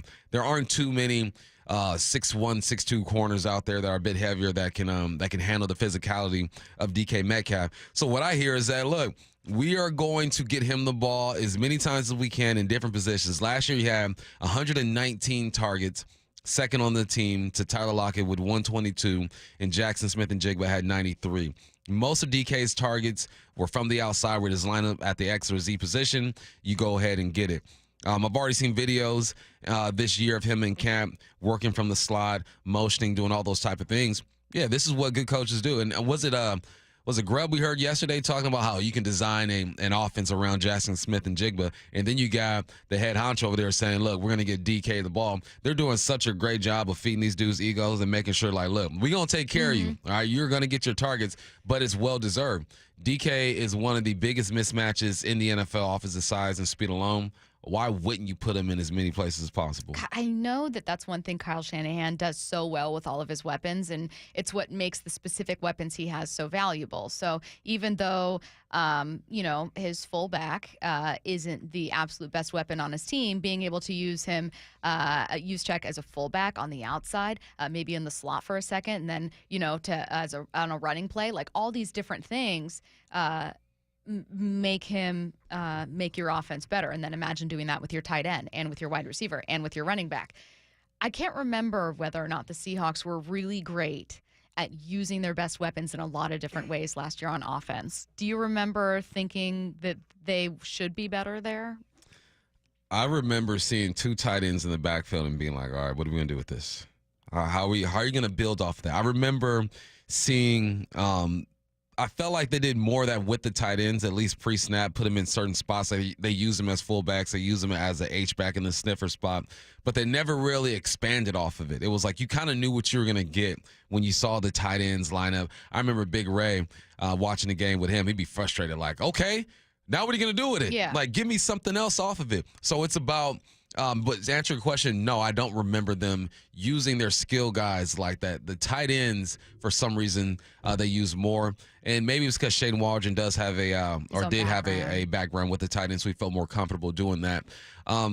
No, I think creativity is key. You got to find ways to create angles with your linemen, meaning shifting the strength of your formation and allowing your right guard to have a better angle on that one tech or climbing to that linebacker. And then with your outside guys, getting them in mismatches. If you see DK in the slot and that safety has to roll down and get him, I'm rubbing my hands and saying, let's go get it. If for some reason you come out in a personnel and you keep the defense in their base personnel, you find a way to get DK on a linebacker, I'm rubbing my hands. That's how you find advantages on offenses, on offense. So, I'm excited. They're saying all the right things. They're doing all the right things. For everything I'm seeing and I'm hearing when it comes to minicamp, it sounds and feels like we're going to see a different version of this offense, and I think that's going to be key because I've said this before. The offense has to come out running. They got to come out hot. They have more of the veteran guys on that side of the ball when it comes to just being together as a unit. And I think McDonald's going to do good things with his defense, but I also think that he doesn't have exactly the guys that he wants, right? He has maybe the type of player that he wants, but he's looking for a Roquan. He's looking for a Queen. He might be looking at the safeties and trying to find a spot there. He's got some guys who have the attributes, but I think more of the talent right now, at least to start, is on the offensive side. Can I ask what I know is going to sound like a really dumb question, but it's just kind of where my mind is going? I think that we, in general, fans get really, really excited about newness, right? Mm-hmm. Anyone does. If I get a new shirt, I want to wear that shirt first. Forget all my old clothes. You wore a new one yesterday, right? Yeah, and a new one today. When I look at Ryan Grubb, I automatically think, oh, yay, finally, we can be really creative, and I've so badly wanted to have this really, really creative, really innovative offense. This is my really dumb question, but I just want to launch you into a conversation about game planning. Is it way harder than people realize to be creative in the NFL? Yeah. What's been so difficult for Seattle when it comes to that? It's a risk because traditional football that has worked for however long the NFL has been around, has been pretty straightforward. Like there's a route tree, right? That route tree is routes 0 through 9. When you start playing football, you got to run these routes. You got hitch, slant, curl, comeback, post, dig, slant, out, 10-yard out. And that's like your basic routes, right? And once you start getting creative, now you got to hitch and go. You got to slant and go. You have a switch route to a curl. You got a switch route to a comeback. You got a motion to this. So it's taken the base of football, and that has to be your foundation. Obviously, all those routes are going to be used. But then it's how do you manipulate that into route concepts and getting your guys into space in ways that confuses the defense. When you don't have 25, 30 years of film of offensive coordinators from different decades doing it, it becomes a risk, right? Because it's not proven to work. So creativity is kind of stepping out of the box and saying, all right, I can get to the same spot, but I'm going to do it with a different route, with a different motion and a different formation. And if it doesn't work, that's the thing is, it can work in practice, and it can look beautiful in practice because you script your practice. You can say, I think we're going to see this type of defense when we line up in this formation. And there are even times at practice where coaches be like, hey, linebacker, hey, fly to the flat hard. Go hard to the flat, because you're anticipating that that's what that defense is going to do. When in the game, that backer might be like, no, I'm not flying to the flat right now. I'm going to stay patient, and I'm going to take my time to get there. So it might mess up the timing of what you expected to happen. That's the hard part of being creative, is that you're not sure if it's going to work in the game type situation. Grubb's advantage is that he's been creative on the college level, so now his belief in some of these concepts that we probably haven't seen over here before is a lot higher, because he's going, look, it worked at UW. All right, let me see if it can work here. But being creative is a risk, and there are some plays where I've drawn them up, look good on paper. We get out in practice, boom, looks good. We run in the game, I'm throwing that thing away. It just ain't gonna work. So it's a risk. Everything's not gonna work. But you never know if you don't try. Good stuff. I would love to stick with this conversation and ask about the relationship between like creativity and the personnel you have, and like what might limit you as a coach. But we can't, because we are going to switch gears here. We were both so bummed to hear that Matt Chasnow would become the new voice of NC State football, even though, in men's basketball, even though it's really great news for Matt, but it means that he's leaving Washington State. Thankfully, though, he's not leaving yet, and he's joining us next. Seattle Sports, your home for Wyman and Bob. Byron Murphy sitting down next to us. Were you always a defensive guy? Man, so growing up, I played running back and linebacker my whole life, and my heart was that running back. That's what I wanted to be. What changed that was my mom. My mom told me, like, you moving to defense. And, man, she broke my heart when she told me that. But that was the best decision I could have ever made in my life. Man, she just wanted me to play defense. She was like, defense, that's who's making the money right now, things of that nature. So she was like, you moving to defense. On Seattle Sports and 97.3 FM HD2. These chicken tacos. Was the chicken humanely put down? We pet him until he dies. George Lopez and the All Right Tour. Friday, June 14th, Tacoma's Pantages Theater. Tickets are on sale now at TacomaCityTheaters.org. Free consultations, no fee guarantees, 5-star reviews. J.P. Pendergast with Pendergast Law explains the importance of going beyond these familiar offerings. Accident victims want an attorney, Tom, that satisfies their needs. Someone who handles those needs with the highest degree of care. Pendergast Law offers the no-fee guarantees and free consultations, but these only scratch the surface. Okay, explain more. We make sure that every member of our team is genuinely passionate about helping others. Customer service and communication are our top priority. It's how we take care of our clients so they always feel one step ahead of the insurance companies. Our strong reputation for high standards provides comfort and confidence when it's needed most. Pendergast Law offers the free consultations, the no-fee guarantees, and, of course, they are 5-star rated. But what really makes them different is their genuine passion for helping others. I can't recommend them enough. If you or a loved one has been injured in a car accident, call Pendergast Law. We can help. That's PendergastLaw.com. June is Men's Health Month, and Swedish Cyberknife wants to make a positive difference in the life of someone listening right now. After skin cancers, prostate cancer is the most commonly diagnosed cancer among men. 1 in 8 men will be diagnosed with prostate cancer during their lifetime. Right now, it is estimated that more than 3 million U.S. men are living with prostate cancer. As men increase in age, their risk of developing prostate cancer increases. About 6 in 10 cases are found in men over the age of 65. Men with relatives, fathers, brothers, sons with a history of prostate cancer may be twice as likely to develop the disease. Prostate cancer can be silent. It's important to get checked, even if you have no symptoms. If you or someone you know is diagnosed with prostate cancer, consider treatment at Swedish Cyberknife right here in Seattle. It's one of the shortest, requiring only 5 treatment sessions. Swedish Cyberknife physicians publish a 97% effective rate. Go to swedish.org/cyberknifeprostate. Looking for a new ride? Visit harnishautofamily.com for the hometown hookup on new Subarus, Chevrolets, Buick, GMCs, Kias, and Volkswagens, plus over 300 used cars and trucks. Tell them Brock sent you. harnishautofamily.com.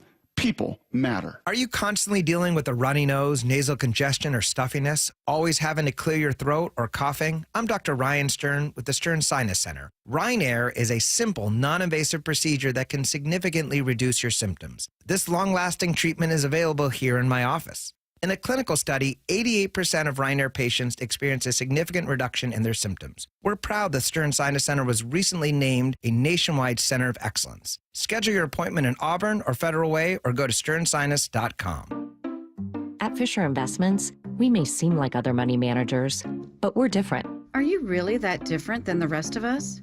We are. As a fiduciary, we always focus on what's best for our clients. What services do you offer besides investing? We have a team of specialists in financial planning, estate planning, and more. Your clients rely on you for all that? Yes, we ensure clients receive unparalleled service at every step of the relationship. Okay, but you still sell commission-based products, right? No, because we believe that's a conflict of interest. We prioritize service over sales goals. So, then how do your fees work? We have a simple and transparent fee that's a percentage of our clients' portfolios. So we do better when our clients do better. Wow, we're more different than I thought. At Fisher Investments, we're clearly different. Learn more at fisherinvestments.com. Investing in securities involves the risk of loss. Hey, it's Dr. Coogan with Eastside Weight Loss Clinic. Are you tired of losing weight just to see it all come back again? Summer is around the corner and you want to look and feel like yourself again, but getting back on that frustrating weight loss roller coaster is the last thing you want to do. You've heard about the new drugs but are concerned with the possible side effects, or you're taking weight loss drugs but also want to learn how to change your lifestyle for long-lasting results. At Eastside Weight Loss Clinic, we know the secret for fast and lasting weight loss using real healthy foods and lifestyle strategies. Schedule your free consultation online at eastsideweightlossclinic.com. It's so important that the weight come off quickly because that gives you the sense of satisfaction you need, but it's still got to be safe. And Eastside Weight Loss Clinic understands that this is about how you eat, no injections, nothing unhealthy, just sustainable weight loss. Our program has successfully helped thousands of people lose up to 10 to 20% of their body weight in 60 days. You can start our program in person in Kirkland or virtually from anywhere you live. Schedule your free phone consultation today by calling 425-522-5070 or eastsideweightlossclinic.com. Dr. Ryan Coogan, D.C. Results may vary. This is Seattle Sports. Streaming through the Seattle Sports app. KIRO AM Seattle. KIRO FM HD2 Tacoma. Home of the Seahawks, Mariners, and everything Seattle sports. Seattle Sports Snapshot. The Mariners fell a game short of a 4-game sweep with the White Sox, dropping that series finale yesterday 3-2 in extras. It was a close series throughout. Thursday's game was the second of the series to go into extras. Meanwhile, the Houston Astros released former first baseman Jose Abreu per ESPN's Jeff Passan. Passan adds Abreu still due more than $30 million with that free agent deal he signed in 2022. Also, the Seattle Storm improved to 9-4 after beating the Dallas Wings 92-84 yesterday. Snapshot, brought to you by Miller Lite. When it's game time, it's Miller time. This hour is brought to you by Mazda of Everett. This is Bump and Stacy on Seattle Sports. Streaming through the Seattle Sports app and at seattlesports.com. Now, here are your hosts, Michael Bumpus and Stacy Ross. Here we go now. Before we bring Chaz on, just very quickly here, getting back to that conversation I was asking you, Bump, about how the Seahawks can be more creative. When I think of the most creative play caller in football, is it wrong to think of Kyle Shanahan? Do I need to be considering someone else? Because it makes me then take that next step to the relationship between personnel and creativity. I think the top three are Shanahan, McVay, and Reed. Those three. And it's crazy that Reed is in that mix, too, because he's an OG. Yeah. You know, you think OGs be like, look, this is what we did with Philly back in 2010. We going to do this again. And then he adjusts his glasses. Yeah, you know, but no, he's, you know, and I would say Sean Payton as well. I think Sean Payton, when he's in his bag. Also an OG. He can be creative. Yeah, OG. Sneaky OG. He just had surgery to remove his cataracts so we can see his call sheet. Fun fact for you. Matt Chaz now joining us now on the Emerald Queen Casino Sportsbook Hotline. He will become the new voice of NC State football and men's basketball. Matt, first of all, congratulations, but also we're going to miss you, man. Tell us a bit about this transition for you. Well, first of all, thank you. And second of all, I was trying to get away. I've been trying to get away from Bumpus for years. Understandable. deeply personal. The rest of it, look, Stacey, I'll miss you greatly, and everybody else.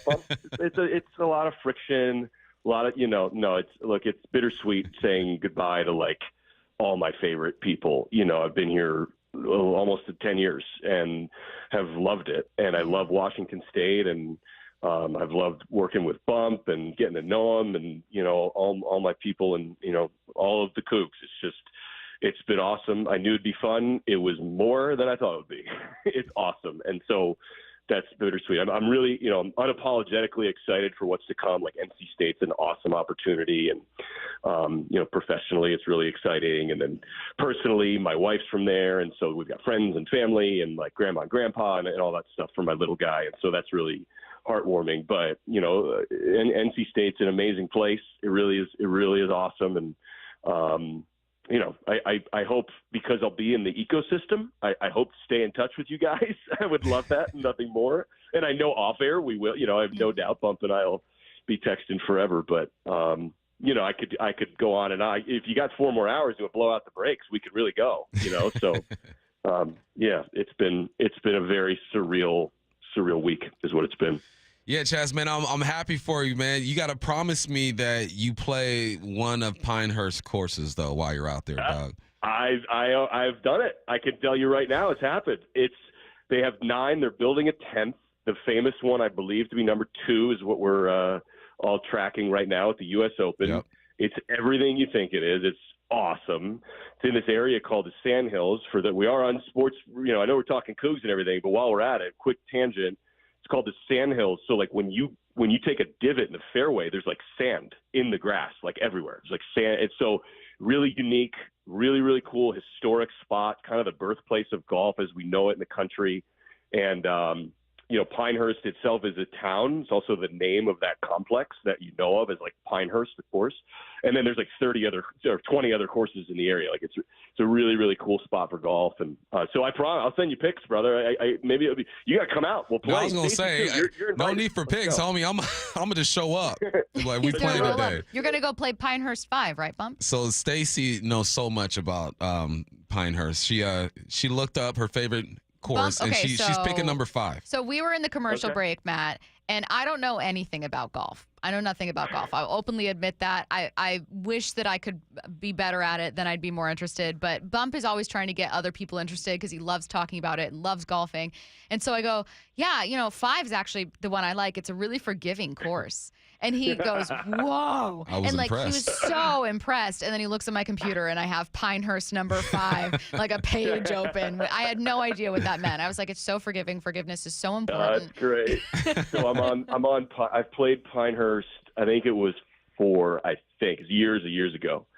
And I get on the first green, and Stacey, to some degree, you'll appreciate this. I get on the first green, and honestly, they don't look like they play. They play fast, and they play super, super, super hilly, more than they look, because they're so fast and they're so well maintained. And I hit like a 4-foot knee knocker putt that went like, for real, like 60 yards back to the fairway. Goodness gracious. gracious. No, because it just rolls downhill. It was like an uphill green. You know what I mean? And it's awesome. It's a cool culture and a cool, like, kind of a celebration. It's like a really, really, really big kind of like Augusta. Like if Augusta as a town had 30 courses, it's this very celebratory golf environment where you've got golf carts in the street. And so it's always cool when the U.S. Open goes back there just because I've seen it, it's a really neat place. That's awesome. Hey Chaz, man, we're gonna miss you, but you were around for some great moments in Coug history, man. You said almost 10 years you were the voice, man. I know it's probably hard to pick one, but give us a couple of just your all-time favorite moments doing what you do over there with the Cougs. I think that some of them are obvious, like the 89-yard Esof Winston touchdown against Utah. My favorite part of the game day game against the Ducks was the very start of it with the 3 false starts by Herbert and Oregon when the Cougs beat him. Because I think this whole thing is about Washington State University, right? It's certainly not about me.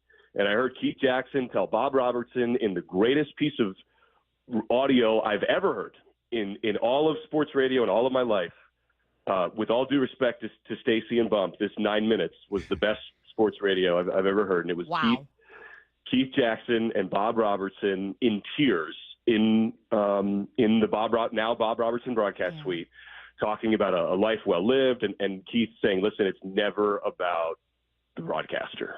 And those words ring true. It's not. It's about the story of the school and the players and the coaches and the fans, the guys like Bump out there doing their thing. And I think for me, what was so special about those false starts is the decades of national recognition that were probably overdue for Washington State, with game day coming finally and all that. And the fans taking their home turf and showing Oregon, like, you can't even hear at the snap, and Oregon, Herbert's back was to the student section, the Crim Zone and all that. So I loved that moment. I thought it was really special. There were a lot of like elite, high athleticism moments where you're just amazed at what these special talents can do. Like Calvin Jackson Jr.'s catch in Berkeley, that toe tapper, that was just incredible. There were overtime win on the road against the Ducks early on.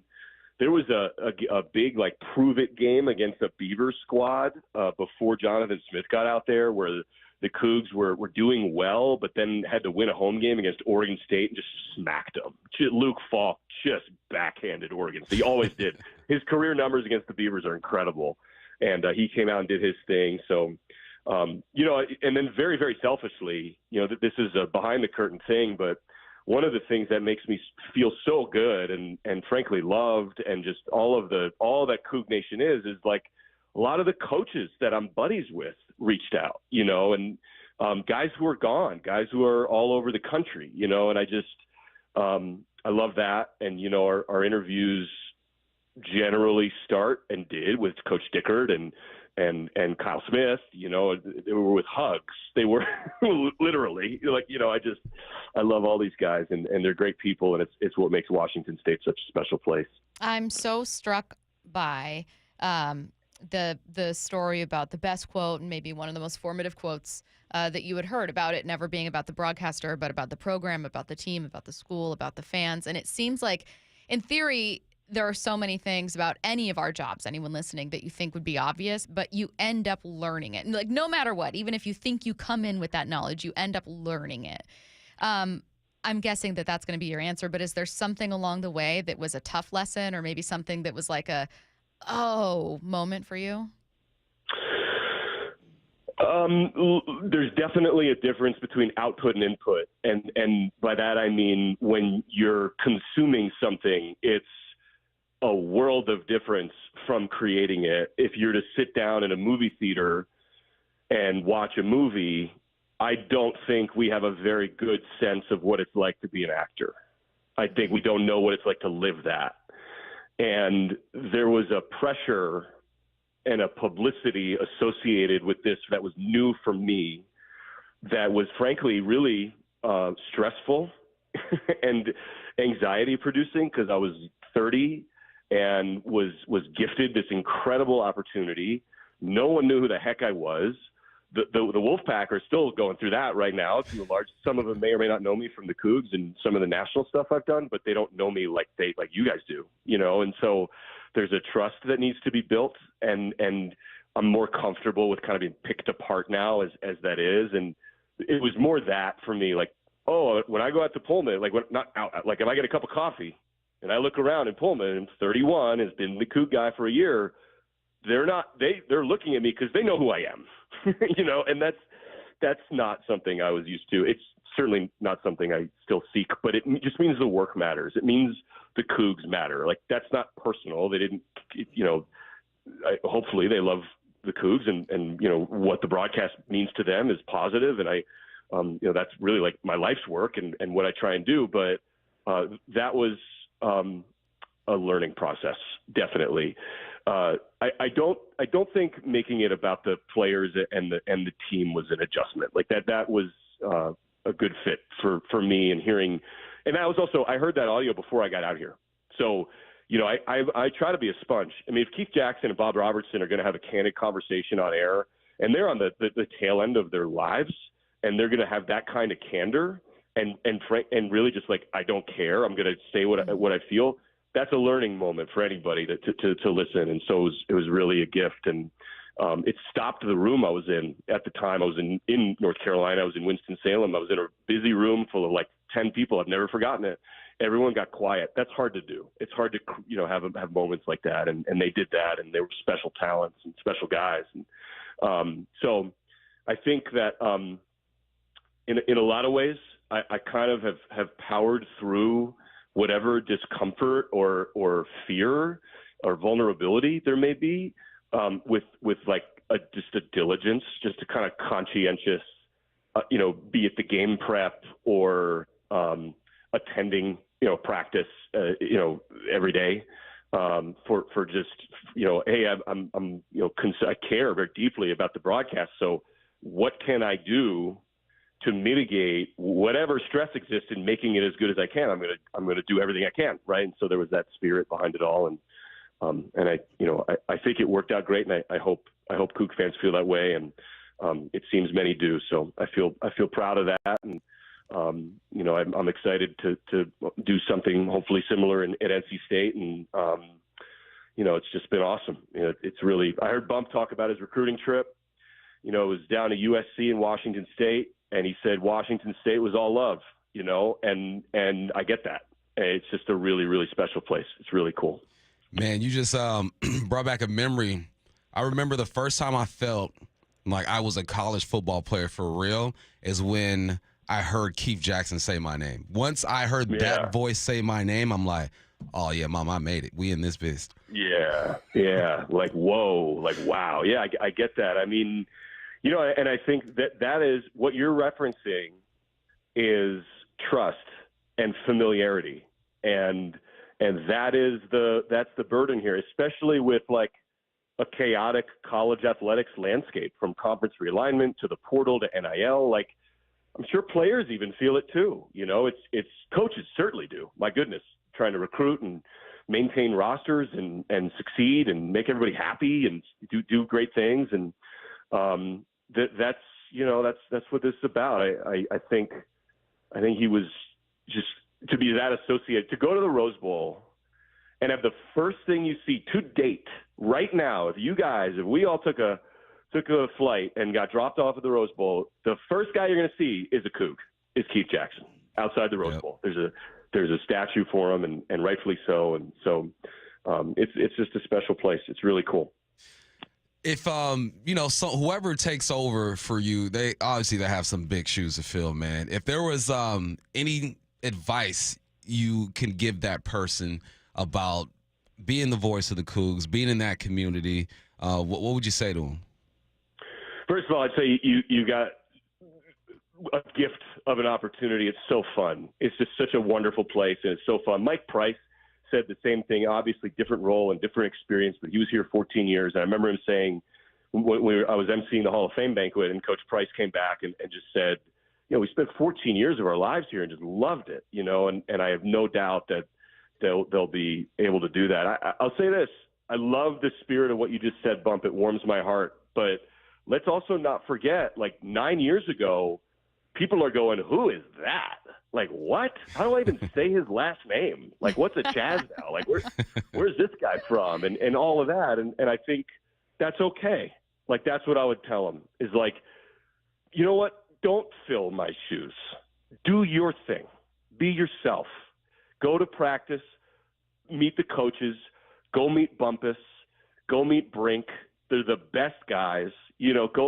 Go get into it and be conscientious and be prepared and be kind and be all these things. And then, and everything will work out. And I think that was really eye-opening at all this, is like that initial, like, whoa, like this is my precious, like, don't, the change is hard. And I think, 9 years is not an insignificant amount of time. It's not 50, right? And credit to Bob Rob, because that's incredible.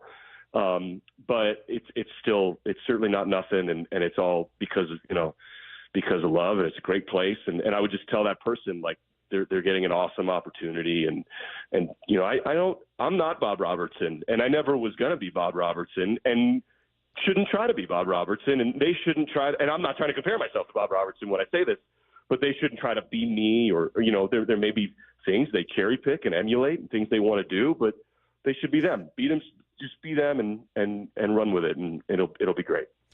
Hey, man, when I texted you last night asking you to come on, you said something to me, and I want to ask you why you think this. You said you think Coug football should be pretty good this year. Why do you think that? Yeah, I actually think really good. So there's another, that's a whole other pivot to like you and I did the spring game, been to practice. We know the coaches, the whole deal. First of all, Coach Dickert finally has like some real continuity. Coordinators are back.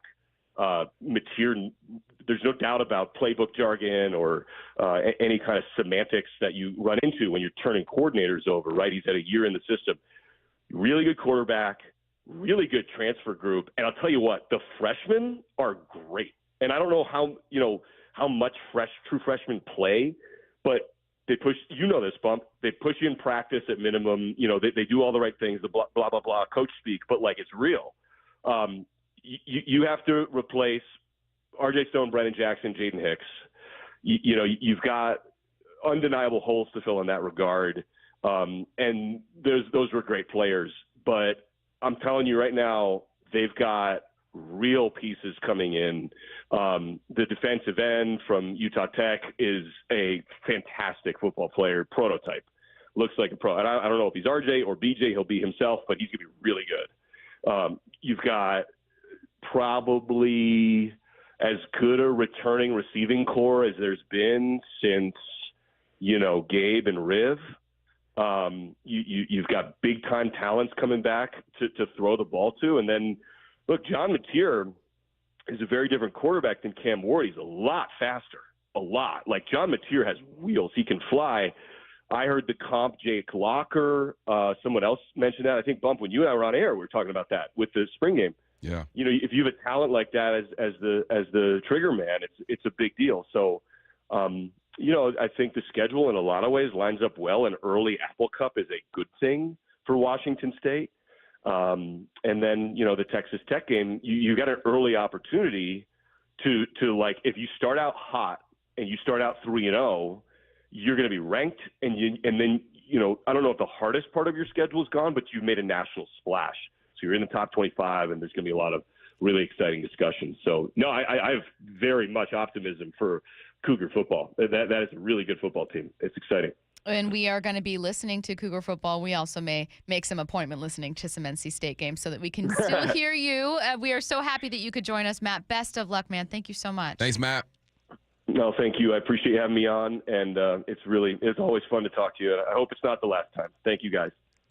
He is Matt Chasnow, formerly the voice of the Cougs football, men's basketball, now leaving for NC State. It's a great opportunity. As Matt said, too, like familial connections there. His wife's from there. Mm-hmm. They've got family there. He's which from is the great. East, too. So. Yeah, it's, again, people, they take those opportunities. I haven't seen a single person on the Mac and Jack's text line say, why are you leaving? Everyone loves Matt. Everyone loves Matt. How can you not, man? He's such a good dude. I know. Such He's also got that rare ability that some broadcasters do to, when they tell stories, you stop and listen. I know that the example he gave was about admiring that with other people, but he has that like it factor that you just hear, where even someone with a small attention span as I have is like, wait, what? It's funny because his job is to describe the game so you can picture it.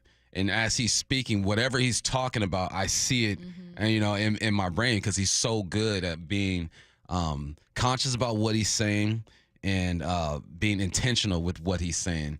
And he's going to be missed, man. He was versatile. Did basketball, football, baseball. Whoever is next, man, you got some big shoes to fill. But I'm sure the Cougs are going to do the right thing. They're going to hire somebody who's going to fit right in, because it's not easy to fit in Pullman. It's a different place. You're out in the middle of nowhere, not much going on. It's really just you and the town.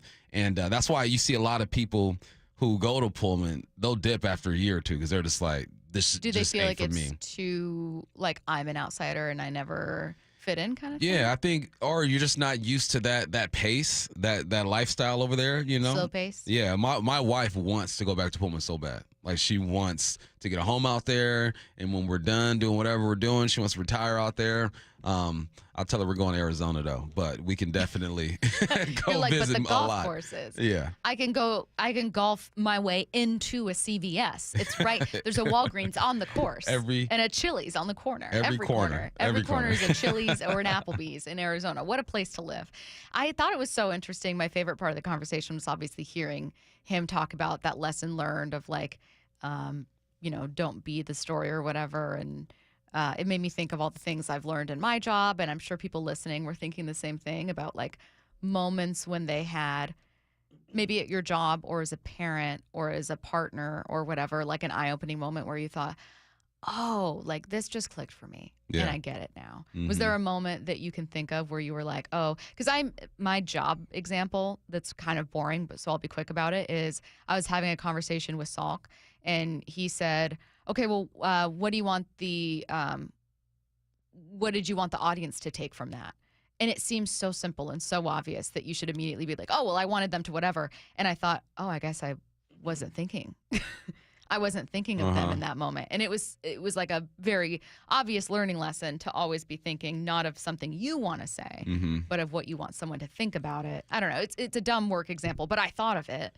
Was there one you thought of? No, mine, I'll never forget it. I was just a contributor here, and Jess May doesn't work with us anymore. I used to come on. It was Danny Gallant, I believe. I used to do Friday hits. And, in this job, like, whatever you say, you have to say like you believe it 100%. Yeah. And if you don't, people catch on to that, and, it's just different. And there was one day where I just went on, and I just went in. I'm like, you know what? Let's just get it.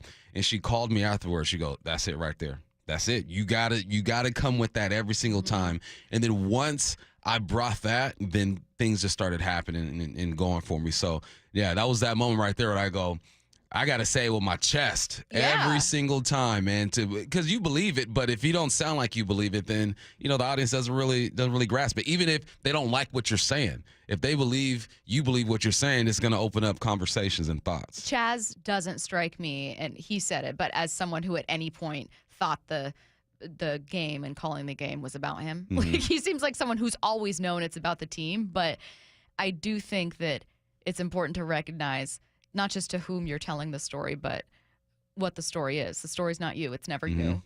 And the best broadcasters are the best storytellers, even when they're talking about themselves. Yep. It was just so interesting to hear him talk about it. I love the conversation with Chaz.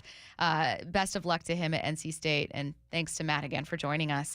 I have a question for all of us. It's a Seahawks question. What would you love, absolutely love, the Seahawks identity to be, or the Seahawks to be as a team in 2024? And then the follow-up, is that a realistic version of what they can be? Is that actually realistic? That's next. Seattle Sports is your exclusive home for Mariners baseball. Every strikeout. Swing and a miss for strike three. Bryce Miller, 7 scoreless today. Every home run. Brad Ball, get out the right, Brennan Mustard. It is Brad salami time.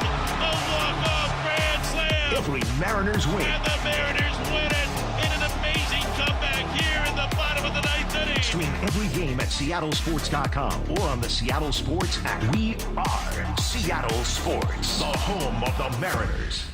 I'm Bradley Johnson with 1-800-DUI-AWAY. Let's talk about the true cost of a DUI. The humiliation, heartache, and fear are only the beginning. A DUI is a gross misdemeanor with serious consequences, like jail time, fines, and license suspensions. There's some bitter surprises, too. DUI hinders employment, other legal matters, and even custody outcomes. Don't even get me started on insurance premiums or being turned away at the border.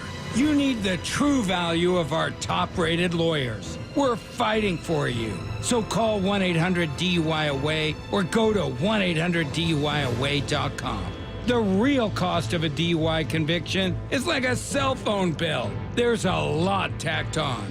Fortunately, your investment in 1-800-DUI-AWAY can pay for itself many times over. 1-800 1-800 DUI away. Want to save on some of the biggest names in streaming on the network made for streaming? Well, X marks the spot. Now through September 21st, get 150 megabit Xfinity internet for 12 months with a 1-year contract. And for just $15 a month, add the new Stream Saver that includes Peacock, Apple TV Plus, and Netflix. That's Xfinity internet and Stream Saver for just $35 a month. All your favorites, all in one place, only from Xfinity. So go ahead and binge some shows, stream some movies, and save some money all at the same time. For more watching and less spending, X marks the spot. Switch to Xfinity, the network made for streaming, and bring on the good stuff. Go to Xfinity.com, call 1-800-XFINITY, or visit a store today. Restrictions apply. Internet offer requires paperless billing and auto pay with store bank account. Equipment taxes and fees extra after promo. Regular rates apply. Currently $54 a month. Actual speeds vary. Stream Saver requires Xfinity internet or TV, and price subject to change. Make the call to 1-800-XFINITY. Hi, I'm Henry Winkler. My eyes are very important to me. My eyes connect me with everything I love. I loved my late father-in-law dearly. He always lit up a room, but his vision dimmed with age. He had age-related macular degeneration, or AMD. And since partnering with Apellis, I've learned there's an advanced form of dry AMD called geographic atrophy, or GA. His struggle with vision loss made me want to help others know about GA's warning signs. For some, colors appear dull or washed out. For others, hazy or blurred vision make it hard to see details, like fine print on price tags. Many have trouble seeing in the dark, making driving at night difficult. GA gets worse over time and cannot be reversed. If you think you have GA, don't wait. Treatments are available. Ask a retina specialist about FDA-approved treatments for GA and go to GAWon'tWait.com. It's Cookies Country Chicken pregame fry time reminder. Headed to the ball game? Come on down to Cookies in Pioneer Square for some real good chicken and tell them, make it spicy.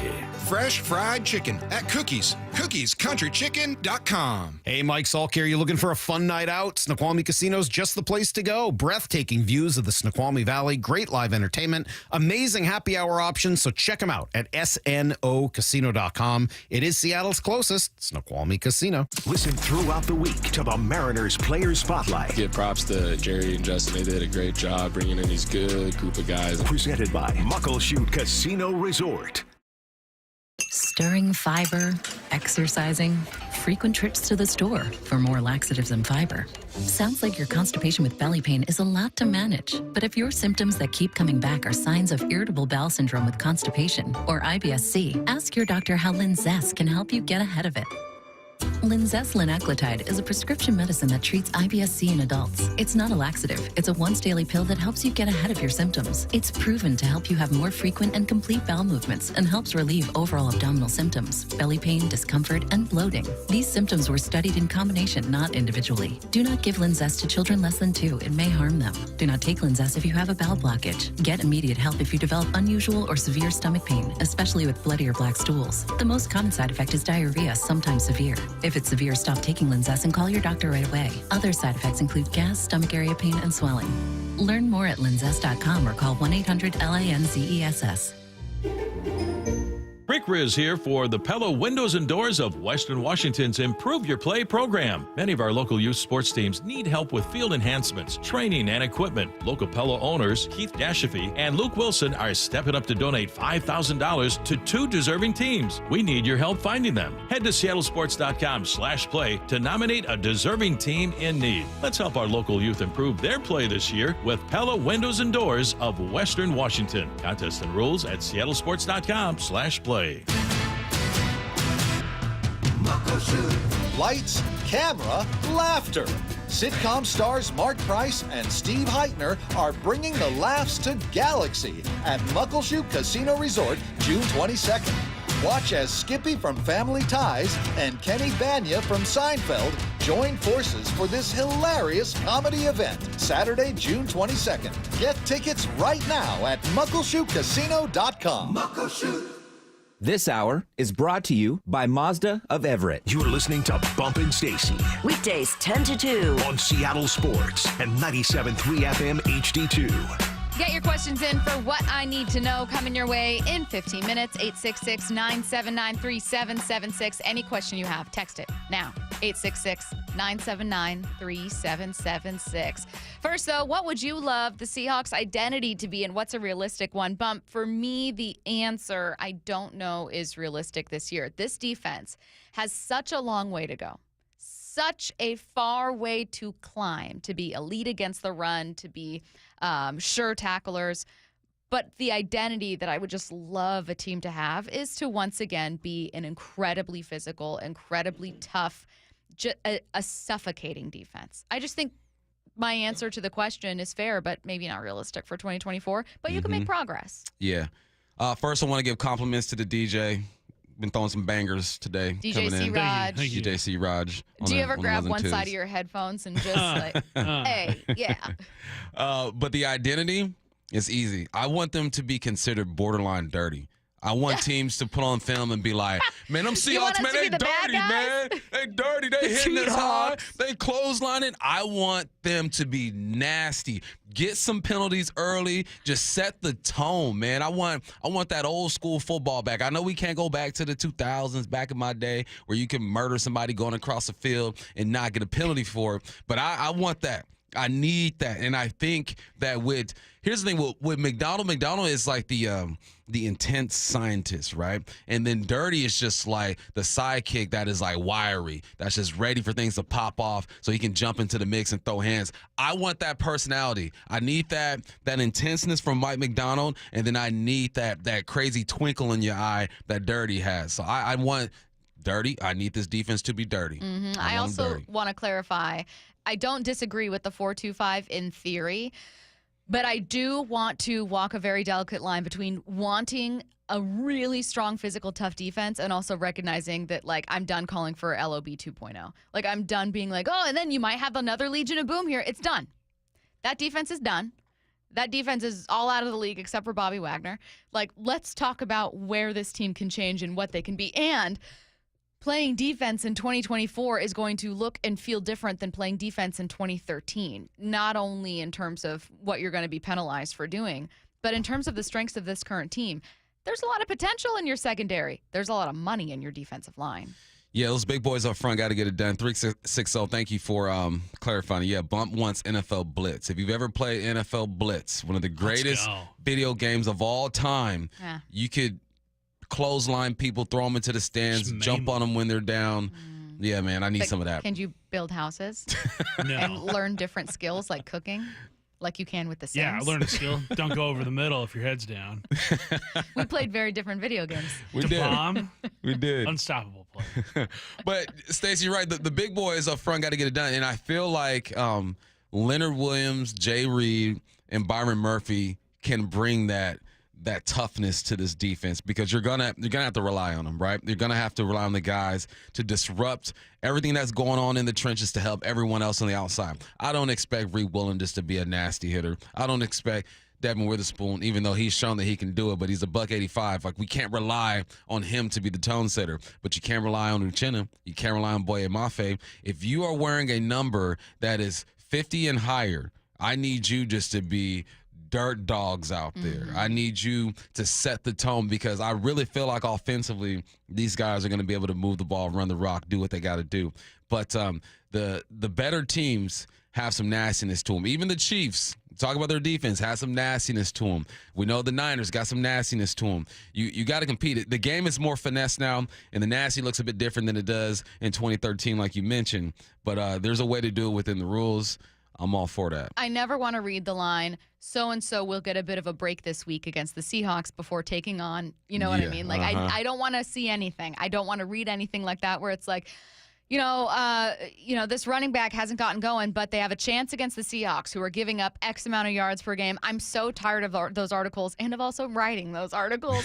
I'm tired of it. I love Bump's answer, even though I think it's funny, I want to be seen as a dirty team. Yeah. Like, I want people to accuse my team of cheating. Yeah. That's how good I want to be. I want to be accused of cheating at this game because I'm so good. Like, when people thought that the Baltimore Ravens in that game against the Seahawks, it's like, do they know the plays? What happened? How do they know this? Like, I want that kind of suspicion. Like Illuminati level conspiracy theories about the Seahawks figuring things out and having some kind of system in place to cheat because they just seem to know defensively what the offense is going to do. Yeah, and when you're prepared, you're able to be just nasty. I coached with Sam Adams last year at Roosevelt High School, who was on that Baltimore team, one of the best defenses of all time. And I was sitting there talking to him before one of the games or one of the practices, and he was just talking about how everyone held each other accountable and they were so prepared. He was talking about how the practices were so hard that the games were easy, and they were so prepared. That's why they were able just to play with the violence that they played with, is because they were in the spots they were supposed to be. They were making the plays they were supposed to make, and football is so much more fun when you're prepared, man. I've played in games where I felt that like we as a team weren't prepared, and you're not able just to be your complete self. And I've also played in games where I line up, we get the look we thought we were going to look. I'm watching film, number 5 or number 6 they're doing exactly what I thought they were going to do when I make this move. It's a beautiful feeling, man, and I want that feeling for this team because I felt like defensively they haven't had that in a while. I also would love getting rid of a need to be matchy-matchy with your offense and defense. There's nothing wrong with that. I think sometimes having a holistic approach to football can be really beneficial. Hey, if my messaging to this team is we are tough, well, that's going to look like, we run the ball and we can get really physical and we just, pound the rock and whatever. And then on defense, we're really stout against the run. Like I love a theme. Don't get me wrong. But I am also very okay with having a defense that isn't necessarily, an offense that isn't necessarily a finesse offense, but incredibly creative, innovative, pushes boundaries, finds different ways to win. Like, I don't know that we have to match the belt with the handbag. You know what I'm saying? Like, we can get rid of some of these old rules in terms of having one type of team. Like, I really appreciate that the Baltimore Ravens are a team that wants to be able to run the ball and also play stout defense. They do both exceptionally well. Good for them. Love that for them. I'm okay with stepping away just a tiny bit from feeling like the offense must match the tone of the defense. Nah, offense, they don't have to be finesse, but I want a smooth offense, man. Yeah. I want elevator music. You know what I'm saying? Like, everything is just, it's kosher, it's smooth. First down gets to second, third and short, don't trip. Oh, there's a big play. All right, let's bring in the big package now. Let's run. Like, I just want everything to make sense and have it connect. Obviously, there are going to be drives where you stall out, but I felt like the plays last year didn't really connect. As the big homie Ray would say, the run plays and the pass plays weren't married yet. They were dating last year. Let's go ahead and put a ring on that finger this year. Yeah, I want like an Ocean's 11. Like, I'm paraphrasing a tweet from Mina Kimes. This is not exactly what the joke said, but I couldn't remember it. But she joked about, like, I want an offensive coordinator that could be a rocket scientist and a defensive coordinator who could kill someone with his bare hands. Like, Mike McDonald is more rocket scientist than not, but a really, really smart defense, fantastic. But, like, on the field, in play, just suffocating. Like, I want to see a quarterback and a wide receiver get into an argument on the sideline, on the opposing sideline. Mm-hmm. I want to see them be so frustrated that someone throws a tablet. That's what I want to see. Break things. Yeah, exactly. All right, what I need to know, coming your way next. Get your questions in, 866-979-3776. Get the national perspective on the Mariners. Swing and a miss and a slider, strike 3. With Jeff Bassett, Tuesday mornings at 8:30. I don't think that it is unrealistic to believe that they have the talent and the ability to win a championship with this team. And John Morosi, Thursdays at 5 p.m. Their DNA remains intact. This is a rotation-dependent team. We are Seattle Sports, the home of the Mariners. Are you curious about who offers the best deals on top-rated Samsung, LG, and Sony TVs? The answer is surprising. It's not online, and it's not the warehouse clubs. The best deals on top-rated TVs are at Video Only. Don't believe it? Then check out the trade-in deals at Video Only. How about $500 for your old TV? Try doing that online. Before you buy that new TV, drop into video only. If you don't, you'll be sorry. Guys, did you know your testosterone level impacts your energy, libido, sleep, weight, hair loss, mood, and even ED? And right now, Revive Men's Health Seattle will check your testosterone for free. They've helped thousands of men since 2011 feel and perform better. They're so confident they can help you, they even guarantee it. Schedule your free testosterone test, exam, and consultation today. Call 206-529-1111. That's 206-529-1111. Or visit ReviveMen'sHealth.com. This Father's Day, help Dad be all he can be with a Father's Day gift from the Home Depot. Because he's not just Dad. He's the handyman of the house, the plumber in a pinch, and the emergency mechanic. For Father's Day, upgrade his gear with the Husky 270-piece mechanics tool set from the Home Depot. Just $99. Perfect in the hands of a pro or a dad. For every kind of dad, find the perfect gift this Father's Day at the Home Depot. How doers get more done. Robert Half research indicates 9 out of 10 hiring managers are having difficulty hiring. If you have open roles, chances are you're feeling this too. That's why you need Robert Half. Our specialized recruiting professionals engage with our proprietary AI to connect businesses of all sizes with highly skilled talent in finance and accounting, technology, marketing and creative, legal, and administrative and customer support. At Robert Half, we know talent. Visit roberthalf.com today. Prescriptions require an online consultation with a healthcare provider who will determine if appropriate. Restrictions apply. See website for details and important safety information. Subscription required. Price varies based on product and subscription plan. Hey guys, did you know there's a generic form of Viagra that works just the same but is 95% cheaper? And you can get it online at hims.com/joy. Through Hims, you'll get a free medical consultation to determine the ED medication that's best for you. Discreet shipping if prescribed, a 100% online process, and a range of treatment options, including trusted generic alternatives to the name brands, at up to 95% off. ED is personal, and at Hims, so is treating it. Just go to hims.com/joy and get connected to a licensed medical provider online for free, with zero copay, no expensive appointments, and no awkward face-to-face conversations. To start your free online visit, you need to go to this exclusive address, hims.com/joy. That's hims.com/joy for your free online visit, hims.com/joy. Hello, Saver. Whether you're saving for that trip to the tropics or saving for an emergency, now is the time to take advantage of Wells Fargo's savings options. Wells Fargo offers savings accounts that can help you save towards your goals. So, what are you saving for? Visit a Wells Fargo branch or wellsfargo.com/save to open a savings account today. Wells Fargo Bank, N.A., member FDIC. We are Seattle Sports, the home of the Seahawks, Mariners, and everything Seattle sports. Watch your favorite show live at seattlesports.com. Matt Coker here from West Coast Men's Health. Guys, if you're taking Viagra or any other pill for ED, I want you to ask yourself this question. Do I want to continue to do this for the rest of my life? If you're like most men, the answer is no. Here at West Coast Men's Health, we can restore blood flow naturally without pumping your body full of chemicals like you've been doing. Guys, you need to come in today and fix this problem now.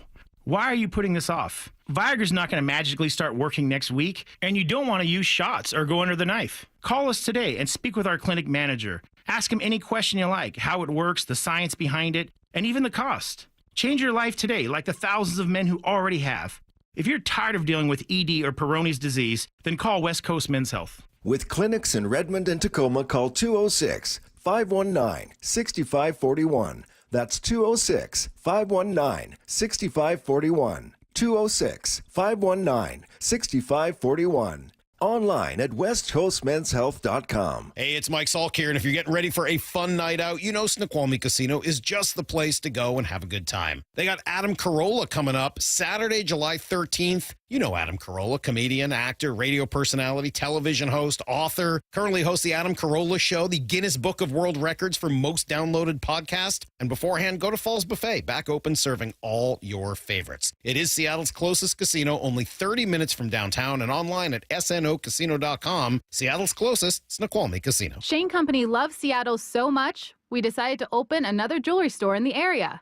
Come say hi at our new South Center Square location in Tukwila. Shop our beautiful selection of fine jewelry or stop by our new Create Your Own station and make something one of a kind. You can also step into our pop-up radio booth to share a story about your jewelry for a chance to be featured on the radio. And of course, you can still visit us in Linwood, too. We can't wait to see you. Now you have a friend in the jewelry business. Shane Company and ShaneCo.com. Ooh, that TMZ Sports tea. Holy cow, Bill Belichick, what are you doing? What I need to know. Brought to you by Cookies Country Chicken, 866-979-3776. Get your questions in now to the Mac and Jacks text line. What I need to know. What's the big deal with Luis Robert? I look at his numbers and his durability. He's not someone I want to sell the farm for. Did you look at his numbers from last year? That's all I say about that. 38 of them. Thanks. And, yeah, he's been hurt, but, I mean, if he stays healthy, the combination of Julio, Luis, Cal, JP leading this thing off, I mean, come on now. What I need to know, why is it the position of the football determines where the ball is on the field, north and south, like line to gain or crossing the goal line? But it's not the case with... Texter, you need to send an edited version of this. They're one. saying, like, why is the movement north-south? Is what he's saying. Because when you move the ball down the field, we call it you're going north. Get north. Okay. Yeah. So it's because you're getting upfield. Yeah. So up is north. What I need to know. Let's see. How long can my lunch be when I'm working from home before I should just call it PTO? Can I go to Target in the afternoon to avoid an after-work crowd? Hot take, yes. Your lunch break is half an hour, whatever it is. And I think you are fully allowed to do whatever you want during that time. That's your time that's allotted for you. If you want to eat at your desk and still work, which I used to always do, fine. If you want to squeeze in a walk and get outside, cool. I think that as Americans in general, we treat lunch like we're like guilty taking it. Yeah. Nah, do what you want. You know what? Show up 10 minutes late. Especially if you're working hard and doing your job and doing whatever, like give yourself a half-hour break in the day. Also, what if that's the only time during your day you can squeeze in like a doctor's appointment? Exactly. Yeah. Check it. My friend works from home and always says that. She's like, I always feel bad if I go get an appointment to do whatever during the day. I'm like, but if you're scheduling it during your lunch and you're doing everything else and you're working till like 11 p.m., I think you're good. As long as you're getting stuff done, yeah, you're good. That's our rule. Go to Target. What I need to know. Bachelor and bachelorette party combination. Is this allowed? I'm getting married next July and I need some answers. It's allowed, but I don't think I would do it. I wouldn't recommend it. I would not do that. You want your obviously not last days of freedom because you're with that person, but you want to be able to have whatever conversations you want to have, reminisce on things you want to reminisce on. No, I would never do that. Yeah, no. Well, and basically that's the reception. When you get to the wedding and everyone's partying together after, that's the combined party. Yeah. I think that this stuff can be fun because you also have groups that might want to do different things. Maybe the bachelor party wants to kick it in a cabin and go play golf or do whatever. Maybe they want to go party and do whatever it is, and a bachelorette party wants to go somewhere else. Exactly. Yeah, a bachelor party is a celebration of the groom. A bachelorette party is a celebration of the bride. Yeah. When you're together, it's not an individual celebration. Also, I'm telling you right now, unless you have a group that is all in on themes, there will just be more themes with the bachelorette party. I've thankfully not had to be part of a wedding party, but I have had many friends that had, and they're like, oh yeah, we did a whole bachelorette trip and it was all themed and we had to get certain outfits. It sounds exhausting. I don't think I don't know how many bachelor parties would co-sign that. Combined parties seems insecure to me. Seems like I want to keep my eye on you all night. Yeah, have the separate parties. Hey, go ahead and get a little wild. Just don't go over the line. Don't cross the line. You'll be all right. What I need to know, does Stacy still think it's acceptable to bring a Caesar salad to a cookout? Yes. That's why she's not invited. Well, why don't you have me bring the Caesar salad so people can try it? It better be the greatest Caesar salad of all time. I'm sure it will be. It's be fresh for 20 minutes. I'm sure it will be. Salad, when you leave it outside in the sunlight, it gets all. This was, first of all, this was a random question initially about what to bring to a random potluck thing, right?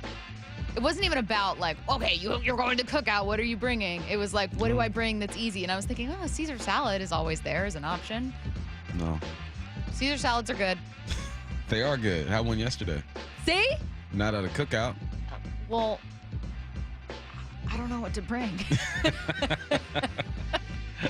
I don't like mac salad or potato salad.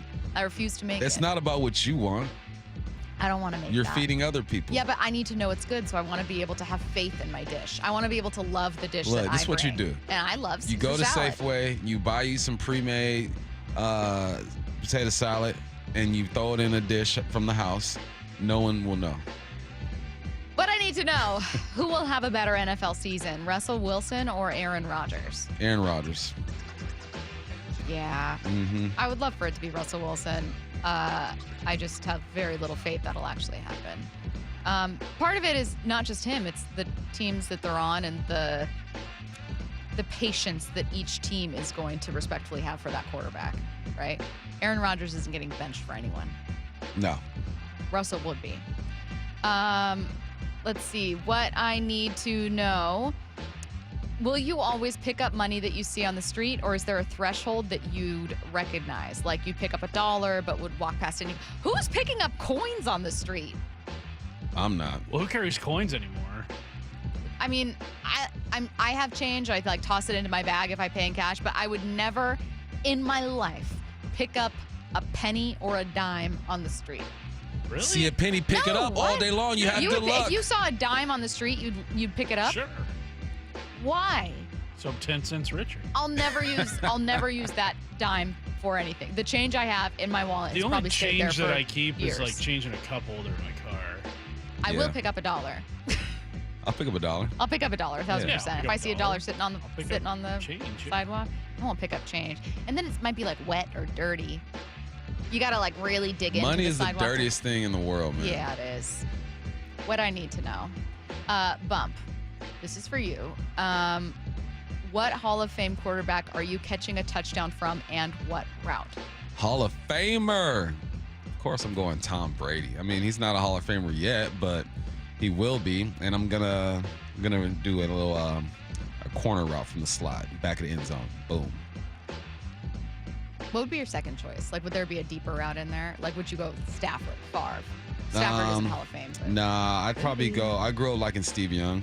yeah. Steve Young, run like a dig or something like that. So I'm going across the middle. 360, same question. Russell Wilson or Caleb Williams? Catch a pass from? No, sorry. Who will have a better season? Oh, Russell Wilson. Wow. I'm a low-key hater. I got to see it first. They crowning him too early. All right? Dang. Crown them too early. That's what's wrong with America today. You guys want to give everybody medals. All right, everyone's a winner. That's not how this works. All you got to right. prove yourself, Trevor Lawrence. Okay. All right, it's Friday. Let's get up out of here. All I'm right. done with this. We're gone. Bump's going to go. For Michael Bump, it's Curtis Rogers. I'm Stacey Ross. Don't go anywhere. Wyman and Bob coming up next. Seattle Sports, your home for Wyman and Bob. Byron Murphy sitting down next to us. Were you always a defensive guy? Man, so growing up, I played running back and linebacker my whole life. And my heart was that running back. That's what I wanted to be. But what changed that was my mom. My mom told me, like, you moving to defense. And, man, she broke my heart when she told me that. But that was the best decision I could have made in my life. Man, she just wanted me to play defense. She was like, defense, that's who's making the money right now. Things of that nature. So she was like, you moving to defense. On Seattle Sports and 97.3 FM HD2. Want to listen to Seattle Sports on your smart speaker? Hey, smart speaker, play Seattle Sports. This message is powered by the EQC Sportsbook at Emerald Queen Casino. Emerald Queen Casino, the entertainment capital of the Northwest. Hey, sports fans, ready to take your fitness game to the next level? At Emerald City Athletics, they're on your team. Score big this June with the unbeatable summer sale on now. Get 20% off all memberships and join with 0 enrollment fees. There's never been a better time to get started at Seattle's favorite local gym, Emerald City Athletics. Whether you're looking to build strength, increase endurance, or just stay in the game, their team of fitness pros will come up with the perfect game plan for you. Emerald City Athletics' top-notch trainers and state-of-the-art facilities are there to help you crush your fitness goals, whatever they may be. Hey, don't wait. Join the winning team at Emerald City Athletics and start a customized fitness journey that will level up every area of your life. Get started today with 20% off all memberships and no enrollment fees. Some restrictions apply. This summer sale is on now for a limited time. Emerald City Athletics has gyms in Wallingford, Columbia City, Ballinger Village, and Everett. Stop by any Emerald City Athletics location to lock in exclusive summer savings today. June is Men's Health Month, and Swedish Cyberknife wants to make a positive difference in the life of someone listening right now. After skin cancers, prostate cancer is the most commonly diagnosed cancer among men. 1 in 8 men will be diagnosed with prostate cancer during their lifetime. Right now, it is estimated that more than 3 million U.S. men are living with prostate cancer. As men increase in age, their risk of developing prostate cancer increases. About 6 in 10 cases are found in men over the age of 65. Men with relatives, fathers, brothers, sons with a history of prostate cancer may be twice as likely to develop the disease.